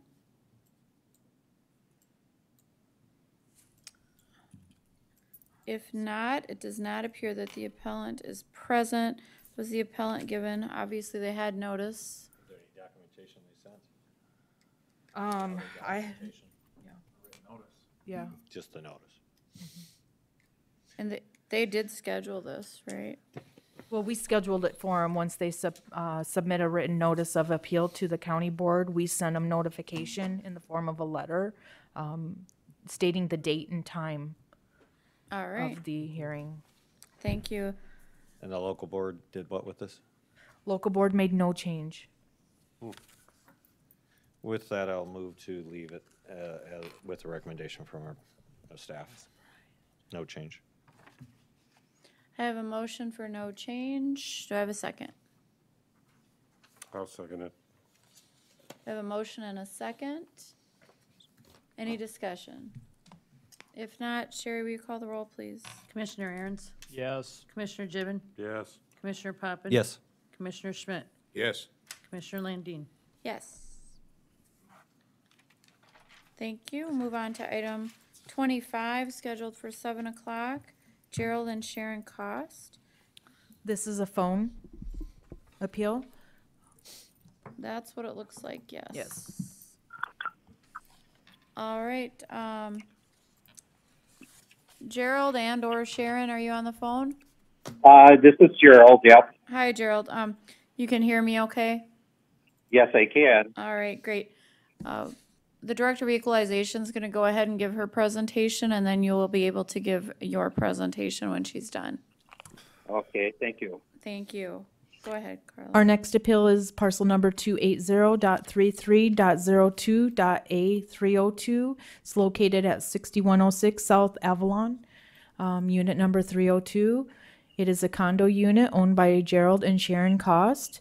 It was built in 2003. It has 1,614 square feet, 2 bedrooms, 2 bathrooms. It does include a garage stall. Our current assessed value is $230,516. Our recommendation is no change to the current assessment. You can see that there are some comparable sales within the same unit, ranging in the 2018 assessment year. They are ranging between $238,000 to $250,000 for their units. There are some current units that have sold, although they are not the same square footage. The subject property is 1,614 square feet, and some of the comparables that have sold recently were the 1,688 square foot units, so slightly larger than the comparable, but they're selling for between $237,000 and $272,500. Most comparable to the subject property is comparable number 1, sold in June of 2018 for $242,900. It's currently assessed at $220,869. Are there any questions from the board for staff? Carla, on their reasoning for asking for this appeal, it says that their neighbor right across the hallway has an identical apartment, and they did a completely remodel 2 or 3 years ago, and the appellant has done nothing, and yet their neighbor is $10,000 less. Is there any way of quantifying that? So I did look to see if there were any building permits issued on his neighbor in which he was using as an example in his reason, and there were no permits issued on him. Mr. Cost, I think, is on the phone, and he verbally told me that they're handymen, so they do their own work. He didn't think they were permitted. When we did reappraise the entire condo unit in 2000, believe it was 18. What we did is we went door to door. There were some units that had higher end finishes in their apartments or their units, and we accounted for those differences. So that's how we came up with our original assessment. And, you know, other than a permit, until we go back in 6 years or the 3 years that we're slated to go back, that's when we'll do another reassessment. Thank you, Carla. Yes. All right. Mr. Cost? Yes. Yep, go ahead. Okay. And the reason this came up is, and the reason we're appealing our 21 assessment is, you know, the condo next to us is identical layout and everything. Like I said, we have people that move in, and they're kind of handyman at this kind of stuff, retired, so they take on little projects. Before you know it, they got this thing completed. They turn around and sell it, and you know, they make quite a bit of money on it because of the new stuff that they put in there.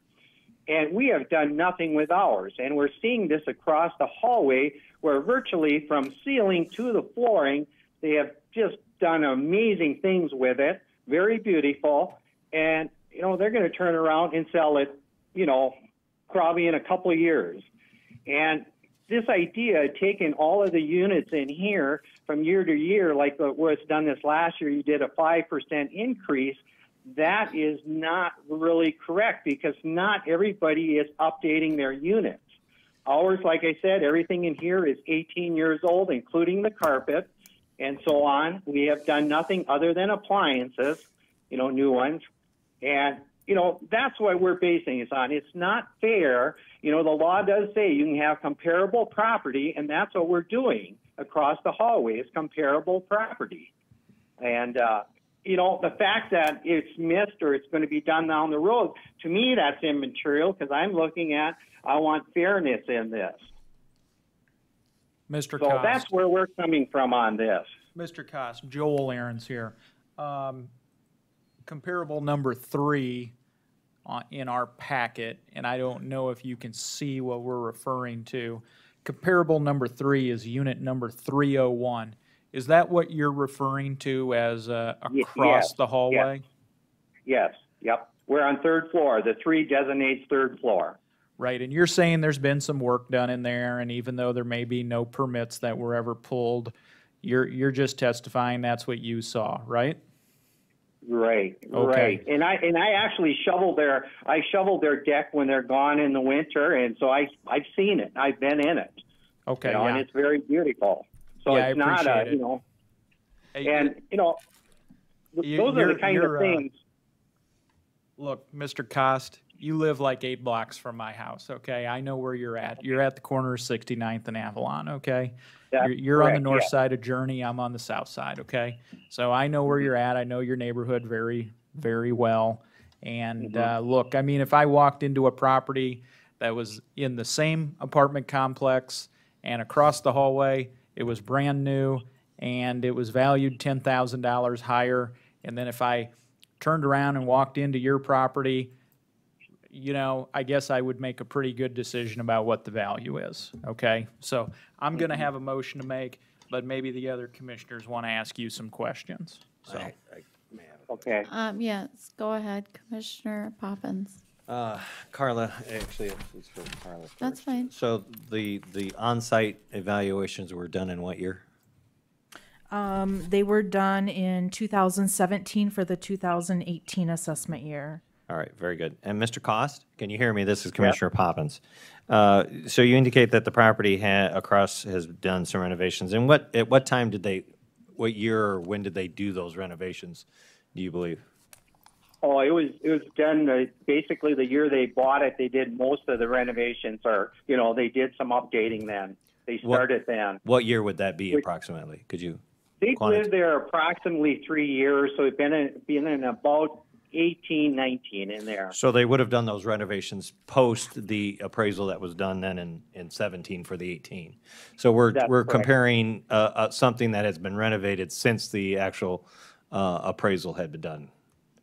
Correct. Right. So we're potentially not having adequate data. It's not so much that your property is too much. Now, this individual, that if they did not get a building permit, whether they needed it or not, that property is probably assessed considerably higher, or should be assessed considerably higher. Should be, but it's not, and that's what I'm comparing this to, comparable property, And that, I'm not basing it on a sale or anything, because that's what the law, you read the law, it basically says you can compare, do it on sales, or you can do it on comparable property. Okay. And then there will be a catch-up in there, no doubt about it, but when is it going to happen? I think for the board, the understanding is when this property had been assessed by parcel, the property that was next door was probably substandard, and that is why they did some renovations in 2018, 2019, which potentially has brought it to be higher than this. Well, and I guess what I'm looking at is the people across the hall purchased it in 2018 for $238, and it sounds like at that time your two places would have been apples to apples before the renovations.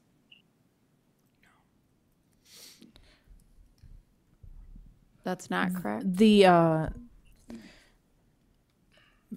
subject property had more granite and tile and backsplash and higher end finishes than the comparable number 3 that you're referring to. Okay. But after the sale is when the improvements took place. Right. So even the unimproved comparable sold for $238,000 in 2018.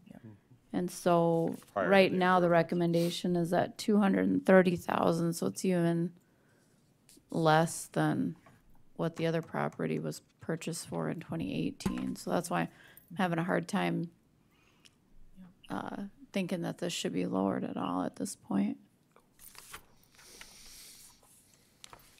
What I'm looking at is, for myself, I'm doing it against comparable property right across the hallway, same square footage and everything.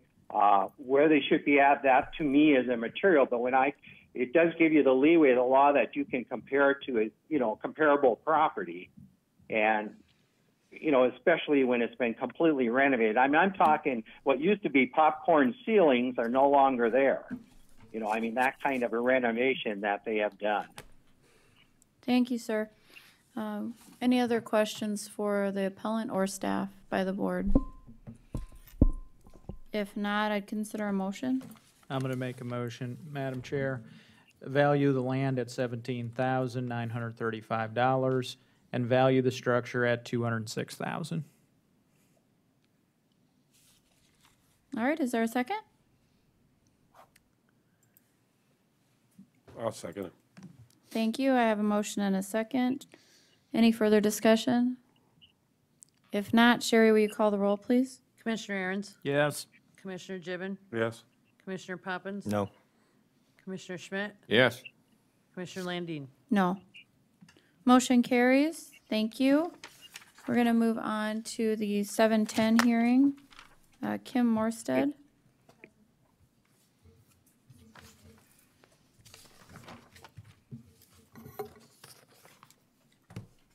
Our next appeal is parcel number 280.76.11.002. It's located at 7004 South Crane Avenue in Sioux Falls. It's a single-family property built in 2002. It has 1,570 square feet, 2 bedrooms, 2 bathrooms on a slab. Current assessed value of $222,276. Staff is recommending no change to the assessment. I will tell you, I actually looked for these sales as well as staff. There's a lot of duplexes in this area, so a couple of the comparables are duplexes. We did find a single-family residence that was smaller than the subject property, but did have some lower-level finish that we put in to use as a comparison. These sale prices range from $196,000 to $240,000 in the price, in the sale date range between 2019 and October of 2020. Felt the most comparable because it was also a single family residence was comparable number 3. Currently, the subject property is assessed at $119 a square foot. The cost range indicated an evaluation between $105 and $170 a square feet. The market indicated a range between $105 and $195 a square foot. You can see where the subject property is located in pink and the comparables are in blue. The subject property, which was comp 3, which was the most comparable, is directly across 77th Street. The next slide was just to give you an indication on how we came up with our market adjustment that we applied to all properties in the neighborhood. And that is all that we have. Thank you. Any questions? Yep, go ahead. Question for staff. The applicant in here under PT 17, she said she's disabled pursuant to Social Security. Is she currently qualified for the municipal property tax reduction? No. For elderly or disabled? I believe she did not. No, I'm not. And she's... Does she qualify? I No, believe I'm we not did. 65 and They my wouldn't even income know. level. Do you have to be 65? I thought it was 65 Or and disabled. or disabled pursuant to Social No, Security. I checked, it's by income level. Okay, It's like 29,400 has to be your income level. okay, so you don't qualify for I it? don't qualify, no. Any other questions from the board for staff? If not, Ms. Morstead, go ahead. Okay, I would like to explain on the split foyer, that had 3 bedrooms. And I assume it probably had a dishwasher and a garbage disposal. My home is strictly handicapped. I do have photos if you can see these somehow. Sure.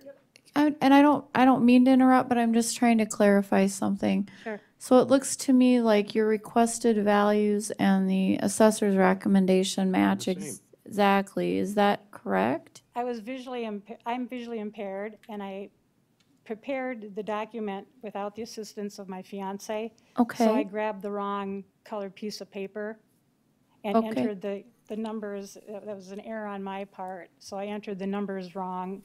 I took the current, what they want for the assessed valuation instead of the year before. Okay, so let me get this straight first. Sure. What's the requested value that you're putting on the land? Okay, for the land, I'm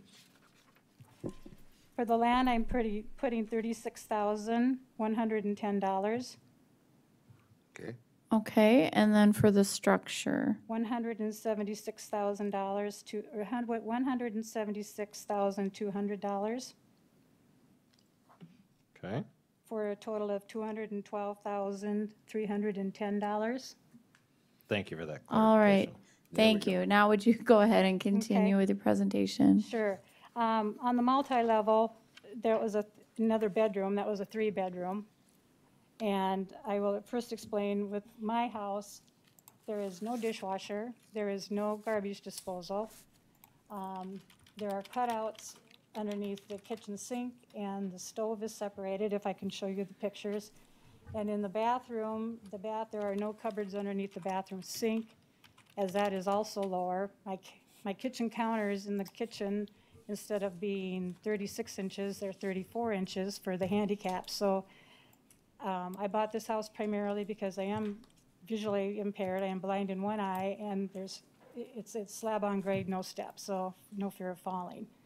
But it's not a fair market house for somebody to come in and want with no dishwasher, no garbage disposal, the lower counters, and again, the bathroom is wide open underneath the bathroom sink, so that a wheelchair can get up in there. So when you see the pictures, you'll see I have my cleaning supplies in just tubs. So if I could show you somehow the pictures of, okay. Okay. This is just a picture of the length of the kitchen cabinets, or excuse me, the counter. They should be 36 inches as in a normal house. These are at 34, so they are 2 inches lower.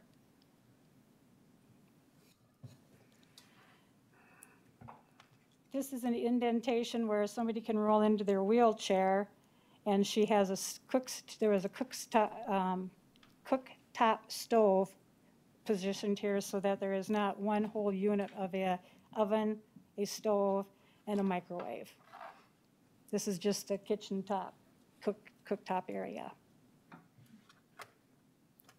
This is just another view of the cutout where a wheelchair can roll up into it, and you can see that there isn't much storage underneath for pots and pans, that it is considerably lower than a regular kitchen.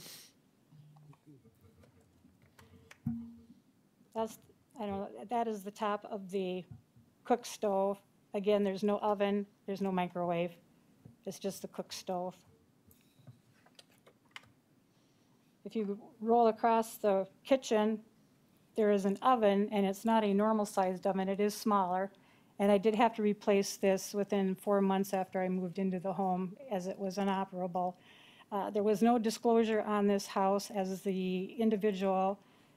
She was in a wheelchair, but she had passed away, and nobody had been in here for 7 months. Her son was executor, but there was no disclosure, so I didn't have any idea what worked and what didn't work. So I did make a lot of repairs on the home. Okay. All right, you have a question? May I interrupt you? Yeah. When did you purchase the home, and would you like to, or would you disclose what you paid for the home? I paid $214,500. And in what year did you purchase the home? 2019. No, 2018, I'm sorry. 2018. 2019. 2019, sorry, I get my years mixed up. If you're ready for a motion. Okay, that's just a picture that I did have to buy a microwave because, again, the stove. Thank you, ma'am. I think I show you one more. one of the commissioners is I prepared to think make you'll a like motion. the motion if you would. Okay. So okay. I would move, she did request to be 36,110. I would move, though, to let the land state the 36,105, lowering the home to 176,200 for a total of 212,305. Second. Second, yeah. thank you. I have a motion and a second. Okay, thank you very much, Commissioners. We're going to vote, but I think you'll Okay. find it You favorable. call the roll, Sherry. Commissioner Aaron's, Yes. Commissioner Gibbon, Yes. Commissioner Poppins. Yes. Commissioner Schmidt, Yes. Commissioner Landine. Yes. Thank you. Thank you. Thank you. Okay, thank you so much. Thank you, ma'am. Thank you. Move on to our 7:20 hearing. Greg and Marcia Ruff. Carla, go ahead. Our next appeal is parcel number 281.17.05.019. It's located at 7516 South Ridgestone Drive in Sioux Falls. It's a single-family property built in 2008. It has 2,850 square feet, lower level finish of 2,140, total assessed value of 798,742. We do have a recommendation because of the comparables that we used to equalize the quality or the grade of the property. So the recommendation is to lower the house value from 684,442 down to 660,408 for a total of 774,708. The comps that we used are before you, ranging between the years of 2018 and 2019, with a sale price ranging from $775,000 up to $905,000. Felt the most comparable to the subject property was Comp 1, sold for $849,900 in March of 2019.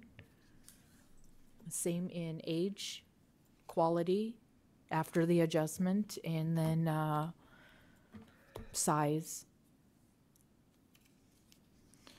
Our recommendation for the price per square feet is $232 a square foot. The cost ranged between $251 and $275 a square foot. The market was indicating a range price per square foot of $261 to $328 a square foot. The subject property is listed in red and the comps are in blue. They're all in very similar type neighborhood as the subject property. And I just want to note that I believe it was the lower level finish we had. That's where we adjusted our grade for the lower level finish and not for the total structure grade. It was just within the basement finish pricing. All right, thank you. Any questions for staff by the board? If not, the appellant, please come up. Sir, if you could just state your name and address. Sure. Greg Ruff, 7516 South Ridgestone. Thank you. And go ahead with your presentation. I appreciate the recent change, dropping the assessed value to $664.08. I still think that's quite a jump. That's still an increase of 23.5% over what it was the previous year. I think what I disagree with is the comps that Lincoln County is using. Looking up the comp information on Zillow for the previous sales of these, the most favored comp, which is the one on Latigo Trail. When you look through the sales information, first of all, it's built on a greenway. It talks about having Brazilian oak throughout. I don't even know what Brazilian oak looks like. It says it has a 15-foot high stacked stone fireplace, a large upper deck with another deck underneath it, luxury wet bar in the basement that seats 6. My backyard looks on the neighbor's backyard. I have some hickory flooring, mostly carpet. I don't have 15-foot ceilings. My wet bar in the basement is just a couple of cabinets and a sink against the wall, and it seats 0. Looking at the second comp on Burley, one thing I noticed is it has a Core 4 garage. We thought about having a Core 4 garage, but once we saw the price, we took that out. And the third one is the one on Slay Creek Trail. Once again, another house built on a greenway, cherry wood floors, coffered ceilings, 2 rear decks, each with another covered deck underneath, a fancy wet bar, a built-in sauna. Again, I have no greenway, some hickory flooring, mostly carpet, 1 small deck, and a bar area. I just don't see how my house can be compared to these. They're just totally different. It's not comparing apples and apples. I went through property sales on the assessor's website and found some what I call comparables with the same square footage, roughly the same sale date, style, etc. And I came up with 4 what I think are comparable. If I could show those.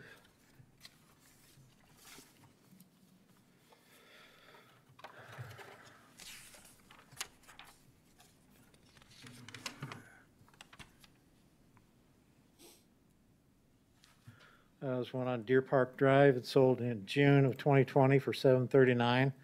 It's 5,100 total square feet, 2,800 square feet on the main, which is roughly the same.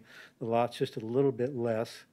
The assessed value on it is $526, and that's $186 a square foot. The second one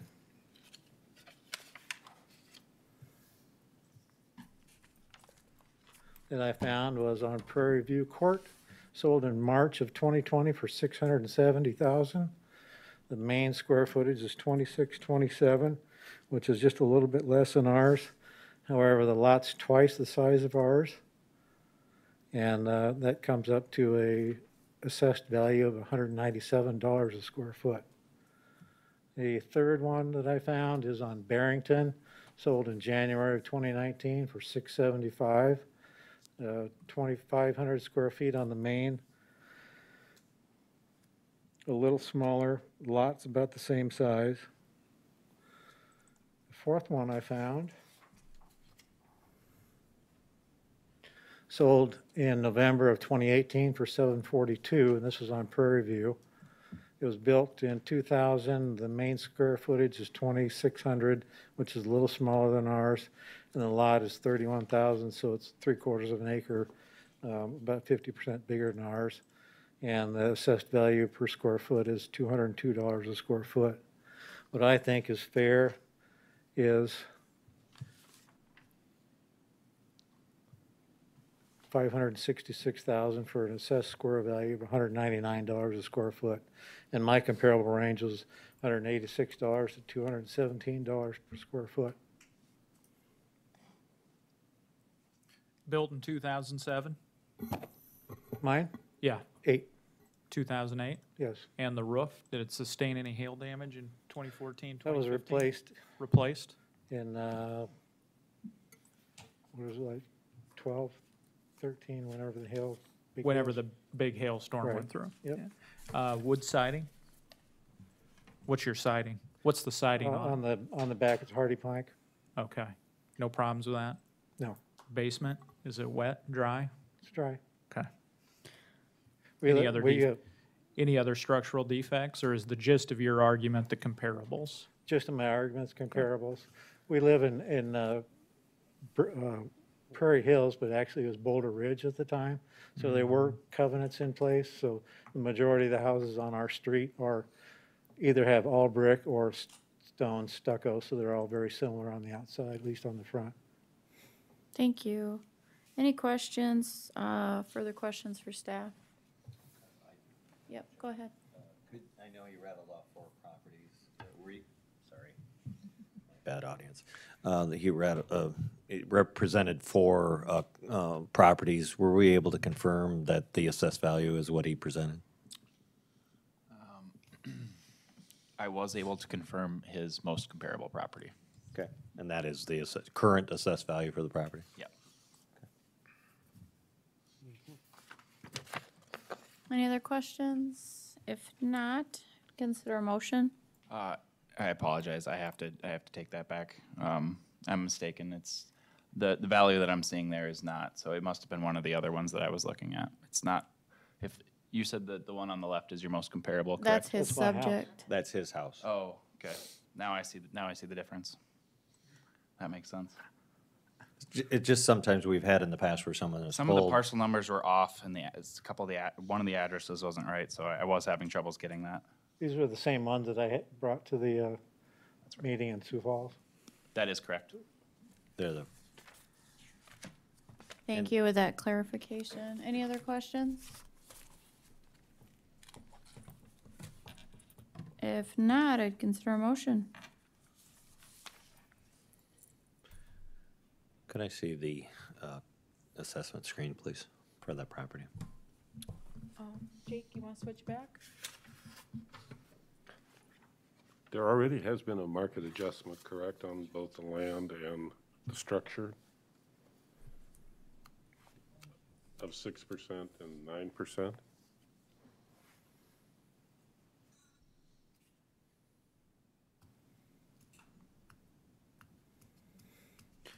You agree with the land value, sir? I'm not arguing the land value.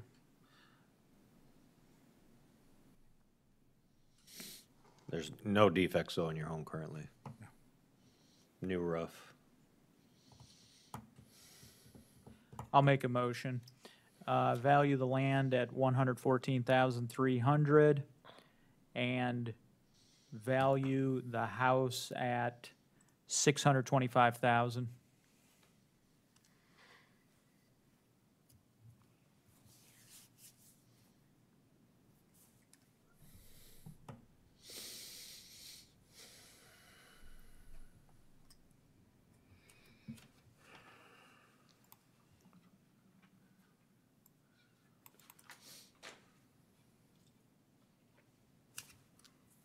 For a total of how much then?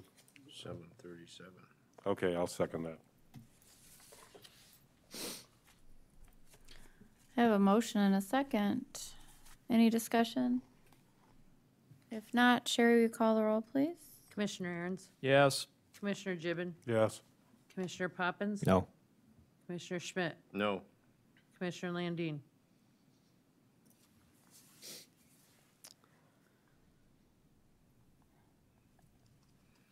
I'm gonna vote no, just because I think that's a little too big of a jump, too big of a step down, I guess.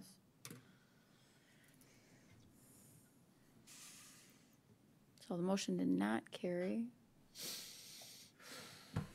May I? It was an awful big increase in the first place, so, it was a 28% increase in the price of the house the first time.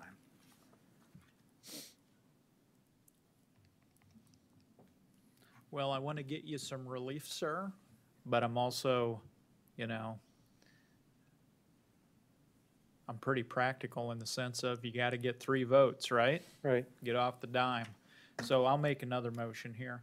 Value the land at 114,300 and value the structure at 640.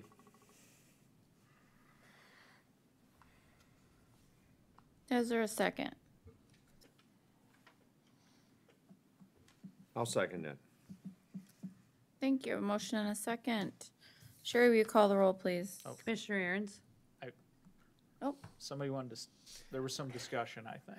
Maybe, if it's maybe. really, really brief. I'll try to be, and not trying to be unsympathetic to everyone that comes in front of us, but it's not our mission to just do relief. We're meant to equalize, and we need to have rational reasons for doing so. Otherwise, we're just shifting a burden to somebody else that didn't come in front of us. Because we don't generate any additional, reduce any of our revenue for the purposes of the county by changing these valuations. It's just shifting. But our point being is, or my point being is that we need to equalize it. And I still don't quite see why there's a misrepresentation of what your property is worth and comparable to the comps that our staff has presented. So that's my statement. Thank you. Yeah, and, you know, since I brought the motion, I'll just respond. Yes. My rationale is, of course, he's brought in some compelling comps. The assessor's office has some compelling comps, and you got to balance the two. And, you know, I don't always see things the way the government does. So I'm trying to balance the two, balance the equities. When we reduce this, as you said, Commissioner Poppins, the bounty gets very low. Your school district is the one that gets the biggest hit of all. All right, I'm gonna go have the question called, please. Commissioner Aaron's, Yes? Commissioner Gibbon, Yes. Commissioner Schmidt, Yes? Commissioner Poppins, No. Commissioner Landine. No, but it doesn't matter. Congratulations Motion anyway. Motion carried. Thank you. Have a good night. You as well. Next item on the agenda. We have Cameron and Nancy Carlson scheduled for 7:30.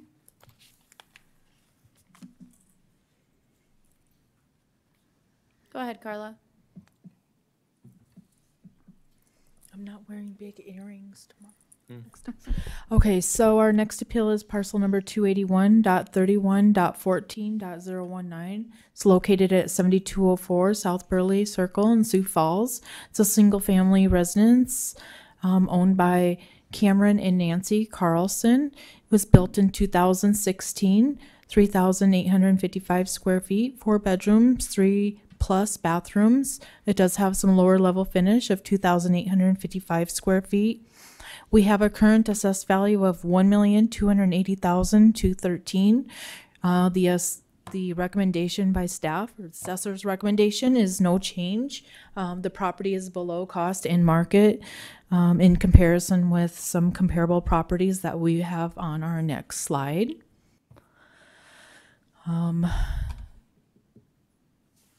The comps that we have are from the 2018 sale year to the 2019 sale year, ranging from $1.2 million to $2,320,000. Felt the most comparable was comparable number 1 to the subject property. Age, grade, size were all very similar to the subject. Our subject property is currently being assessed at $286 a square foot. The cost comparables range from $301 to $328 a square foot. Our market is indicating $338 a square foot, all the way up to $581 a square foot. You can see where the subject property is located in comparison with the comparable properties. Very similar neighborhood.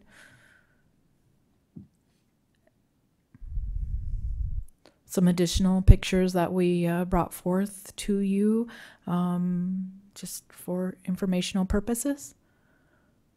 These are the comparables, back pics with the sketches. One of the arguments, and I don't really want to call them arguments, but one of the concerns at local board was the inspection history. We did inspect the home in 2017. They appealed that value in 2017, and it was advised by staff to go out and re-inspect it. At that time, in July of 2017, they did refuse us entry during that recommended inspection. And I wanted to show you our assessor notes where they did refuse. We did try back again a couple different times after that, and then they still just refused any type of inspection again. Thank you.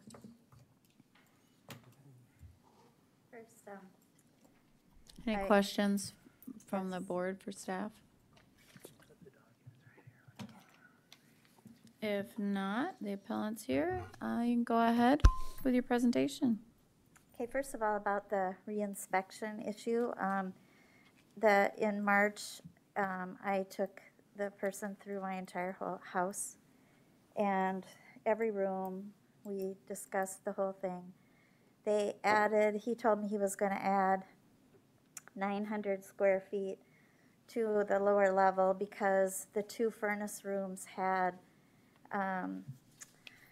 epoxy flooring on the floor. It's paint that is thicker with chips of glue inside of them. And I said, that is not a finished, those aren't finished rooms. So I don't see how you can add square feet. I don't think that's really legal to do that. And so that was a problem. The other thing is, we then gave our blueprints to the county board, and they couldn't find them again, but we did do it again, and the square footage is incorrect. We have 3592 on the upper level and not 3855, and we have 2,000 on the lower level and not 2,855. So that's the first problem. That's 1,300 square feet difference. The second problem is that we feel the comps are very inaccurate. The first one that you're comparing is Colebrook, and that is my cousin's house. And the people that sold it to her were a bank walkaway They left with their clothes, and she bought all their furniture and everything in their house. So that is why she paid that much, which she did overpay, but you have it assessed, her house, at $1,122,000. So even you all know that it's not worth what she paid for it. But again, like I said, she bought everything in the house. The next one is the Brent Ridge one, and that is a total outlier. This person paid way too much for the house, $2.3 million. If you look at, even you have it assessed at $1,358,000. So y'all know that it's not worth the 2.3, but once in a while there's an outlying house that somebody just overpays for because they want it. Again, the first one is our house. And so we found some other comps that are really more accurate. Our house, no wait, I'm not done. Our house has gone up. Since we first built that house, it's gone up 43% in value, according to you, which we could never sell it for that. Our house has all ceramic tile on the entire first floor, except the one very small bedroom. The ceramic tile was $5 a square foot. That is it. Our house is basically a box. I have nice furniture and a couple pianos, and that is why our square footage is bigger. It has nothing, we don't have this outrageous, all these other amenities like in this Brent Ridge house. It's nothing like our house. All these wet bars and, you know, the 5-stall garage and outdoor kitchen, all that. We have nothing like that. So these are the ones on Zillow that we feel are more accurate toward what our house is. And I think in statistics, it's really common known thing where you take a whole group of homes that are relatively close. A lot of these are a lot bigger than our house. These are all the sale prices. They have more bedrooms and more bathrooms than our house does in many cases. And they're actual sales of normal people buying a house.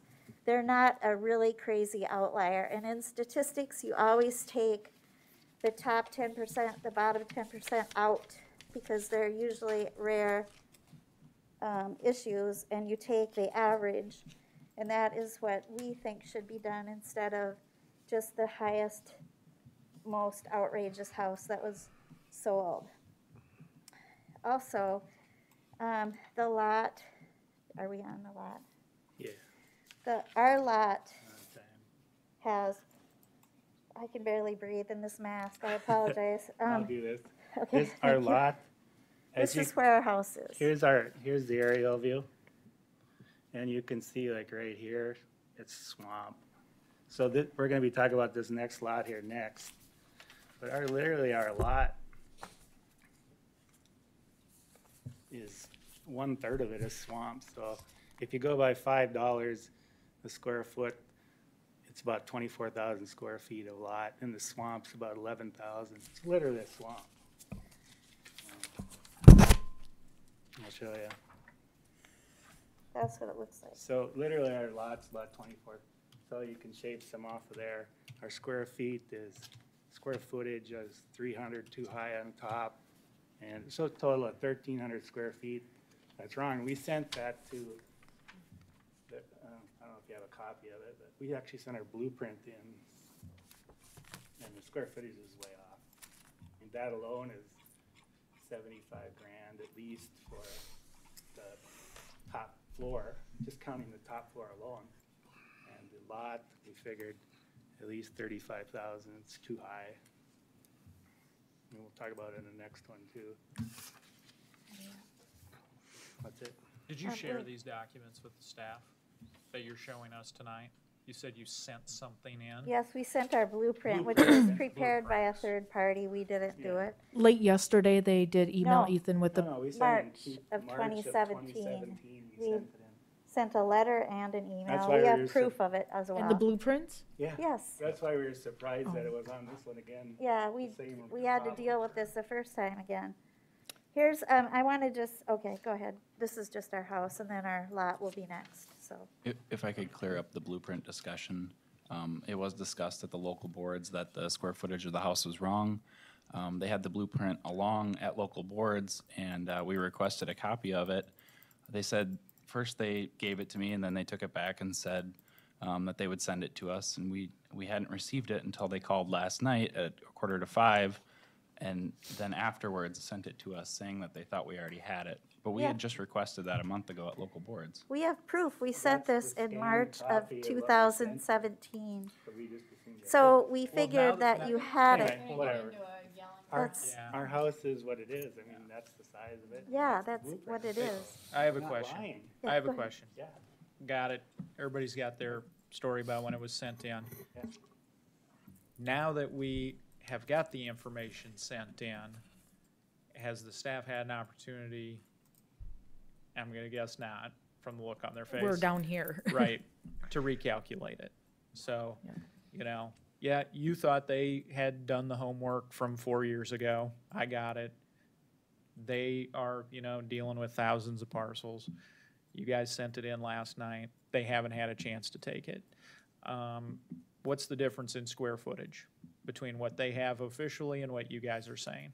300 and something on top and 900 on the bottom. 1,000 on the About bottom. 1,300 total.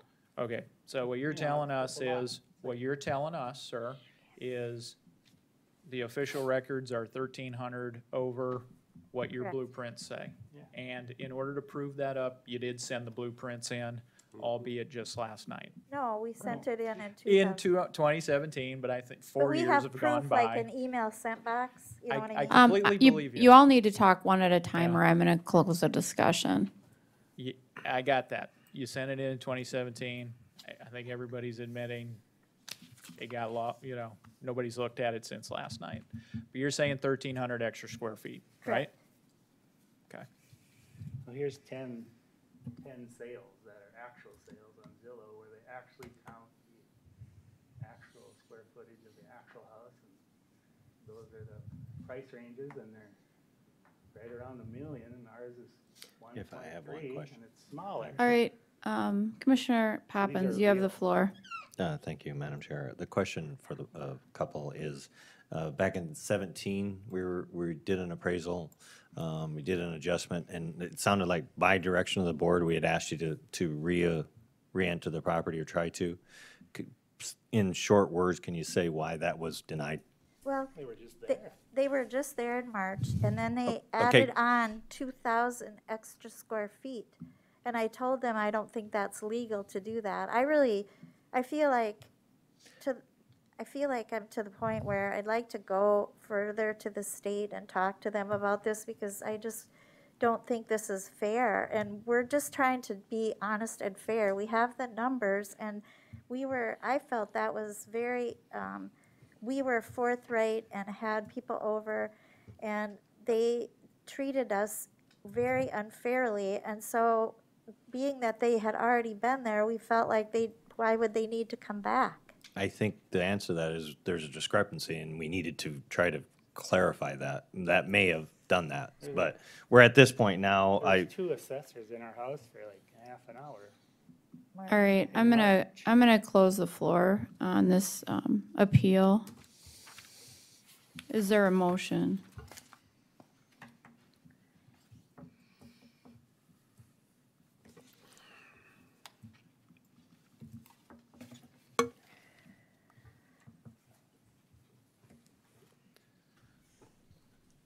Well, I got some concerns that does the staff dispute their claim about the square footage issue? I can't disclaim it until I can review the blueprint. Okay. And were there inspectors there in March from your office? In 2017, yes. In March of 2017? Correct. And have any of our staff ever physically entered their house? Yes. When? March of 2017. Okay, but not recently? Just that was the last time, March 2017. Okay. And so at that time, they could have had the opportunity to check this square footage issue. That's what it was about. They did. They did. Yeah, Okay. that's what they were there for. They still got it wrong. I don't know how they came up. They just said that because we had the the paint on our floor, that it was nicer than any other furnace room they'd ever been in or something like that. And it's not finished. So All right. in our We- field, oh, sorry. Yeah, I just really want to get this moving because we're getting way behind on time. I'll take less time on the next one. That time's already gone. Sorry. When I say we're getting far behind, we're getting far behind. So I want to move this issue along. Okay. What are the thoughts of the board? What do you guys want to do? I want to make a motion to table this until Thursday at 3:30 and allow this issue of the square footage to get figured out. And everybody's got to comply with everybody. They want to go into your house, you let them in. They want blueprints, let them have it. Full transparency, We've already both done sides, that, but we will. everybody. Okay. Both sides, everybody. That's my motion. All right. So with your motion, I just want to ask a question before I ask for a second. Do you have the availability to do this before Thursday?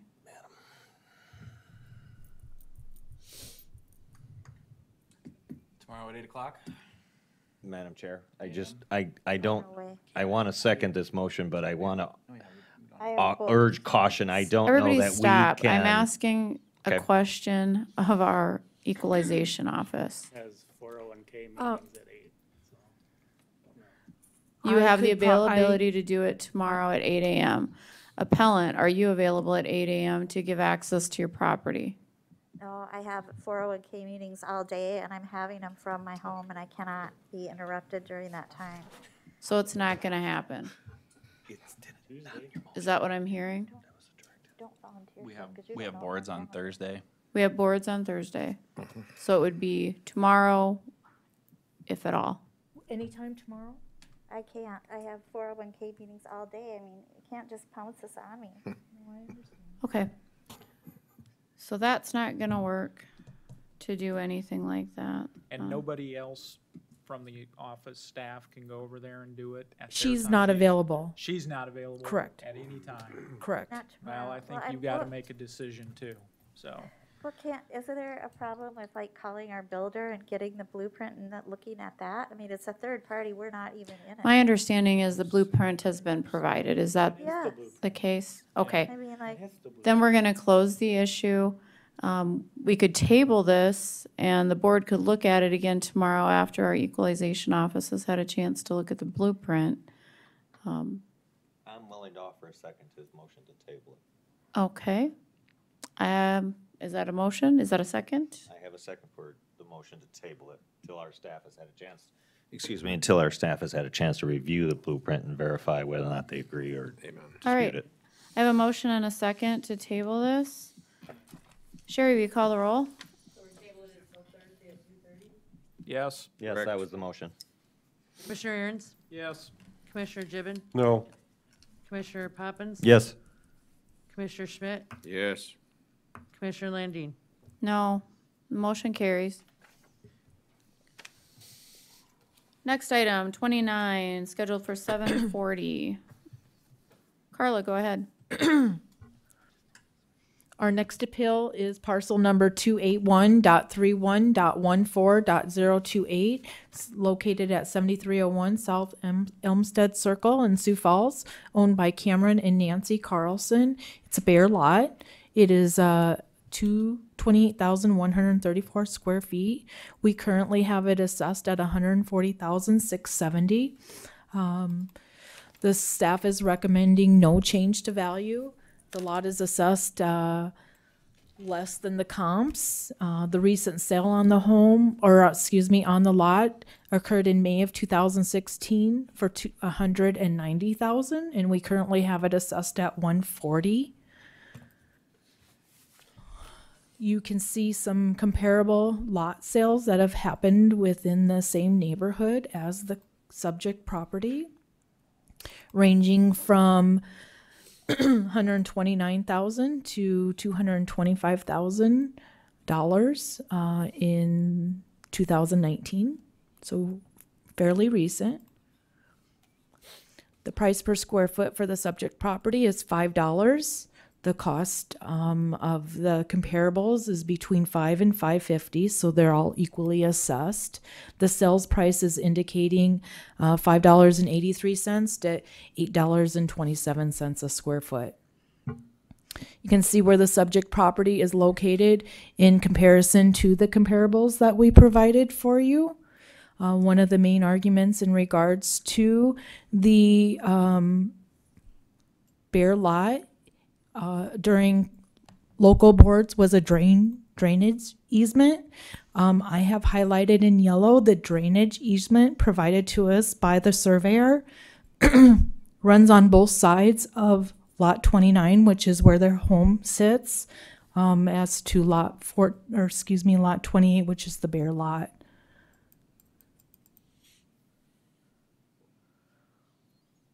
Shows you some flood risk, which they all are very similar in the risk area.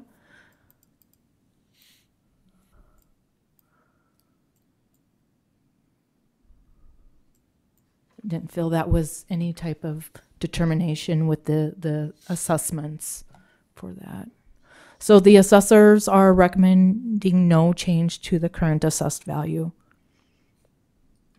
Thank you. Any questions from the board for staff? If not, the appellant can go ahead and give their presentation. Yeah, thank you.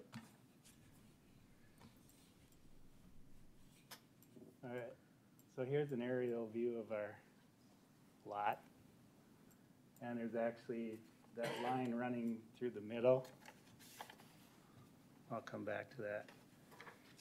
So basically, we're at the bottom of the hill, so all the water runs right through our backyard. That's through the It's like a extra river. lot. We're this right here. So it really doesn't leave a whole lot of room to build a house. The back part that you see, that's literally in the swamp. That's our house to the left that we were just talking about. That's actually swamp as well. So I thought, you know, to be fair, $5 a square foot. Oops, sorry. So if you have to start out with 28,000 square feet, literally 9,400 of it's unusable. So I figured if we did $2 a square foot on that, you're probably looking at 18,000 square feet. And So the comparables are all perfectly flat lots that are not in the other lot that drainage. you're comparing it to is literally our neighbor, and he's not in the swamp, and it was the last lot on the neighborhood. So here's a literal picture of what our house looks like during a nice storm. So a lot of it's unusable, literally. That is actually swamp back there. So my one thing was, so there's the math on it, roughly 112,000. I think you're at like 140. Here's a picture of the lots that he compared it to. All right, any questions from the board for the appellant? I do have a question. Commissioner Poppins, you have the floor. Is there a drainage easement on that property where you indicate the water goes? Yeah, there's a giant culvert that goes right through our yard, goes right out the backyard. That's in your property? Yeah. Yeah, yep. So do you have a copy of the easement? No, that's not the one. The other one is where you're indicating coming across. Oh, that's the low-lying area where all the water runs. This one is what I'm couldn't asking buy a about. build There's house. no, we're on that diagram where the 28 is, there is no drainage easement at that, so that is a usable. It's not usable. There's no drainage easement. There's no drainage easement. No, but I mean, that's where all the water. It can be altered, is my point. So, These Yeah. are the Alright, lots that are compared, though. Okay. See how perfect I think they're you've all answered flat? the question. I have a question. Commissioner Schmidt, go Oh. ahead. It says on here on our records that you guys paid $190,000 for this lot 5 years ago. Is that correct? It's behind our house, that's why we paid for it more than it was worth, because we wanted to buy We it. paid 190, I believe. We couldn't sell it for that. And now we have it assessed for $140,000. And in 2014, it was assessed at $145,000. And then we made a market adjustment for, in 2018, to $126,000.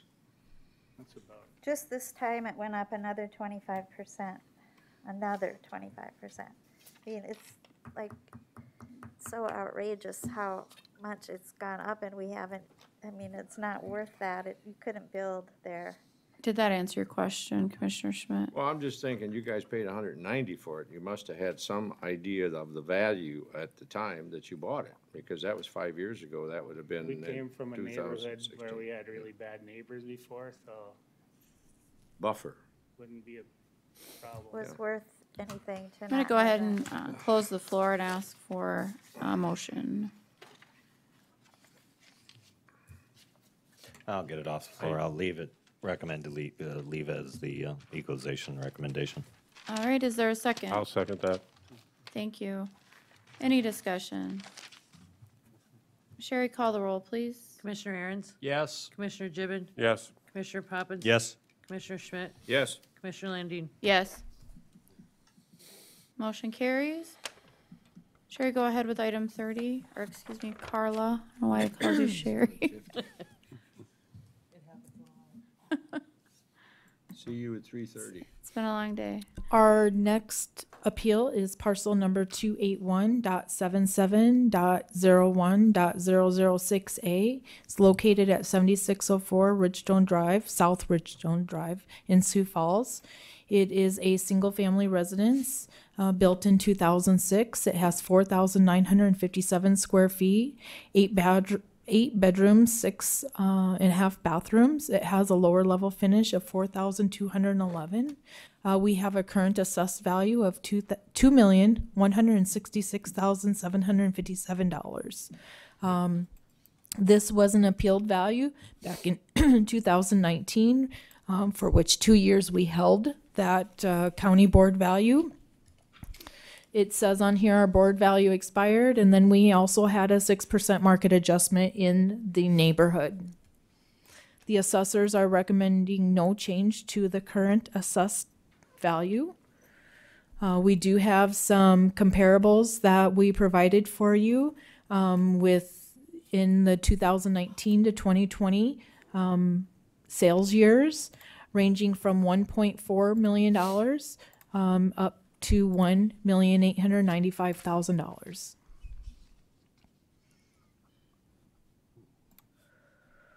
The subject property is most comparable, we felt, to comparable number two. Now keep in mind, we're not using that comparable to value the home, just as a comparable to show you what there is a market for the higher end homes.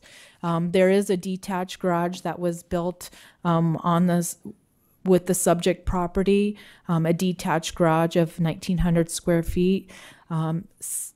We show that just so you can see that why our price per square foot is more than the comparable properties, because it has additional structures that are also being assessed within that $1.8 million value. So that brings the price per square foot up.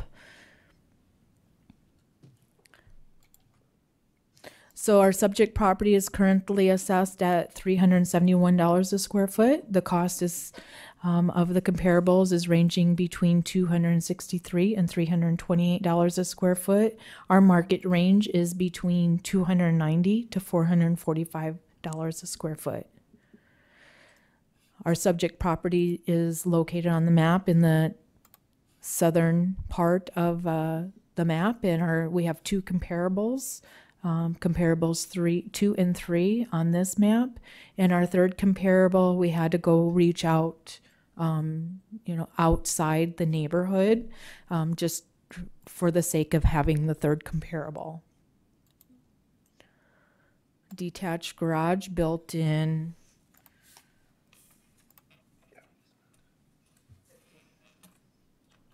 2016. And that is all I have for you on this appeal. Any questions for staff from the board? If not, is the appellant here? Yep. All right, go ahead. Okay, hi, Are you Tammy. Tamara? Yeah, Okay. Tammy Veek. I live at 7604 Southridge Stone Drive. Thanks for letting me come talk to you. Okay, so when I was at the municipal board last month, one of the members said two things to me. He said, you know, we employ these people to figure this out, so we do have to have a measure of inherent trust in what they do, and I get that. But I would like to counter that, as I've had time to think about it more, by saying I think the formulas and stuff that they use probably do work for 95% of the homes in Lincoln County. But my home is definitely an outlier, just like the old bell-shaped curve we all learned in statistics, right? 95% under the big curve, and then you got those little tails, right? Yep. So I found my own comparable. It was funny because it was in the Argus Leader just a week before I went to the municipal board, and I place document, face up? Okay. So this was Meadowlark, 409 East Meadowlark Trail, just sold in March of 2021. It's amazing how close it is to my house as far as dimensions. My home actually has 7 bedrooms. We haven't gotten that fixed, even though I spent 2 hours with Carla 2 years ago going over my appeal last time. Bathrooms, 9 and 8, garage stalls, 6. I have 8 stalls because I do have that detached garage. That is a 4-stall garage. Their house, 3 fire, that's always on. I find my information in the parcel browser. That's where I go looking to see what other homes are appraised at. 1.8 acres, mine has 2 acres. We both have a theater. We both have a great room with a 20-foot ceiling. We both have a 40-foot swimming pool. Their house was appraised, as you can see, 1.676, and in March last month it just sold for 1.1 million. So what your appraisers came up with is 576,000 off, and then my home is almost another 500,000 above their home, which only sold for 1.1 million, and they're very similar. Mine is newer, I will admit that, but clearly this home has had some work when it has all that on there. So that's my first point. Okay. Second point, the same gentleman on the board said, I would love to see what an independent appraiser says your fair market value is. And I said, I'm going to get someone to go and do that. So I asked a realtor from Kellen Williams, whatever, the one that's all over now. I asked him if he'd come in and tell me what he would list my house for today. And he came a couple weeks ago and walked around my entire property. And he did this, he took about 2 weeks. He agreed to, it goes, I don't know, if you want the bottom, 1.841 is the number that is important, but I don't know what part of that you want to look at. He looked at my property and he said too, he goes, I can walk into a $400,000 or $500,000, $600,000 home and tell them pretty much right off the bat what I think I should list it for. He said, yours, I'm going to have to talk to some people and look at it closer. So he took about 2 weeks and he printed this up for me. So I asked to keep it the same because I just still don't think it's fair market value. And the one last little thing I would add, I mean, there's clearly a subjective part to all of this. And because my home went from, in 2018, the proposed assessment, when they did the market adjustment, was 2.8 million. When I sat down with Carla 2 years ago, we talked for 2 hours, looked at stuff, and brought it down to the current appraisal. I mean, it's an $800,000 change in 2 years. And if I hadn't made a phone call, I'm sure my house would have still been at 2.8 million. So that's done.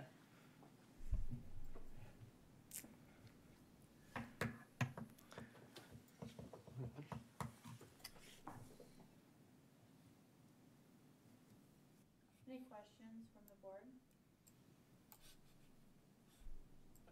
I have a question. Is there living space in that garage? There's a half bath. That's all that's in I don't know why it says it has a basement. I was just, Yeah, there's a looks half like a bath. really nice garage.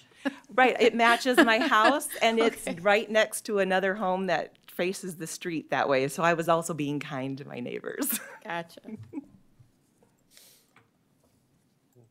I feel like I keep paying for that brick exterior over and over. That was a lot of our discussion a couple of years ago. Can we go back to the appraisal page, please? Which one? Jake, can you pull it back to our page? Thank you. Do I need to move that off there? No, he just needs to hear me. Oh. Jake, Oh, out there. I didn't. switch it, please. Thank you.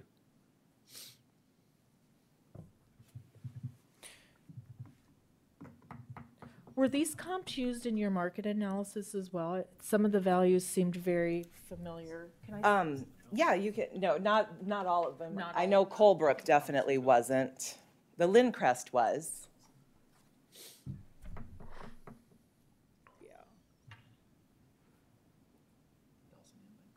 Yep. So 2 of the 3 comps are the same. The adjustments that. The plus, the appraisal minus. made, yeah, are different than. The formula you guys use. Exactly.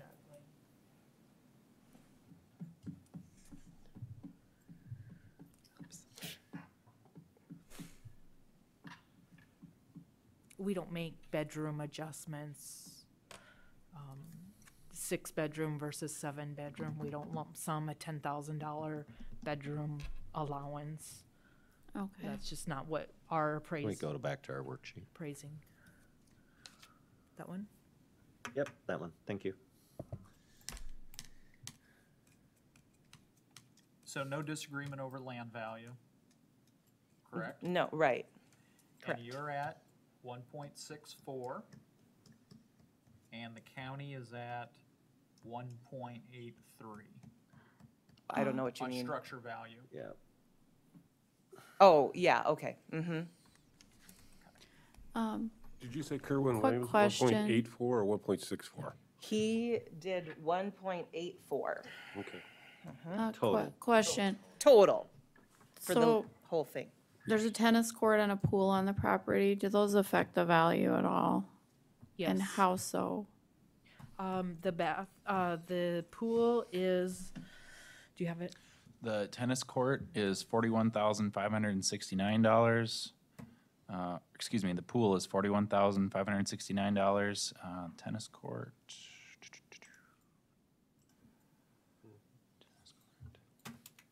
Just double check to make sure that that's what the tennis court is. Yep. The tennis court is, that's a little hard to break up because it's just assessed as a concrete pad. Okay, sure. So do the comparables have those amenities? I'm just Let's see. curious. Lindcrest has a pool.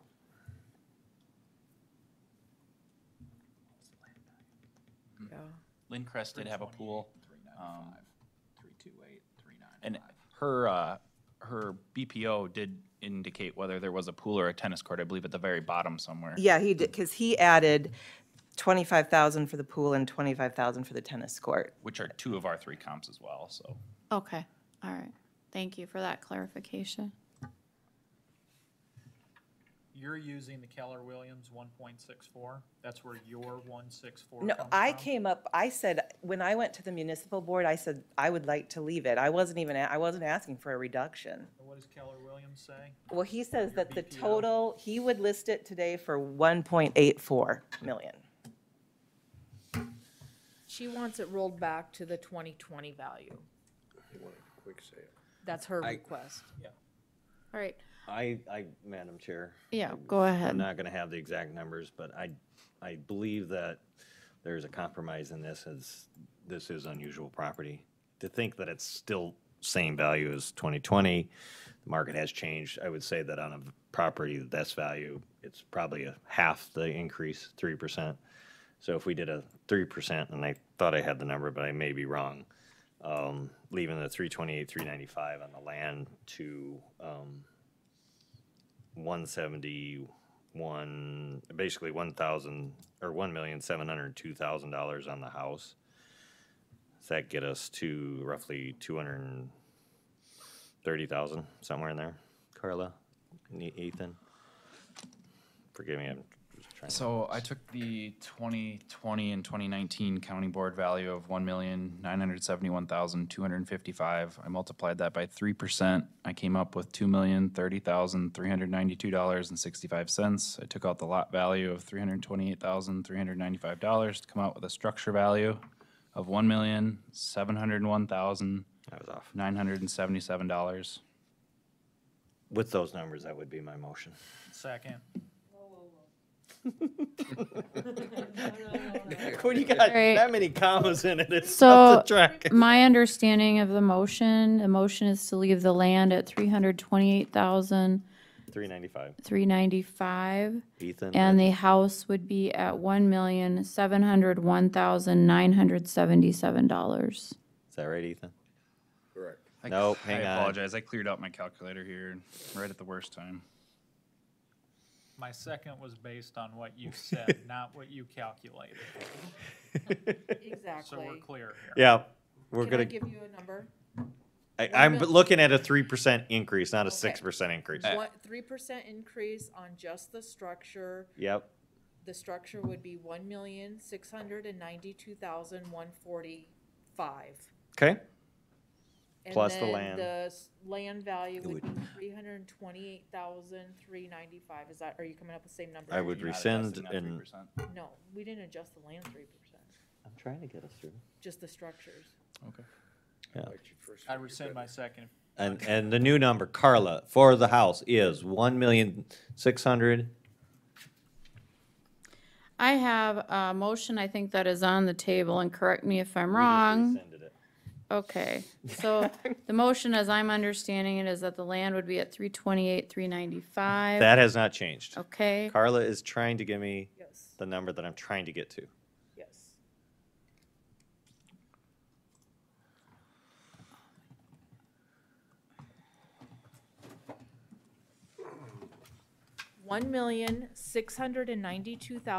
$1,692,156. Okay, that's 3% on the structure. Just the structure. And the land would stay at our 328, 395. That would be my motion then. Second. Are you, Ethan, are you telling me we're all wrong again? No, I'm just trying Okay. to verify. Okay. Thank you. Sherry, do you have it, the numbers? Yep. Okay, Oh, I was writing quicker that time. What's the total? very good. Thank you. I have a motion. Do I have a second? Ethan? Second. Yep. Thank you. Commissioner Aaron's with the second. Sherry, you call the roll. Commissioner Aaron's? Yes. We're Commissioner voting to lady. Commissioner Schmidt? Hang on, Madam Chair. Ask the question. I'm just trying to answer a question. I just And said, I'm- what is the number you're voting Yeah, on? the total is $2,020,541. Does that answer the question? Okay. Sorry, Madam Chair. Yeah, Commissioner Schmidt? please don't interrupt the roll call anymore. Thank you. Sorry. My apologies. We're reducing it from $2,166,757 to $2,020. 30. Just to make sure. 2,030,372. I just need everyone to be clear of what they're voting on. Yep. 2,020,551. So that's a reduction of how much money? 551. 140,000.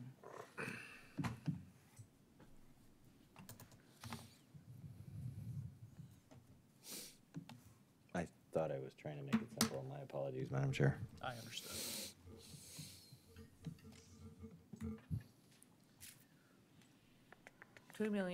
$2,020,551. So we got a reduction of 146,206. Yeah, it's an overall reduction of $146,206. 216. $206.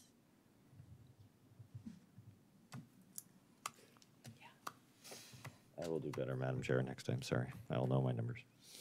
Is everybody clear on that on the board? We know what we're voting on. Does everybody agree with the math? Just, Sherry, would you please read what the land value is for the record and what the, Land value 32,395. no, 328,000. 395. Structure value? 1,692,156. That's what we're voting on, or that's my motion. Thank you. Commissioner Schmidt, No. Commissioner Poppins. Yes. Commissioner Landine. Yeah, I did. I voted. Did you vote? I couldn't remember any. An hour ago. Yes. I've You got a voted Y yes. there, so Yes, yeah. I voted yes an hour ago.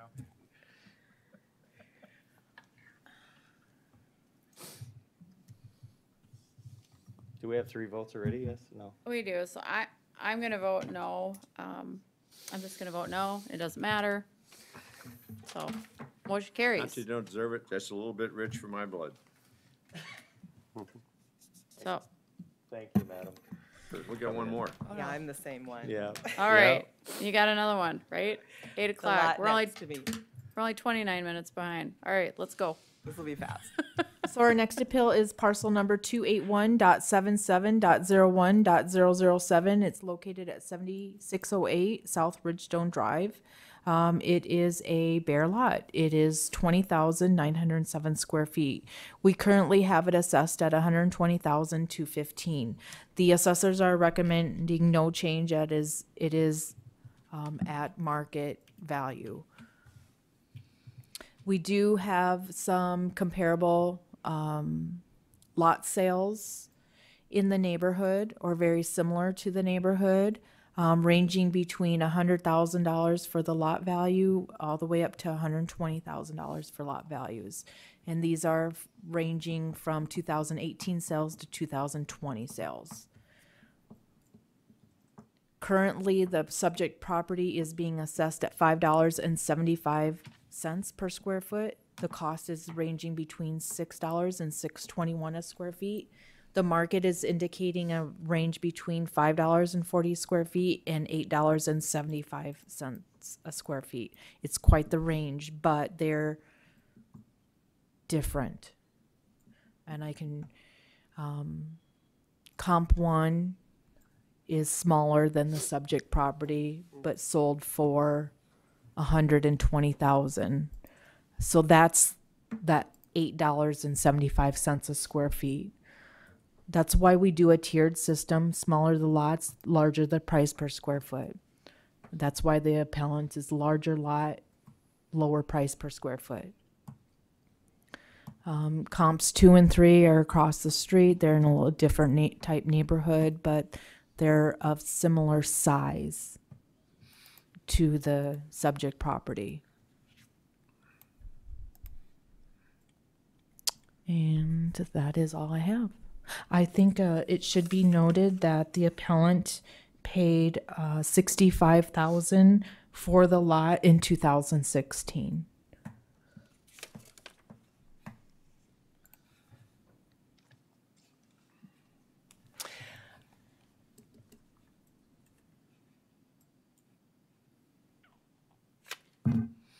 Carla, was it reduced then at county boards? In 2019, yes, it was. What was the valuation that you had placed on it at that point? No. We had 104,540. I've never appealed this land. No. You know why it was lowered? It wasn't. Because of the purchase price. She paid $65 for it. It would have been only a 3-year-old sale. Unless you can remember something. I didn't appeal this lot, ever. Ever? No, I didn't even know the appeal process existed until 2 years ago, when I first had that gigantic jump on my house. Wait. I have documents where you appealed it in 2018. That's the land that my house is on. That's adjacent lot, isn't it? No, that's the other lot. You wanted 78 I did find the 2016 appeal form as well, ma'am. What? This isn't buildable. It's for this parcel number. It is for this parcel. Leave it. With your signature. Is that your motion? All right. Any questions from the board? Any more questions? I got a very pointed question for you. You didn't object to the land value on your prior one at the price, but you are objecting on this one. What's your argument other than it's just too much? Well, I have never heard that larger lots have a smaller square foot per price. And when I was looking around my neighborhood on that parcel browser, I just couldn't understand why these other big, beautiful lots, just 200 yards south of me, are at $2.40. What's not readily transparent is the tiered system. Well, the total value is though, and that's what's not shown here. I think if you looked at the total, you would see that the bigger lots are assessed for more and the smaller lots are assessed for less. But Price not per square foot, square no. foot. Right. So the one that is very close to my house is this 2705 West Dalston Circle, which is in Prairie Hills, just like my house. It's in a cul-de-sac. It doesn't have any swampland on it. It's slightly bigger than mine at .61, but it's $3.85 per square foot, and mine's $5.75. And you know, when I'm just around there researching, I see something like that, and I say, why is mine $2 more than that? So I came to ask.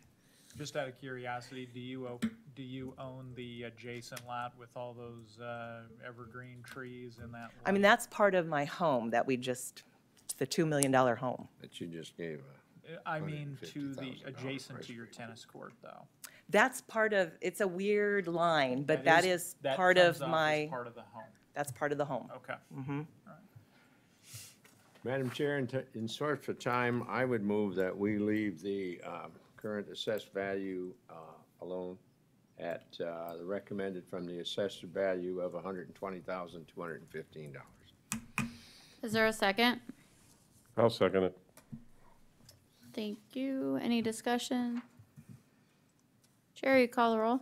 Commissioner Aaron's, Yes. Commissioner Gibbon, Yes. Commissioner Poppins. Yes. Commissioner Schmidt, Yes. Commissioner Landine.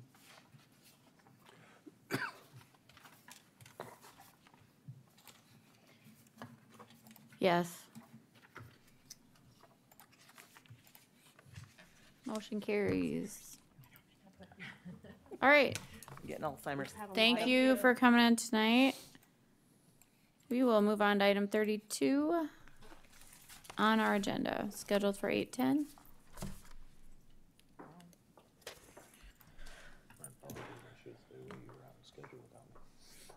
I know I was on schedule before you got here. Our next appeal is parcel number 280.10.07.009. It's located at 1800 East 61st Street in Sioux Falls. It's a single-family residence owned by Clifton and Catherine Wilms. It was built in 1998. It has 1,597 square feet, 5 bedrooms, 3 bathrooms, lower level finish of 1,160 square feet. We have a total assessed value of $323,102. The assessors are recommending no change as the assessed value is below both cost and market approaches to value with comparable properties. You can see 3 comparables, all within a sale range date between 2019 and October of 2020, with a valuation between, or excuse me, a sale price between $325,000 to $340,000. Felt the most comparable property to the subject was comparable number one, sold in October of 2020 for $340,000. It's similar in age, style, size as the subject property. Our subject property is being assessed at $165 a square foot. The cost is indicating a range between $169 and $181 a square foot. The market is indicating a cost range between $178 and $198 a square foot. The subject property is in pink and the comparables are in blue. They're in the same neighborhood with the same type of neighborhood type lots. Yep. Sorry. That's all I have. Thank you. Sir, would you just state your name and address and go ahead with your presentation? Okay. My name is Clifton Wilms. I live at 1800 East 61st Street. Thank you for allowing me to come before you. This is an educational process. I never consider myself a poor boy, but after those last few, I realized that maybe I might be. Not really. I've been to Africa 12 times. So I understand the rationale for how you arrived at things. Where I'm coming from is that we purchased the property in December 2nd of 2019. That was only 16 months ago. And if I could quote my realtor, they say the best comparable is the sale of your own property. So at that time, the property was assessed at $272,017. And yes, we did purchase it under the assessed value. We knew we had some sweat equity to put into it, basically maintenance things that need to bring it back up to that kind of a value. We don't argue with that assessment there. Part of the education here is that we did get this assessment then for 2020, $307,880, which is about $35,000 more than the assessed value. Now, this tells you how much little I know about how government works, but we were advised by our realtor that make sure that we get our current home at that time had not been sold, and said make sure you get it changed to user occupied. And I thought that when we got this assessment of $307,880 that there was an inflated assessment because it wasn't user occupied. So that tells you how ill-informed I am, but we didn't do anything about that. And I guess that's probably really what it really comes down to it, and is the problem, the part that we have trouble reconciling in our own mind. So I don't know if you have before me the letter that I sent in, but I just did some calculations where I started with the value of $272,000. And then I said, well, what if you put in a 5.5% or 6% or 6.5% increase? And then I calculated that separately so that I compounded it. I just didn't take it times 110 or 120, I compounded it. And I don't know what the value of the house ought to be, or the property, but it's somewhere in, may I say, less than 310 in my way of thinking. And so that's the basic rationale that we have. We don't have anything fancy as far as granite countertops or anything like that. The things that we've done to the house is paint and fixing the sump pump and radon mitigation and cleaning out the furnace, and had to put the trim back on the bottom of in the basement because there was minor water damage. We had the walls checked. There was no mold, so we weren't afraid of buying the house. And so things like that are basically maintenance for that purposes that I guess in my mind it brought it back up to the original assessed value. And how did we go from December 2nd of having an assessed value of 272 to in January being 307,880, and that's the figure that gets to be the problem in terms of doing some math. And I would hope that you would agree that by me taking a 5.5% or 6% a year, that I'm trying to be fair with the board here, so. I can answer other questions.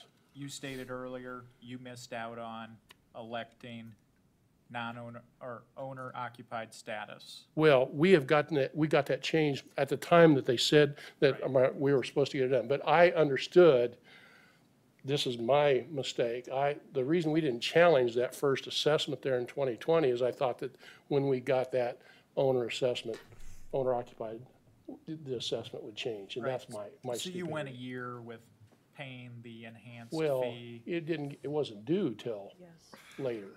Right, you went a year without paying the enhanced fee. I didn't And pay so attention to it. You could make the argument you Yeah. paid more than what you should have. So, yeah. For a year. Yeah. And I guess would be more than happy if you came and kept the assessment the same or somewhere in that ballpark. To me, that's being, in the way I think, that's being fair, but you guys are in the decision-making capacity there. Was there a motion? I make a motion that we value the land at $59,256, and we value the structure at $260,000. I'll second that motion. I have a motion and a second. Sherry, you call the roll, please. Commissioner Aaron's? Yes. Commissioner Gibbon? Yes. Commissioner Poppins? Yes. Commissioner Schmidt? No. Commissioner Landine? Yes. Thank you. Thank you. Motion carries. We are on to item number 33. Go ahead, Carla. Our next appeal is parcel number 280.92.07.024. It's located at 3101 West Old Yankton Road in Sioux Falls.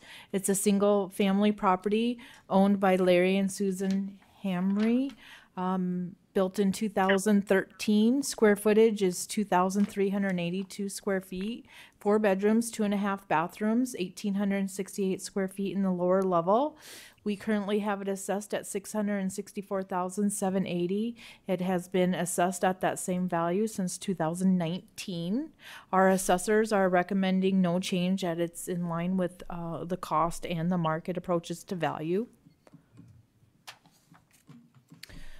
Our sales comps are current 2020, ranging from $775,000 to $830,000 in the market ranges.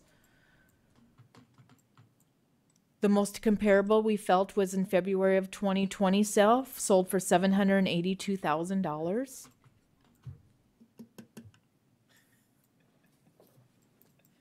Our subject property is currently being assessed at $240 a square foot. The cost ranges between $219 and $272, and the market indicating a price per square foot between $270 and $308 per square foot. You can see our subject property and the 3 comparables are essentially right across the street or right next door to the subject property.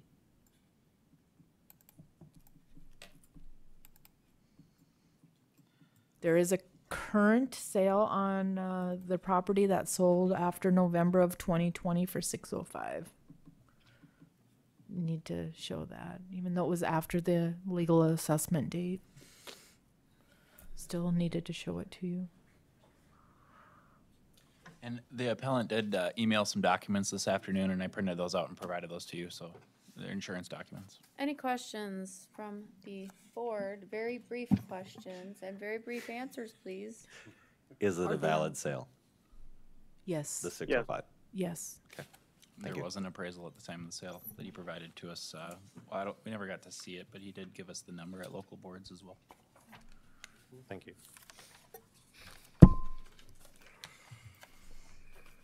Is the appellant present? Are they on the phone? Yeah. Good evening. Go ahead and state your name and then go ahead with your presentation, please. Yeah, my name is Larry Hamry. Mr. Hammer, you're going to need to speak up a little bit. Is this better? That's better. Okay, thank you. I purchased the property on November 30th of 2020. The property had been on the market in excess of 1 year on the multiple listing service in Sioux Falls. I closed on it on the 30th of November for a purchase price of $605,000. I supplied the replacement cost figures from my insurance company. That value is $527,460. If you add the assessment on the lot of $93,200, that would get a total replacement of the lot and home at $620,000. I also have listed 3 other comparables that have sold within, I think, 3 or 4 months of when I purchased the property. One on 6220 South Pinehurst Court. All these properties have in excess of my square footage. This one has 4,667 square feet. It sold for $595,000. It is assessed at $545,790. The other property at 501 East St. Andrews Drive, square footage of 4,513, assessed at $477,300. And the third one at 804 Watercrest Circle sold for $630,000 with 5,197 square feet, assessed at $561,610. As I look at the most comparable property you used, that sold for considerably more money, $782,000. It has 1 more bedroom, 1 more bathroom. It has tandem 3-stall garage and a 4th single-stall garage in front for a total of 7-car garage. It has in-floor heat. It has open deck. It has a covered deck that leads out to a 4-season room. It has a full wet bar in the basement. It has a large heated in-ground pool with substantial paver patio surrounding.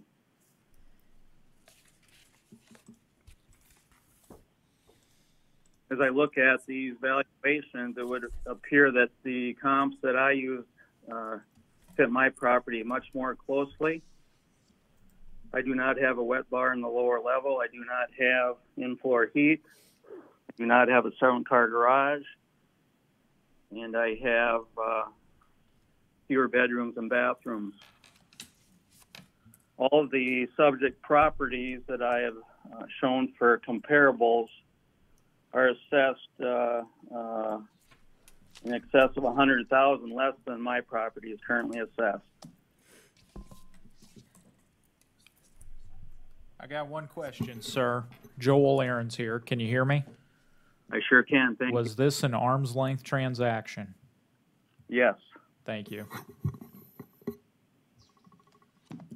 Thank you. I'll entertain a motion. I'll make a motion, Madam Chair, to value the land at $93,220 and to value the structure at $511,780. I'll second that motion. Yes. I have a first and a second. Sherry, we call the roll, please. Commissioner Aaron's, Yes. Commissioner Gibbon, Yes. Commissioner Poppins. Yes. Commissioner Schmidt, Yes. Commissioner Landine. Yes.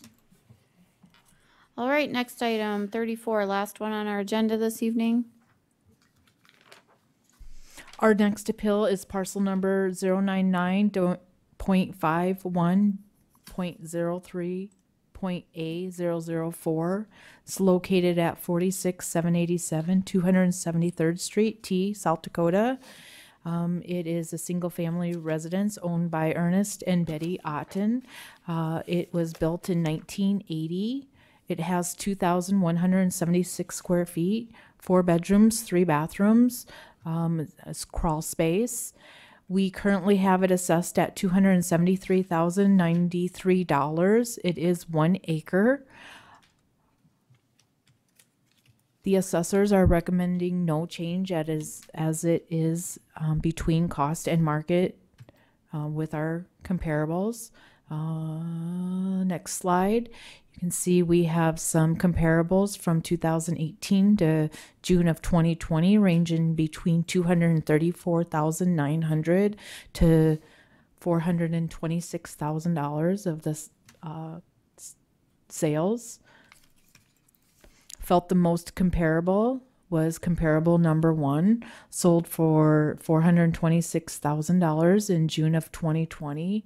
It is a newer home, less square footage, currently assessed at $333,911.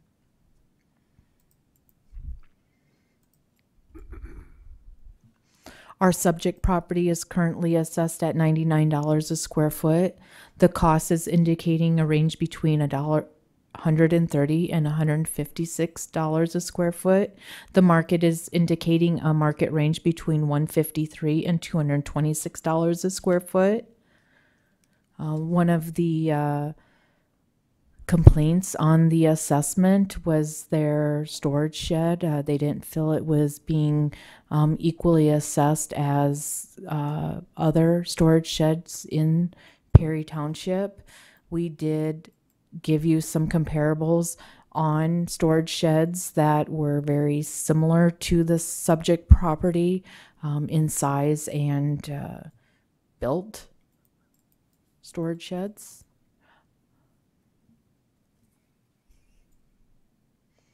Some additional pictures with their storage shed. Here's a map that shows where the subject property is located in red, and the comparable, one of the comparables in blue just to the east of the subject property.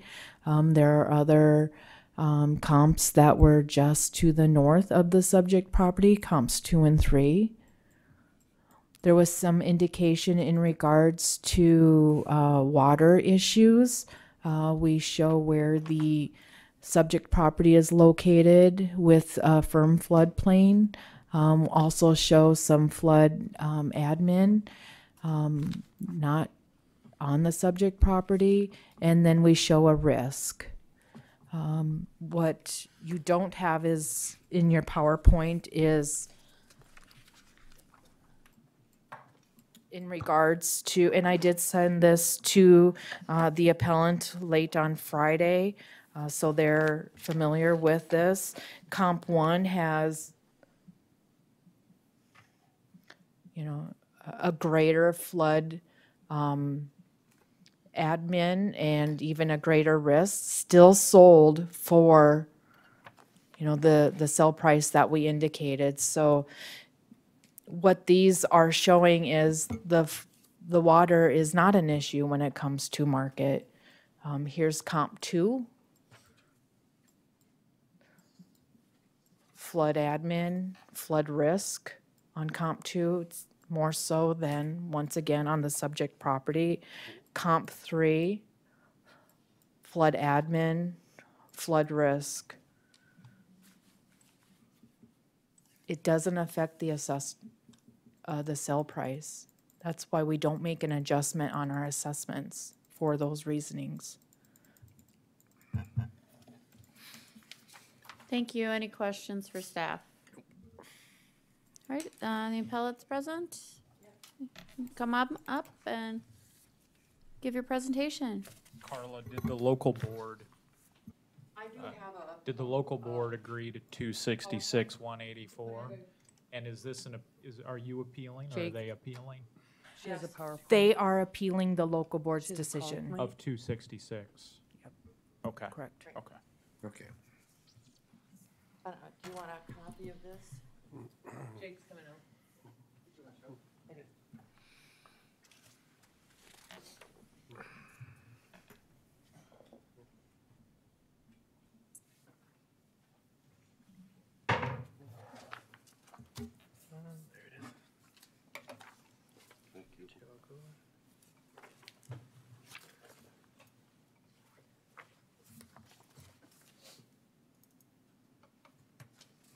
And I brought two just in case. Oh, yeah. There we go. There you go. And- Use the arrows. Okay, very good. Well, I made copies of my PowerPoint. I want to thank all of you for having us again tonight. Ernie couldn't be here. Oh, I'm sorry, Betty Otten, Ernie Otten, 46787 273rd Street, NT. Thank you for redoing our thing from Thursday because Ernie wasn't going to be here. But so I put this together, and you should have a copy of it in front of you as well. And so we are appealing the ag building assessment, and we're appealing the land assessment. I just want to clarify something before we get started. I'm showing the requested land value the land value that you're requesting is $42,000. The structure value, $214,786 for a total value of $256,786. Is that correct? We're just here tonight to do the ag building assessment and the land assessment. We went through our local board already. So you're appealing the value of the land that we have set at 42,000? Correct. And also the ag building at 16,307? Correct. Yep. So, Okay. so what is the requested value that you're wanting to place on the land? Because I don't have that in front of me. Can I just go through my PowerPoint? Well, we'd kind of they're gonna be crunching numbers the whole time you're talking, so. Well, because there's a reason that we were told that Lincoln County sets it at 42,000 and there's no appeal for it, but that's not right on our total land. Okay, so what are you suggesting that it be? Well, if I can go through this, we can, I really don't know. It should be, we've been denied the use of our land because of the farmers around us, because of their drainage, their water issues, their tiling issues.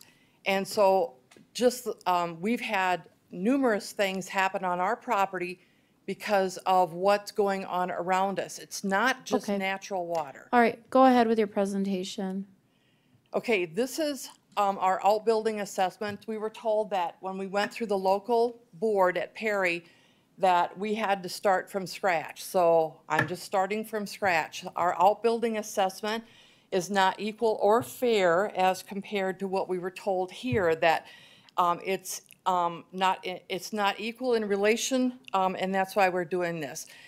This is our land. This is Ernie's mom and dad bought this property way back when and divided it up. So the one that's way on the left for $0 as I can find on any of these, he was not assessed for the land or for that outbuilding. Ours is right in front of you. That was put down at 16,307. The one right next door to us is his sister and brother-in-law's, and that was 9398. And then the other one was 5453. And then way over to the far right was 9805. So it's like, how the heck can you come up with that kind of an assessment on our building when I went all the way around us and there's no outbuilding assessment that I can find here on either one of those, neither one of those, and those are all the way around us. When we went through the Perry Township, they recommended that we be lowered to our next door neighbor, which is his sister and brother-in-law, for the 9398. When I talked with Carla, she said, no, we have to start from scratch and they're not going to accept that. So this is why I'm starting here. Okay, I'm just, and I don't want to argue the fact, but I'm looking at your PT 17. And on that it says, I believe the correct full and true value of said property on legal assessment date was $256,786 for a total value with the land and the building value at $214,786. 786. So the way that I'm reading is that you're only appealing that other structure. And the land. Okay, but that's not what your appeal form says. Am I? It did when I. So I think what she's trying to explain, if I may. Yes, please.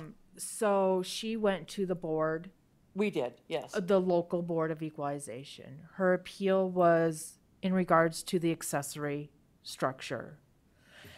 When we talked, she sent me an email, and Betty sent me an email, and she goes, I heard that we have to start from the beginning. And I said, yes, county appeals are heard de novo, which is from the beginning. So what she's trying to address to the board tonight, this evening, is from the beginning. She wants to appeal more than what she appealed to the local board. Is that correct? No, it's the same.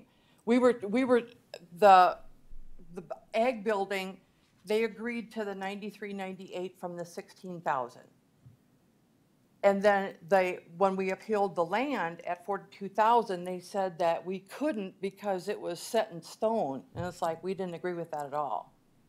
So no, we're doing the same two items basically.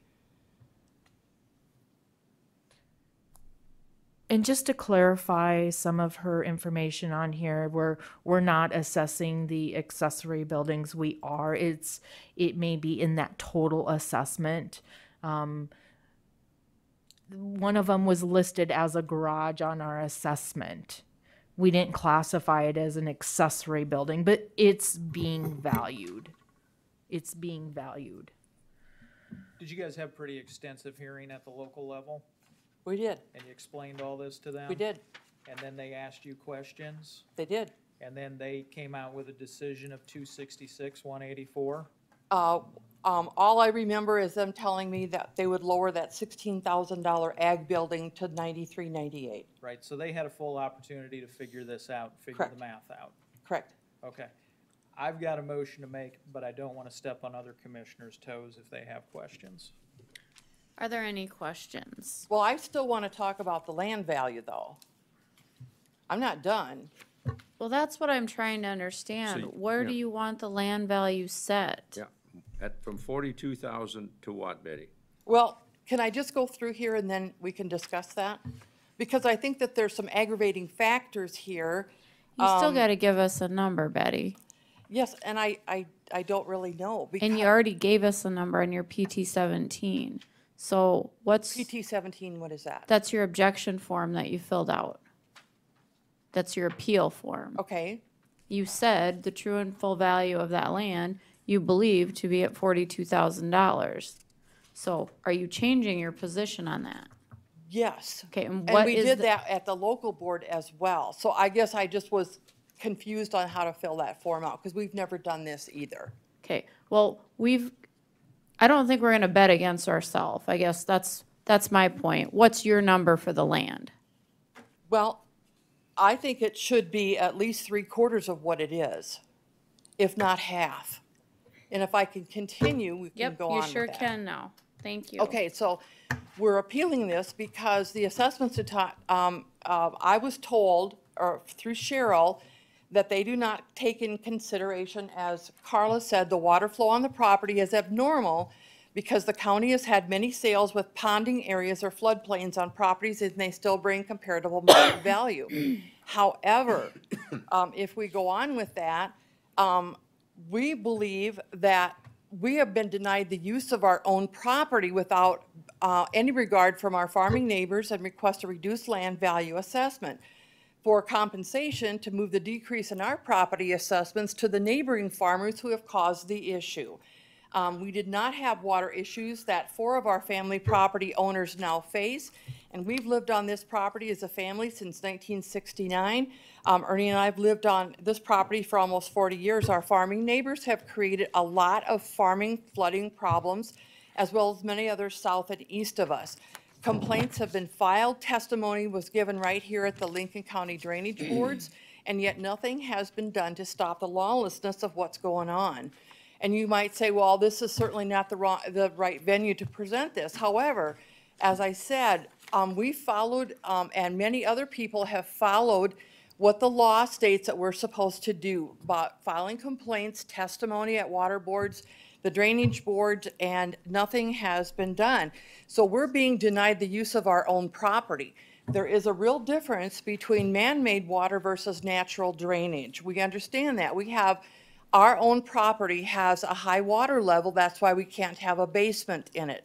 And as I go through there, it's corrupt not to speak out and fail to speak out against decency and justice and lawlessness, a state where there is widespread wrongdoing and disregard for rules and authority, which I think happens a lot here in Lincoln County. Tom Stangram came before this board. The last time was the Drainage Board on September 1st, and you can look at me all you want to. We understand that there's things to be, you know, we understand, you know, so look at me all you want. But so he was before the Drainage Board right here, and Commissioner Gibbons was not here one day on September 1st before leaving to serve in Bahrain, and he's still stationed there. He was talking about, he had all kinds of pictures and stuff that he was flooded out, which is a half a mile east of the Parker Interstate exit and southeast electric. There was no video testimony, so I ended up getting the link from the auditor's office. And among other things, he brought up the November 2014 approved water study, which was never done and has never been funded by the county. He expounded again on the installed drain tiling, development companies, etc., getting away with letting all their excess water drain downstream unfettered. He related that Lincoln County shut down their road after just 1 inch of rain. And as of 2 days ago when I talked to him, nothing has been done to correct or fix their drainage issues either. There's a drainage case that came before South Dakota law that you cannot change the drainage from one upper landowner may not transfer the burdens imposed by nature on his land to that of the lower owner. Then there's codified law, which makes this drainage board through Lincoln County Commissioners responsible for controlling the county's drainage issues. There was a landowner that put in drain tile that went, all the drainage went to the west end, which goes downstream to us across.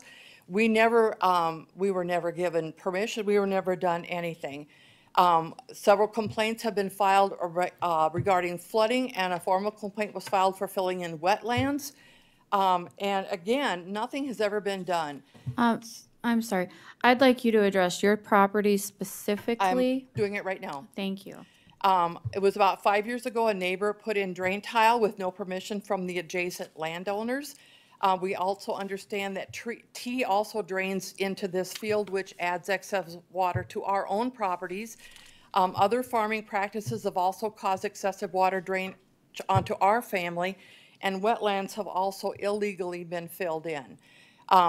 This is a picture of our property, and you can see that that was the natural drainage route through our property. Always has been, always will be. And then right below that is where we had a huge garden.